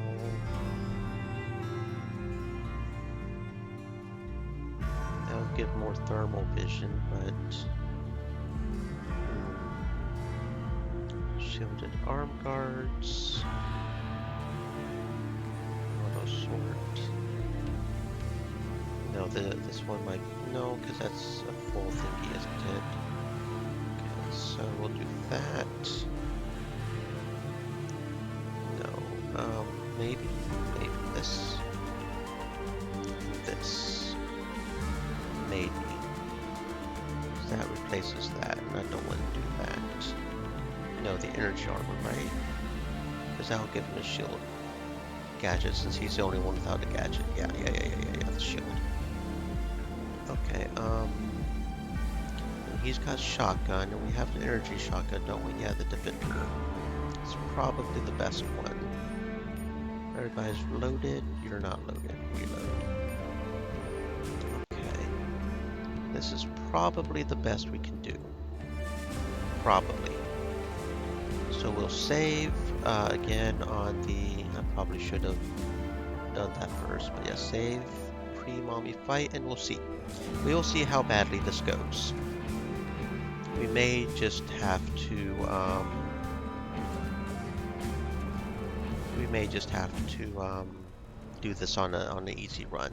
If we do that, we'll just save the giving the machine to the protectors for that run, and do, because we have to do 3 runs anyway, because there's multiple situations where we have to have like three things, you know.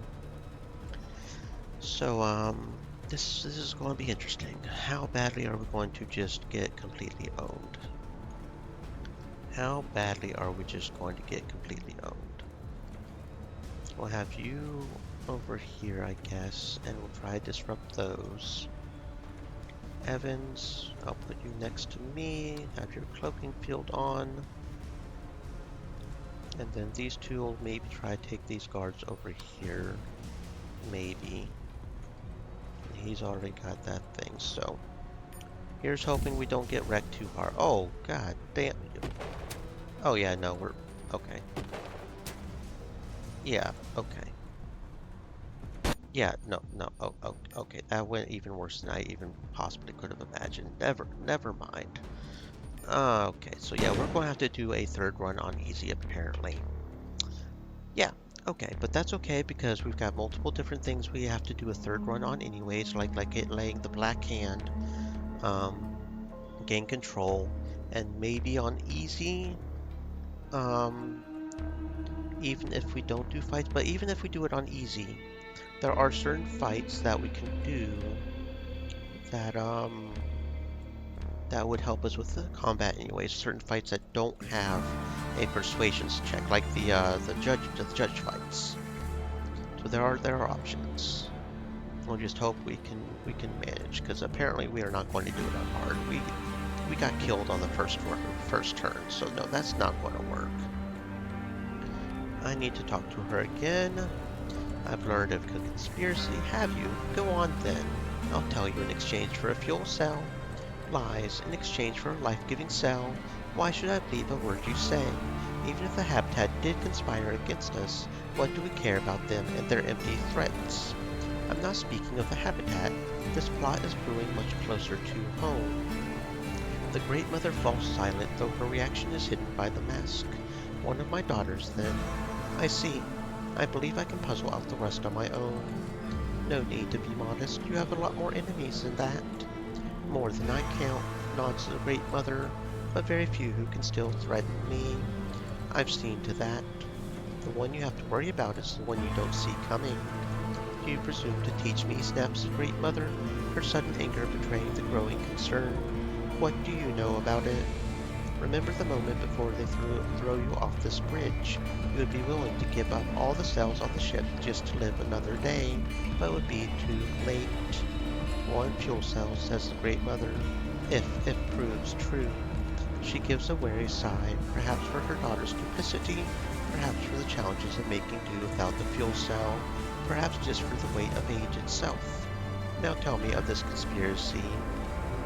The first daughter, the Great Mother ponderously shakes her head, unable to keep the regret from her voice. She showed much promise, so much drive and ambition, perhaps too much. Ambition is a fuel, one that feeds upon itself, growing ever hotter. But such reactions must always be controlled. That is the very work of the people upon the ship's engine. The first daughter has many gifts, but self-control isn't one of them. She let her ambitions blind her, leaving me with no choice but to place my trust in another. In return, she has chosen the path of self-destruction. So be it. What about my fuel cell? The Great Mother gestures and one of her guards gives you a heavy case containing a fuel cell. Your business is concluded. Okay, friend. Thank you very much. So yeah, that's not gonna work. Okay. So let's go ahead.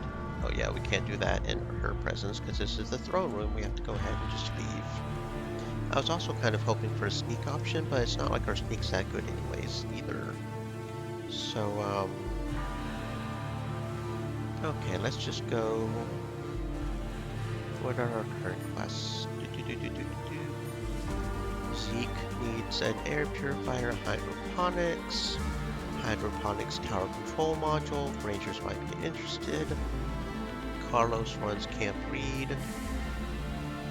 Hydroponics. Can't do Soldiers of Fortune. We have the fuel cell. Return to the armory. Let Sarah know what. Oh yeah, we forgot about that, didn't we? Hired gun. Key to the future. Right, and Jed, I don't think we can. Okay, Jed, we'll see.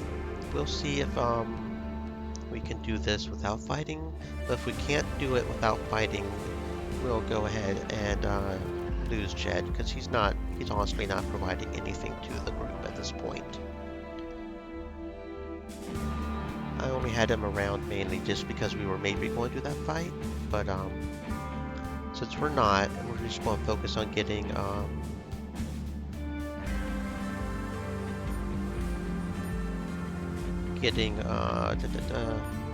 the achievement for not killing anybody in Chapter 3. That's okay. I suppose we're ready. We are open for business. I thought they told me. Jed? Mind? Why would I mind? I'm always happy to see an old friend, says Ismael, his jaw tight, eyes fixed on Jed. Meet the fifth daughter, my new business partner. He points at the female mutant next to him and grins triumphantly. Let Jed handle it. Who are you? Demands the fifth daughter. What do you want? It's between me and Ismael. I have no quarrel with you. Ismael is under my employ and protection, daughter replies coldly. Ismael is already dead. You can't save him.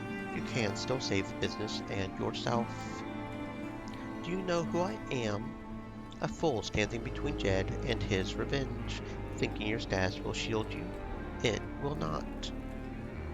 Actually, I'll go with this one, I think. Out there, someone important, and here, a bystander about to get caught in gunfire.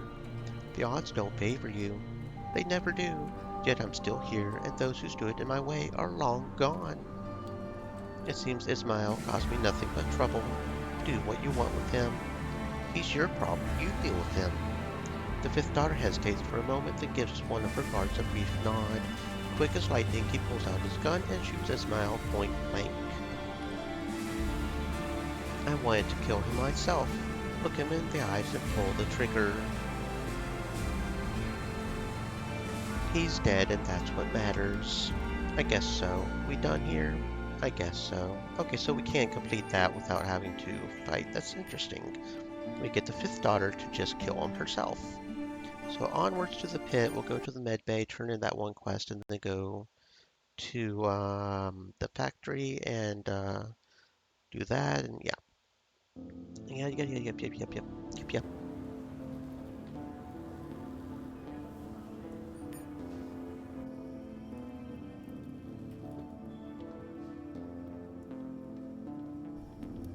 Make it quick. Jim is dead. God damn it, Jimmy. She takes a half-full bottle of rot gut and pours 2 drinks. May he rest in peace. He probably won't. Okay. And then off back to the armory to, because we've got the battery now. You managed to obtain a reactor fuel cell, which brings us one step closer to your goal. The machine seems to loom over you now that you understand its purpose, what the others will do to prevent its activation. What you had once thought of as nothing but a ticket to a better life will decide the fate of every person on the ship, perhaps not for the better. Insert the fuel cell. The machine does most of the work for you. The rapidly changing screens take you through different stages until the internal reactor is up and running. The spec diagram reappears, this time with 2 yellow flags. The machine needs a matter converter and a pre-configured molecular synthesizer. I know where you can get a matter converter. The hydroponics division had 3 converters, 1 in each zone. Now it's time to go to hydroponics. Do we have enough computer for that yet? Not yet. Okay, fair enough. Off to hydroponics now.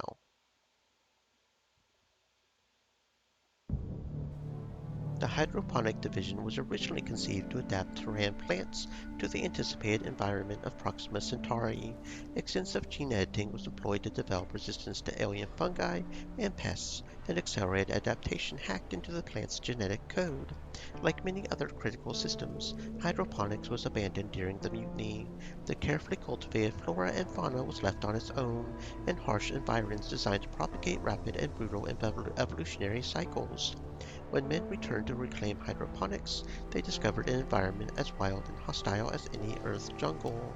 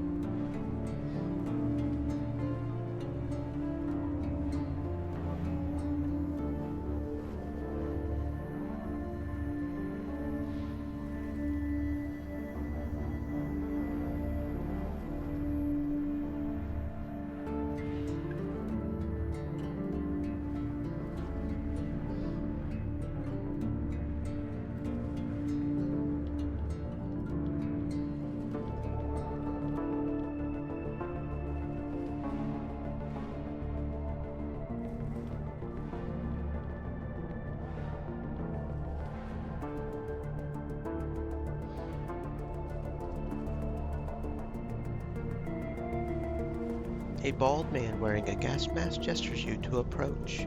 Where you can see it, his skin is pockmarked and slack from prolonged exposure to antifungal chemicals. You're guessing the environment isn't great for hair either. Welcome to Camp Reed, he says, removing the gas mask with a sigh of relief. I'm Carlos Maney. Look what I found. Thank you, friend. Let's hope it works. I've got something for you. He gives you an old, worn-out battery. It's top grade, very few of them left. You've earned it. I'm looking for a matter converter. The red zone is your best bet then. Let's hope that tower control module still works because that's your only chance to get in. What do you mean? The security module gives you control over the tower in the yellow zone, connected to its twin in the red zone. This passage is sealed to avoid contamination, but you should be able to open it. Okie dokie. Boone sent me to pick up his algae. There's nothing in stock right now. The bioreactor is down again, so I can't do anything for you until we get it up and running. Of course, if you're willing to lend a hand. How can I help? We need more parts, except everything in the vicinity has been stripped bare, except... He turns and looks meaningfully at the ruins of Alpha Tower. Once the hydroponics towers all stretched from floor to ceiling, while the lower section of Alpha Tower was destroyed during the mutiny. The upper half still clings stubbornly to the ceiling like a big metal stalactite. An ancient and not especially trustworthy looking walkway connects the stub to a nearby tower. I'll give it a shot, but don't hold your breath. Do you have any work that doesn't require acrobatics? Not that I can think of. We did have a problem with some squatters recently, but it's been dealt with. Okay, so the squatter one is interestingly also a chapter 1 thingy, I guess. And that's just a lower dump, right? Yes, just a lower dump, okay. Cool, cool. That's a nice mask you got. Okay, so... yeah, we'll go down. And we can't do the quest on that one floor because we don't have the thing for it. I'm not even going to sneak up. I don't think I'm even going to try to sneak in there. There's just some stuff, I guess, but it's kind of pointless at this point, right?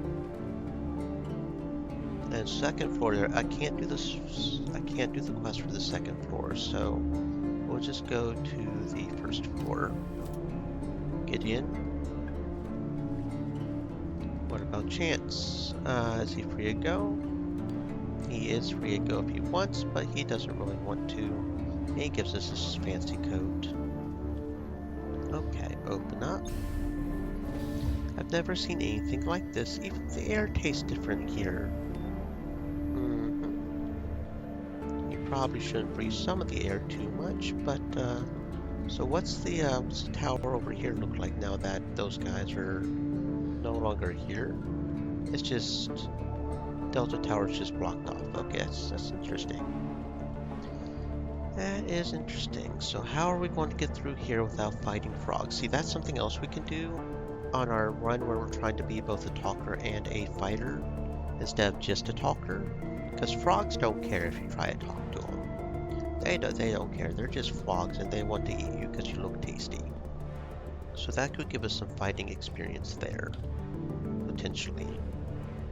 But we're going to try to avoid it since we're in hard mode and we don't want to, you know, fuck around and find out pretty much like we did with Mama. Okay, so we do not want to go in there because there's a bunch of froggies in there. How the hell did we get over there again? Up here, okay.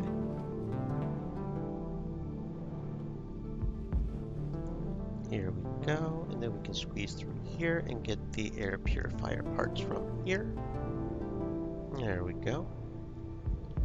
And then we can also examine this, but I don't think we can do anything with that. Yeah, we don't have Biotech 4.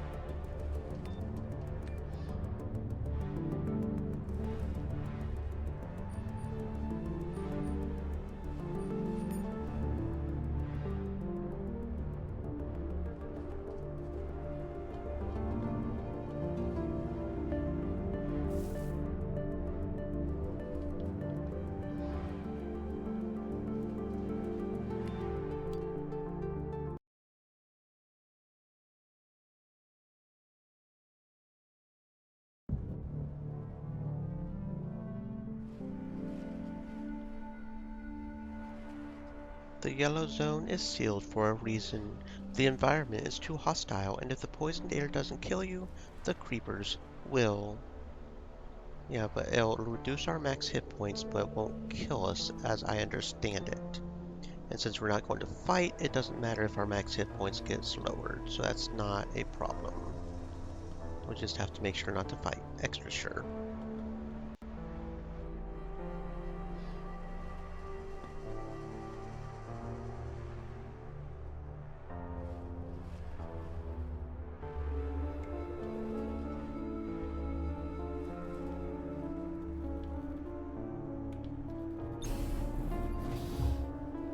You find yourself within the sprawling research complex, what would have been called a ziggurat in some forgotten age of old Earth, the work of years by dutiful terraforming engines.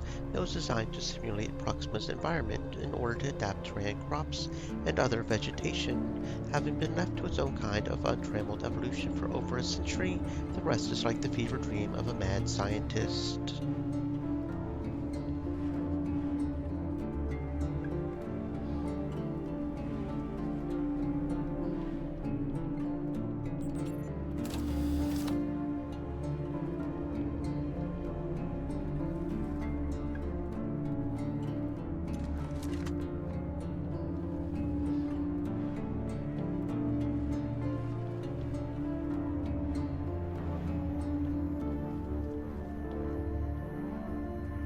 Judging by the rusted broadcasters, this ancient terminal was used to control the critters now roaming outside. Unfortunately, the terminal requires extensive repair before it could be used again. The two creepers are fighting over a frog that must have provoked them. The object of their tug of war is stretched almost to tearing, as, with an obnoxious slurping sound, they drain the poor creature to a husk. Let's look for another way. You check the terminal again just to be sure. It's still dead. See if Faith can use some spare modules to fix it. The terminal reluctantly boots up, reporting for duty. Turns out there's very little it can do because most options require more than this dying terminal can provide. Faith, can you at least send the creepers away? Faith studies the OS, trying to figure out how it worked way back when, and what might still work today. Eventually, Faith stumbles upon an obscure failsafe protocol that forces creepers to flee. So see, on the easy mode, we would just do the fight, because that would be more worth the combat experience to make sure we could do it. And we would probably come here first before we do chapter, what's his name? Just to, yeah. Okay. Not too hard, moving on.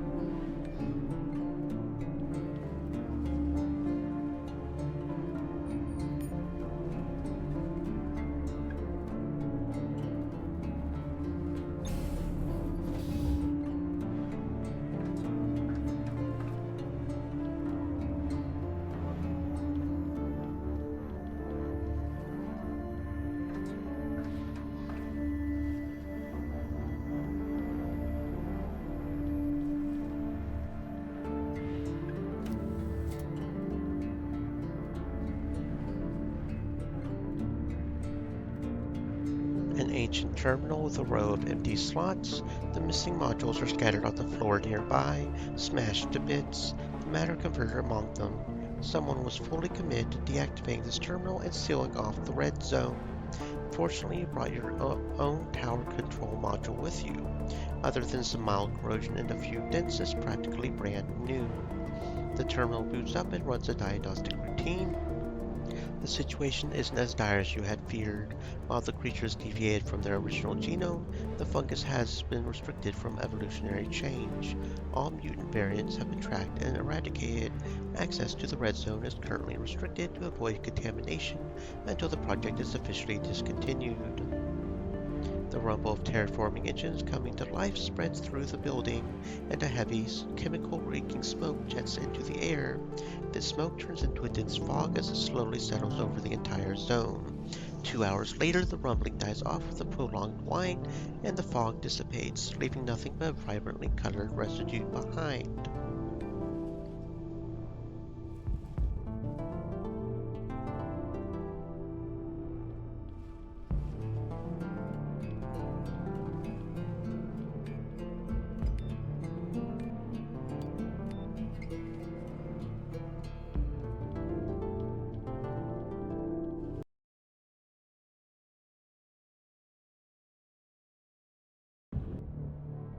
You step inside the red zone's inner sanctum, the control room at the top of another ziggurat. The monsters glow like dim windows into some mad hellscape, whole buildings swallowed by fungus, gigantic destroyed shadows lumbering through dense vermilion fog, and plants, if such a word still applies to these things, that somehow both survived and now thrive in this crawling nightmare. If these hideous versions have any relation to what awaits on Proxima, you had better pray the ship never reaches its destination. What do you make of this place? I would like it a lot more if I had a flamethrower. Let's get what we came for and get the hell out. What if this is our future home? Not green pastures and still waters, but this, whatever this red hell is. Might as well be, who knows? Meantime, we have a job to do. The control unit is visibly vibrating as it struggles to keep the failing systems online. Heavy cables snake across the floor, connecting it with the terraforming engines below. The flickering green lights on the matter converter module indicate that it's still intact. A hazard orange pop-up appears on screen. The matter converter is currently engaged and cannot be removed. It seems an environmental simulation launched over a century ago is still running, or at least that's what the operating system thinks. Never mind that, shut it down. Every warning you dismiss generates another in a seemingly endless series of safety protocols you are ignoring. First, it asks for a special authorization from a long-dead systems admin who worked in the server room somewhere below. Second, one of the terraforming engines isn't responding. Until it does, a termination command cannot be executed. Third, the system detected an unclassified fungus that appears to be a distant but unrecognizable cousin of whatever the hell they unleashed here around the time of the mutiny. The system needs to analyze a sample of that fungus before proceeding. A three-dimensional diagram shows where exactly the sample may be found in one of the hotspots outside the main building. The control unit unlocks the elevator without complaint. At least that small task was easy.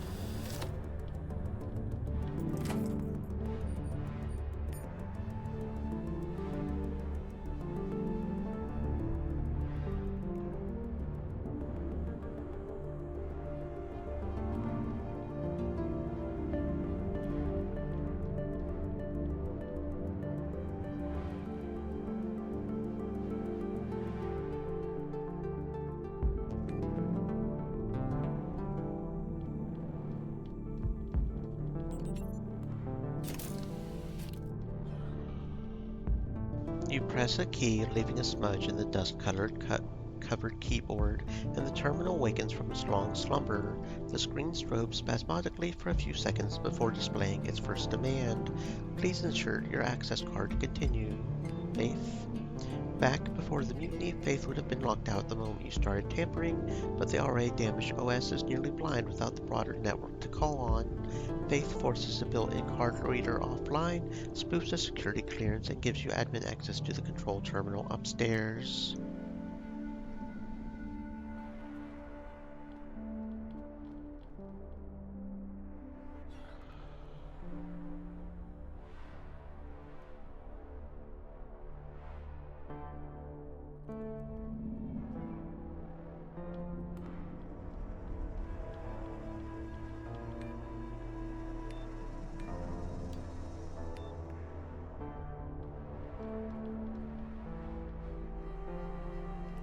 This research terminal can modify and synthesize any stimulants in limited quantities. We don't have enough biotech for this.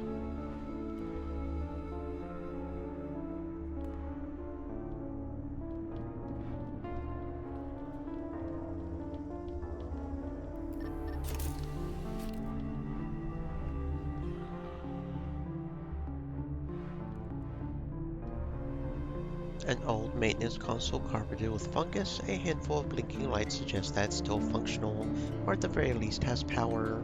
Several modules are severely corroded and inoperative. The damage is too extensive. Simply replacing the modules won't help. To run maintenance protocols on the terraforming engine, you would have to rewire the motherboard too. On the plus side, the broadcast unit is still registering on the console and seems to be in working order. With a bit of luck, you should be able to access it remotely. Faith spends the next hour disassembling and rebuilding the console, shedding anything that's not of immediate use. This jury-rigged contraption only does one thing, but it does that thing pretty well. Run the decontamination protocol. Warning, intones a sporadic digitalized voice. Biohazardous materials detected. Please remain calm. Stay at your station and await further instructions. Invisible sprinklers mounted somewhere far above spray a colorless foam over the engine and its attendant creatures with a soft hiss. The effect is instantaneous. The fungus disintegrates, breaking into slimy clumps and draining away to expose the machine beneath. Stung by the sterilizing goo, the frogs dart away at once. The creepers move more slowly, but they also withdraw, leaving a bloody trail behind them.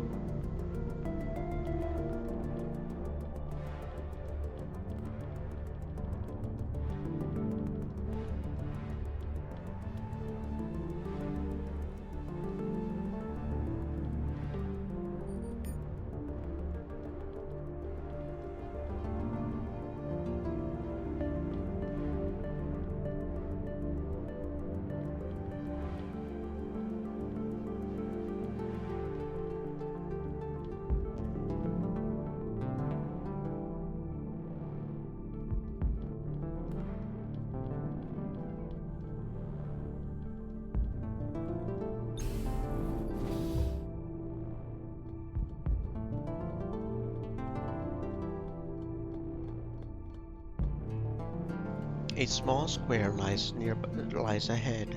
The only entrance is sealed by a force field. A nearby control panel looks very inviting. You sense a movement above and look up. A lone floater is circling above the square, showing no interest in you. Must be a training guard then. Disable the force field.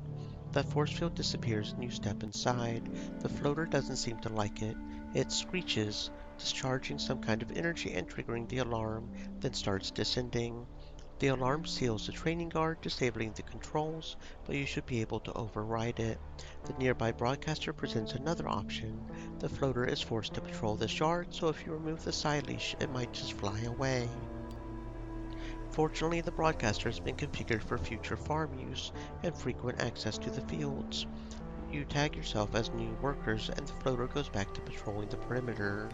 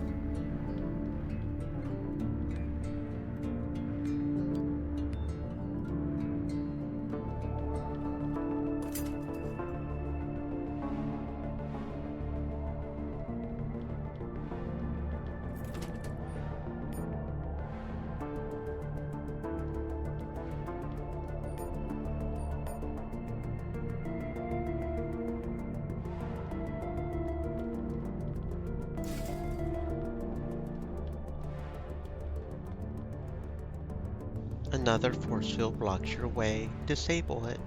You see two containment units with two floaters inside. As you take another step, one of the floaters senses your presence, getting more and more agitated. Whatever the containment unit was supposed to do is clearly not working. You have a few seconds before the floater releases an energy charge and overloads its restraints. Faith does something and the floater goes limp, its tentacles completely motionless.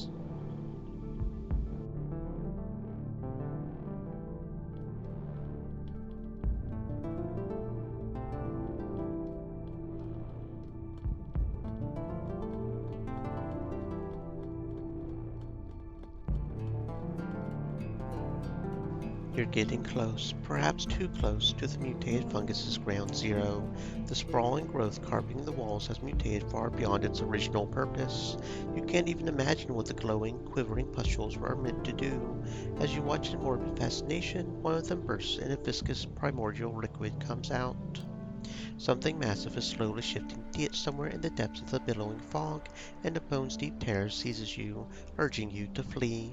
You catch a glimpse of several ropey tentacles groping blindly along the ground, and then all at once they vanish, and the awful feeling of dread is gone with them. Yeah, we aren't going to worry about that. Honestly, even on the easy, when we start trying to get that finding experience, I'm not going to look forward to that because that's probably some of the most difficult fights is the psychic stuff, because that just cuts right through you and makes you scared and does so many things that are just bad, bad, bad.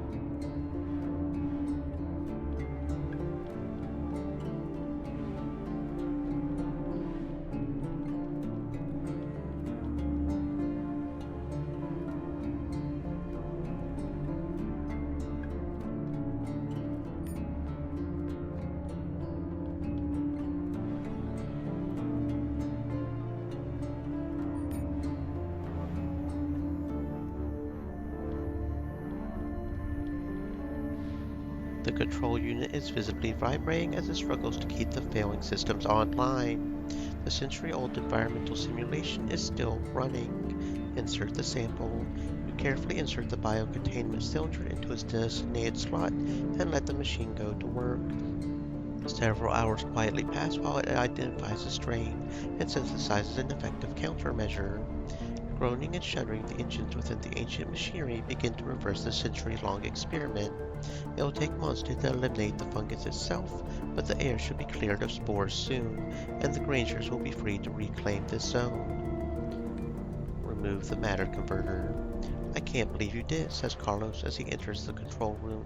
After all these years, we can finally reclaim hydroponics. You'll need more manpower to hold it. Now that you control the best route between the habitat and the pit, there won't be a shortage of people trying to take it from you. You mean the factory. The factory, the habitat, even the pit. We need to take the inventory of what we have here first, then figure out how to protect it. That's fair enough, friend. For us, however, we do need to report to Boone in the pit, because we got his moonshine just for that experience, although honestly we probably don't need it at this point, but it's just a matter of teleporting real quick over to the Boone's moonshine and turn that in, so it's not like it's hard, assuming the loaded screen don't take 5 minutes to load up. Okay, and I believe we're already, no, Boone's moonshine is over in Camptown, ain't it? This is Whiskey Jack's. Whiskey and moonshine are not the same thing. Here's your house, your friend.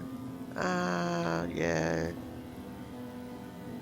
What'd you give me again? I don't remember what you give me. Oh, right, the authorization token. Don't remember exactly what authorization token it is, but we can go to the Old Earth Emporium real quick and see what it does. Do. Hey, we got a token. Critical strike evasion armor. Okay, yes, so that's an armor one that we don't really need. Anyway, back to the armory. Now that we've got this thingamabobobop. And the last one is something the monks have. But they're not going to be very happy. We're not going to turn it over to them, so... Did you make a deal with the monks? Hisses Tanner, glancing over his shoulder. Are you out of your mind? What are you talking about? Your friend Zeta 4 showed up to pick up the machine while you were gone. The churchmen arrived shortly after, and they've been eyeballing each other ever since. I'll deal with it. Deal with it how? Tanner asked suspiciously. I spent years looking for that access card, and if you're thinking of just giving it away, don't worry, I'll stick with the plan. Good. Don't worry, we're sticking with the plan. We're giving it to the church. Hopefully. I am here to facilitate delivery, announces Zeta 4, looking at the machine with a perfectly neutral expression. What delivery?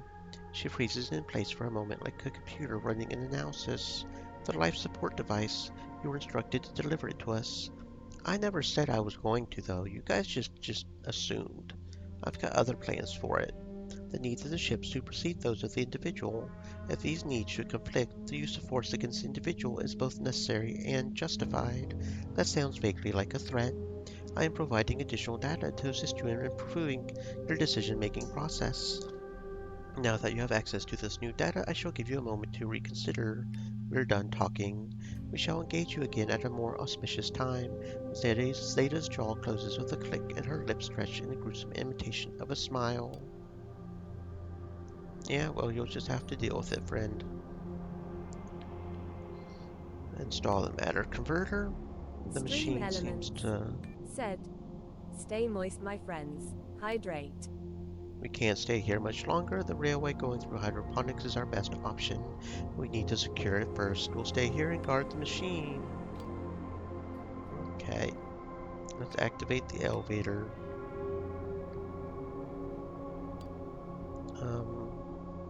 Okay, talk to Carlos.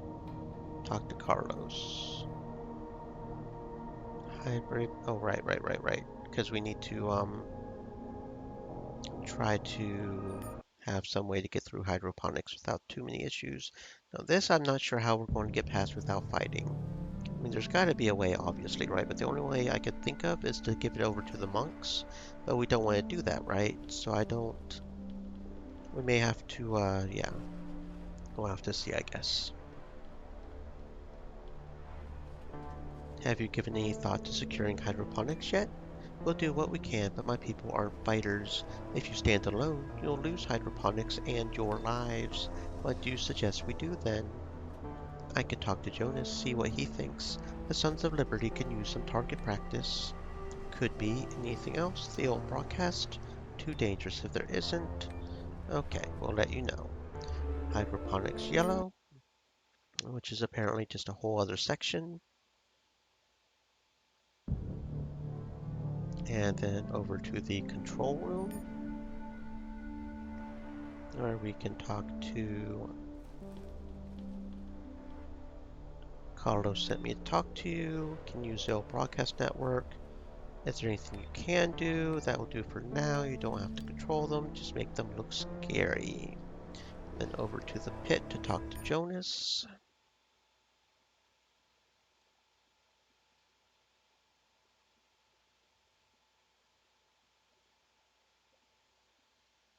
Loading, we're just loading.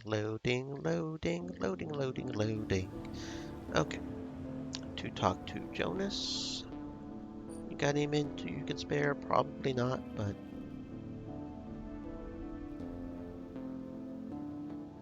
There we go. Good news, I hope. The Grangers need help to defend hydroponics. Hydroponics. The timing couldn't be worse, but it's a great opportunity for us. Tell the Grangers we'll do it as full partners, not hired mercenaries. We take half of what they make, not a credit less. I'll talk to them. Back to hydroponic screen. Loading, loading, just keep loading, load. There we go. Go over here and talk to Carlos.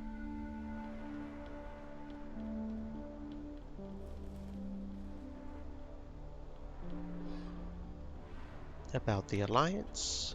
Jonas will do it, but he's strapped for creds and wants half of all revenues, which means that you get half the traffic revenues too. Yet we bear all the upfront costs. Except for fighting and dying, Jonas does ask for much, but he needs hydroponics free and strong as much as you do, if not more. Well, if you put it this way, thank you, Jade. We can take it from here. Trouble, the protectors hit the armory. You have to come quick. How did you manage to get away? I didn't. They sent me to get you. They want to talk to you. What about Matthias and his men? They're holed inside, but I don't think they'll last long. The cannons are offline now, so they don't have a prayer. Maybe it's time to switch sides and cut a better deal. Just think about it, that's all I'm saying.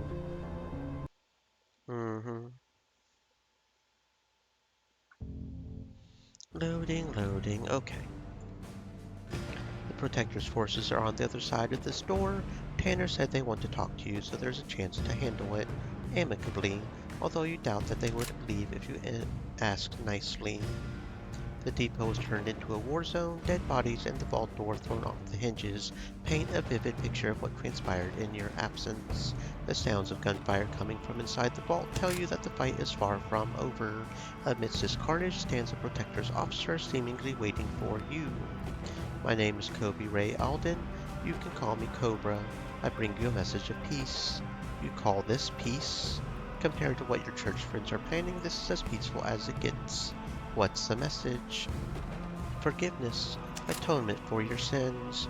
Commander Silas Reyes will forgive and forget that you've delivered a doomsday machine into the hands of our enemies if you agree to dedicate the rest of your miserable life to the everlasting glory of the mission. If I say no, then you'll die with your church friends. Makes no difference to me. Why is Silas so generous? Silas thinks that we might need your help with the machine. Since you're no good to us dead, he's giving you a second chance. It's a good deal, so I suggest you thank your lucky stars. Take it before Silas, before Jade. What about my allies? Anyone affiliated with the church will be treated as the enemy combatants. The rest will be free to go. An honorable death it is then. Okay, so how the heck do we do this without fighting? I mean, there's got to be a way to, right? To do this without fighting, because there's an achievement for doing... I mean, surely we don't hand it over, right? That would be weird, right? So is there only one path forward for it, or...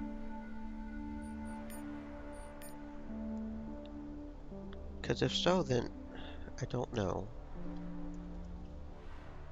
There's no way we can win. There's no way we can win. We're on hard difficulty.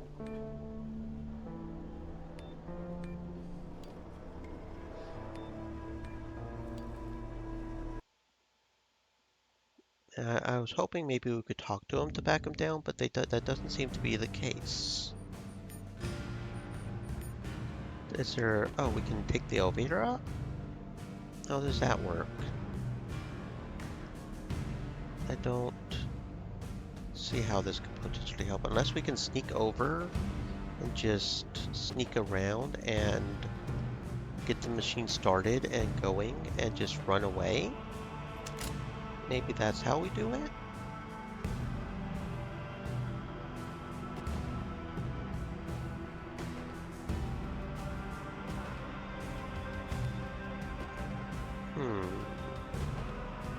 Maybe that's how we do it, because we can slide sort of in here.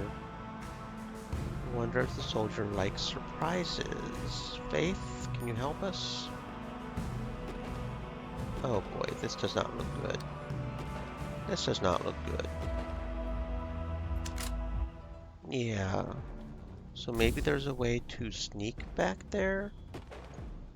God damn it, I don't know. I do not know.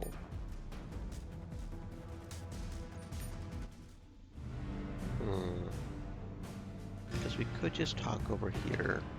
Maybe we can sneak. but we don't have enough sneak to do that.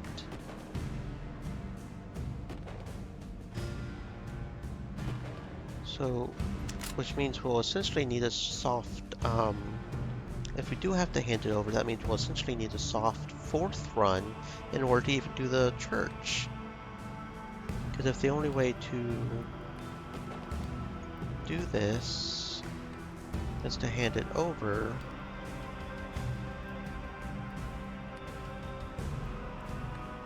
I don't know. That doesn't feel right. I don't like it. But there's no way we can win. We're on hard difficulty. There's no way we can win.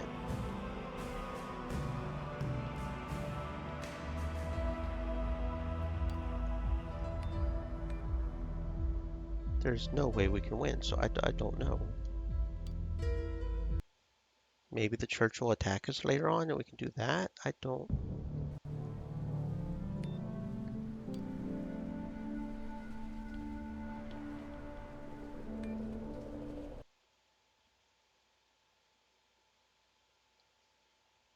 I don't like it. I just do not like it.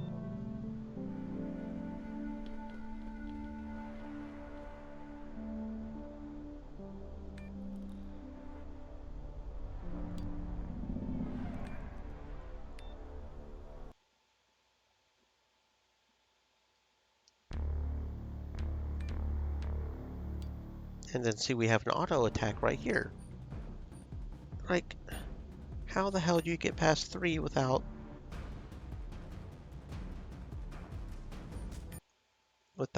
having any fights? Maybe we just don't send them forward and they'll have a dialogue that we hand it over?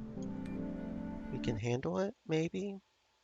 Maybe they'll have dialogue and we just hand over to the monks? Okay, so yeah, we just hand it over to the monks. But that might be the only way to go through chapter 3 without fighting. I don't like it. I don't like it.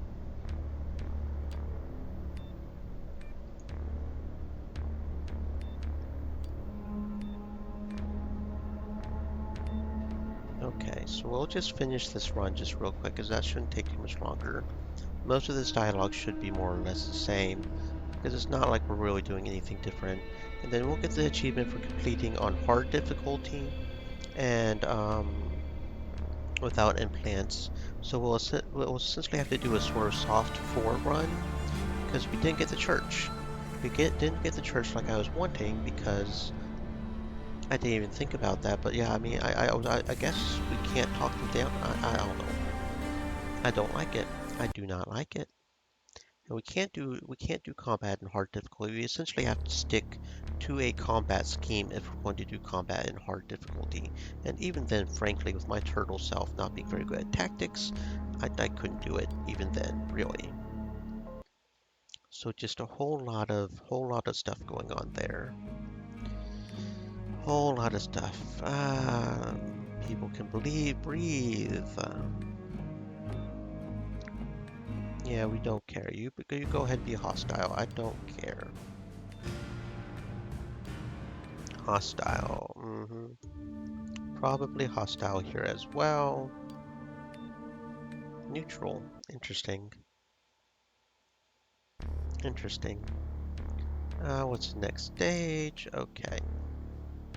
So now we need to report to Ava and mission maintenance deck.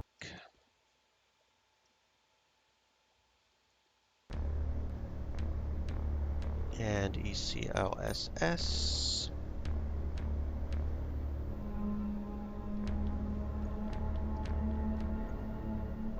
I delivered your warning. Okay, which task? There we go. And then we need to travel to the pit. And I highly doubt we'll have the necessary things for that because, you know, we don't. Maybe we can still get the church for the pit, though. That would help with at least a little bit of the forward stuff.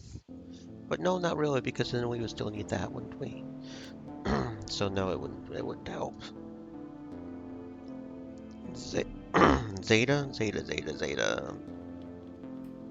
Zeta, let's get it over with. Let's go see Jonas. He's probably not going to do anything. Which also means we're going to have to do this. Oh, god damn, this is getting complicated. This is getting complicated.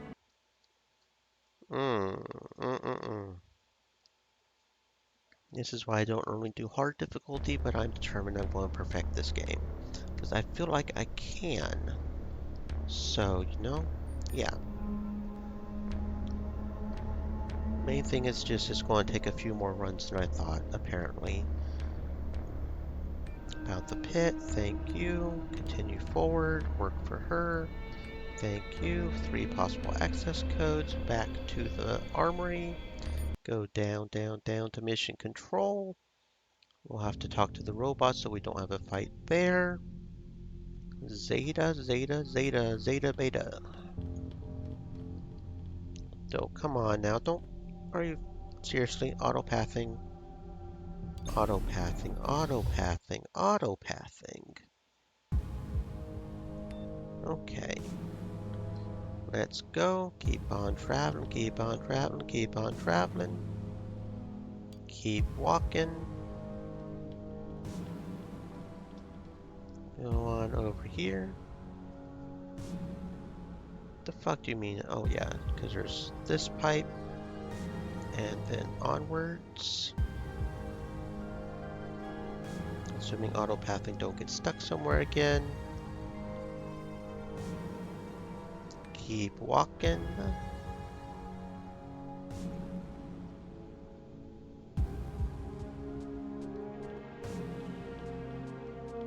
Okay. Enter the bridge. Open up the door. Approach. Bridge Officer Colton.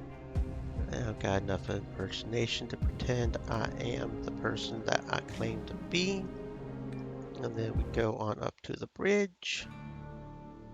We've arrived. Our future home. Only one way to find out. It's in the past now. Okay. No, I'm just going to see if maybe we can land with our high persuasion stats.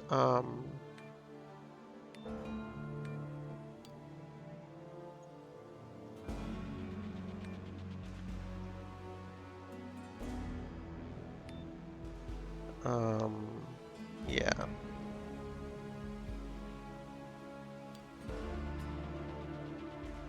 Okay, but we can't because we need a bridge officer's neural uplink. I forgot about that.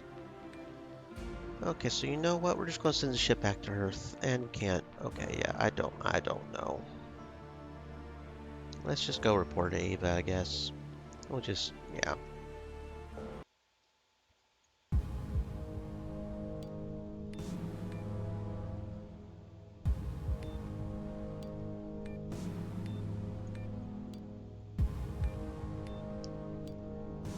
Okay.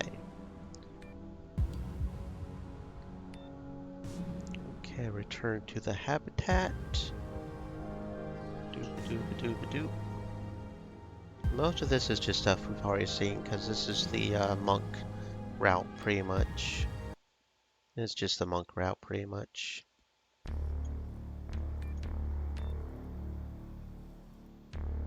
Deliver the news. If the autopathing will just not. Okay. Deliver the news. Situation has changed. Go talk to Abraham. Situation has changed.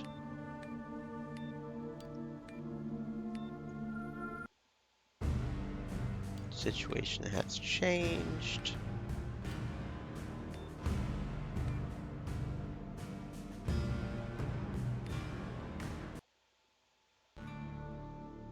Deliver the message. A landing party? I'll take the lander. You know what? We'll take the lander this time. Probably the same as the lander one, honestly, but that's okay. Okay. Monk ending. We got the pure human, the master negotiator. We got the master negotiator. That's the main thing that we were trying to go for there. Very good. Master negotiator. Okay, so the main achievements we're missing. The main achievements we're missing. We're missing a few. Is offer the machine to the protectors, offer the machine to the church, convince Moses to join the protectors, infiltrate the Black Hand base, support Mercy, deliver the machine to the protectors, which is technically different. We can offer the machine, but we don't deliver the machine, like we don't have the one for delivering to the church. Complete the final faction quest in the habitat, which is a kingmaker.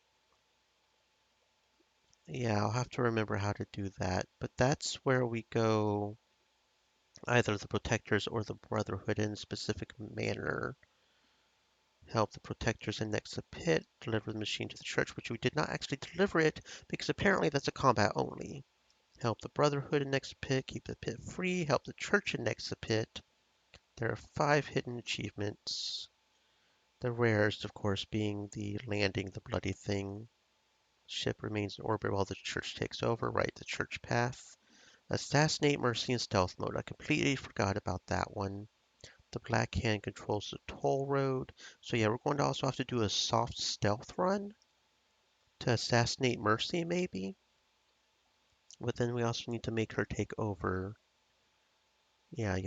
So there's what, 5 hidden achievements I said, which is landing the ship, the church takes over, the protectors takes over, assassinating Mercy. That's 4. 4. What's the 5th one? What's the 5th one? What's the 5th secret achievement? Where is it? Do do do do do do do do do do do do do do do do. Protectors take over. Black Hand controls the toll road. Right. Okay. Okay. Okay. So yeah, this is going to, and I guess Infiltrate is a stealth version of the Black Hand. Okay, so we're going to start up a new game, definitely in the hero mode. Create a character. Female, name of Jade. And this should be the more or less last run, although we will probably have to do a few save scummings to get to specific sections. Now the question is where are we going to put the stats in? Because we need a combination of combat and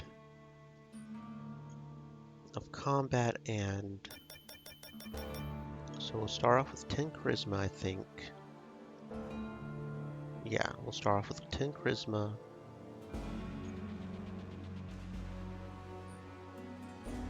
10 constitution. Tag skills modifies learning speed, affects interactions requiring insight understanding. No, well, And that affects melee damage, armor handling, and recoil control. That affects action points, evasion, initiative, and reaction. No, just initiative.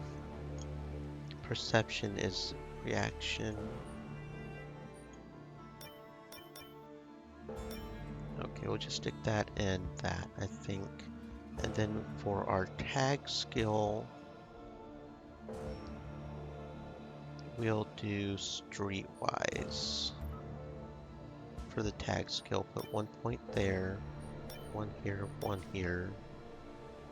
And then the rifle. And then for this one, we'll take the cult leader, I think. Extra experience for the companions. Easier bonding can become devoted, +1 natural DR. What others do we have? Members only. Tough bastard, grit. Yeah, I think we'll do the cult leader. Maybe I should do a stealth. Sneaking is no, we'll do cult leader. Okay. Yeah, that maybe will work. Okay, we'll skip that because we've read that so many times before. So we've got to assassinate Mercy. let Mercy take over. Those are the two that we need to do for the Chapter 1 The Pit. It's assassinate Mercy and let Mercy take over. We are going to do the carbine rifle and a long dagger, and then energy shield, because we're on easy difficulty, so we get to start off with that. But we won't do the lock picking until we get Faith, because she's going to be our tech monkey for that. We will be the conversationalist and the combat, more or less. Okay, more or less.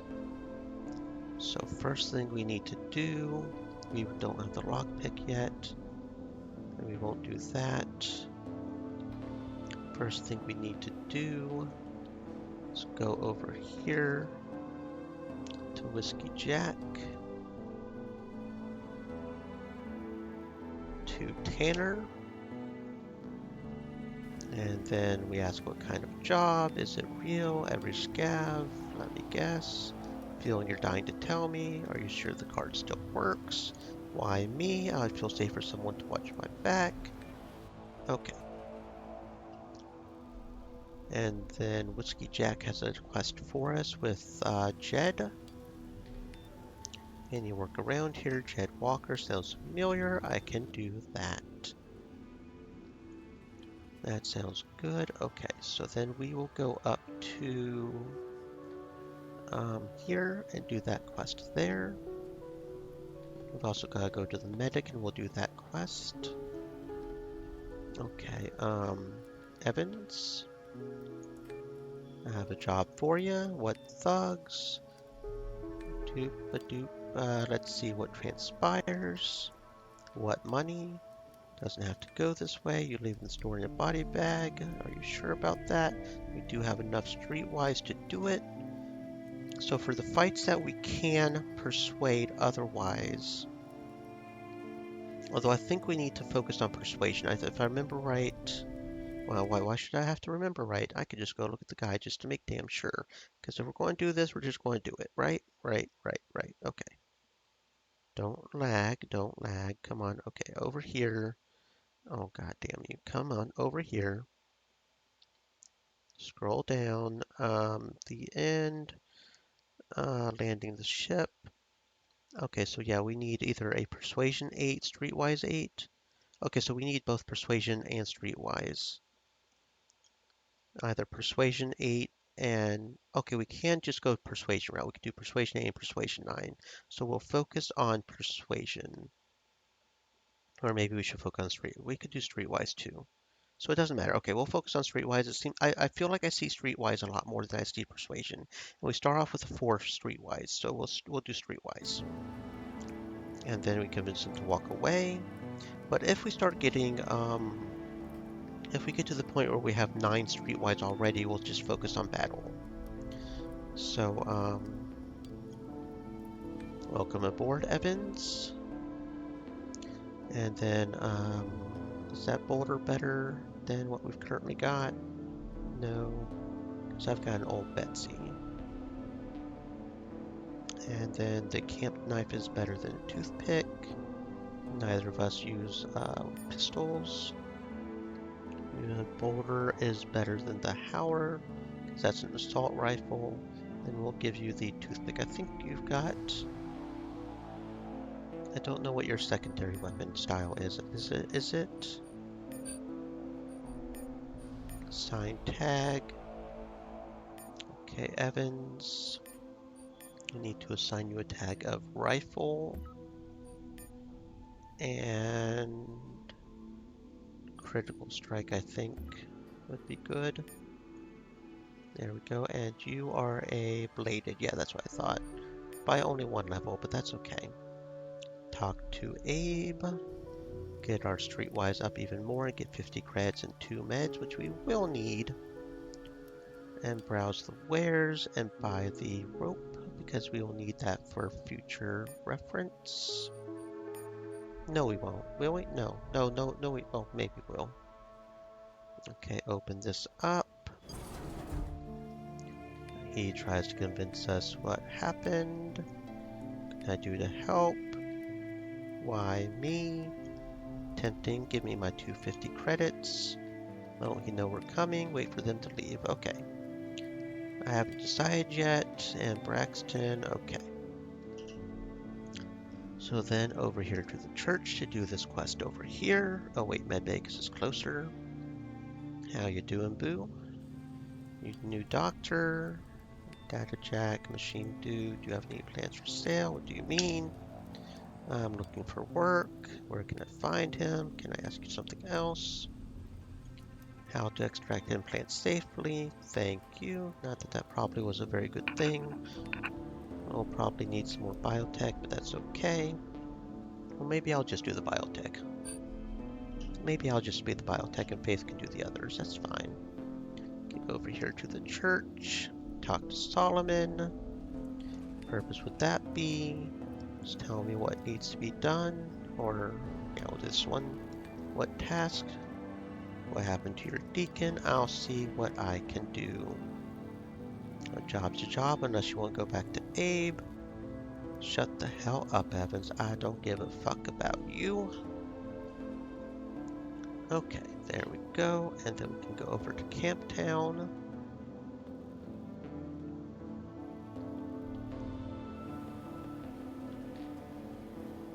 Over here to Camptown. And I think on that one quest we will do sneak, because we do need to try to upgrade our sneak to make sure we have the sneak.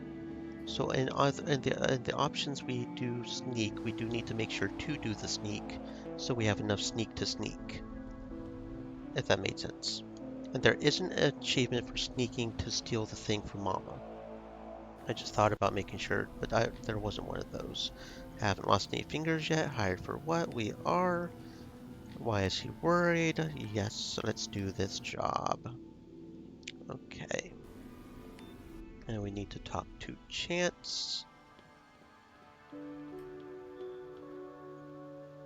Okay, Earl told me you could find me here. I'll handle my end. You've got no worries. Let's go.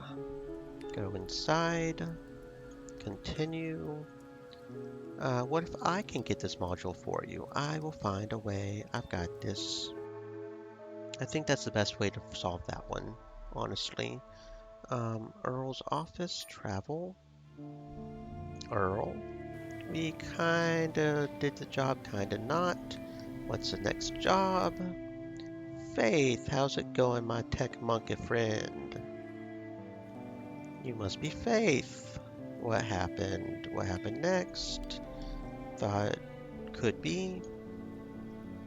I best get ready then. Okay, did Foley take the bait? Let's go. Distract Foley with your witty repartee so we can get our streetwise up. Keep him talking. Keep him talking. But this time we'll go ahead and attack.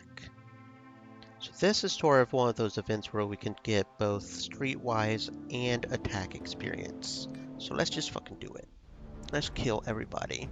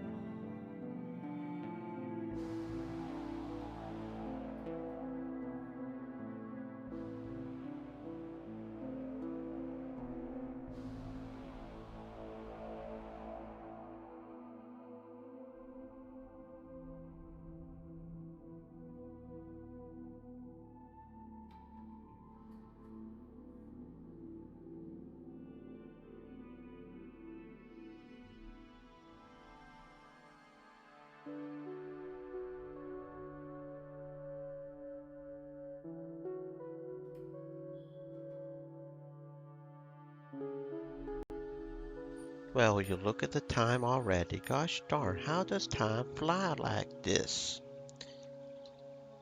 I do not know. But it is 1800 already, apparently. So tomorrow we will resume this run where we will just finish everything off. We will finish all the achievements off and we will perfect this game starting tomorrow or, well, continuing tomorrow. Let's see who we potentially have to raid, for instance. Let's see. Do, do, do, do, do. You know what? Let's go raid our friend Toast. She's a cutie and she's back to playing Yakuza. Because Yakuza is a good game and Toast is cute. So feel free to copy the raid message, which is right here. Uni- Feel free to copy that. And maybe I'll see you guys tomorrow for some more of this. We'll probably be skipping the dialogue a lot more if I'm being honest. Oh, wait, never mind. That one's, she's ending. Okay, that won't work. But we can't, oh, wait. Yeah, nope. Okay, never mind. There we go. Here we go. Yes, toast. Anyway, we'll probably be skipping a lot more of the dialogue just because it is stuff we've already seen. Um, and frankly, I don't want to keep seeing the same stuff over and over again. But once we start getting into the stuff that we haven't, and we start really getting into the stuff that we haven't seen, we'll start reading the dialogue. Cause yeah. Anyway, stay safe, friends. Later.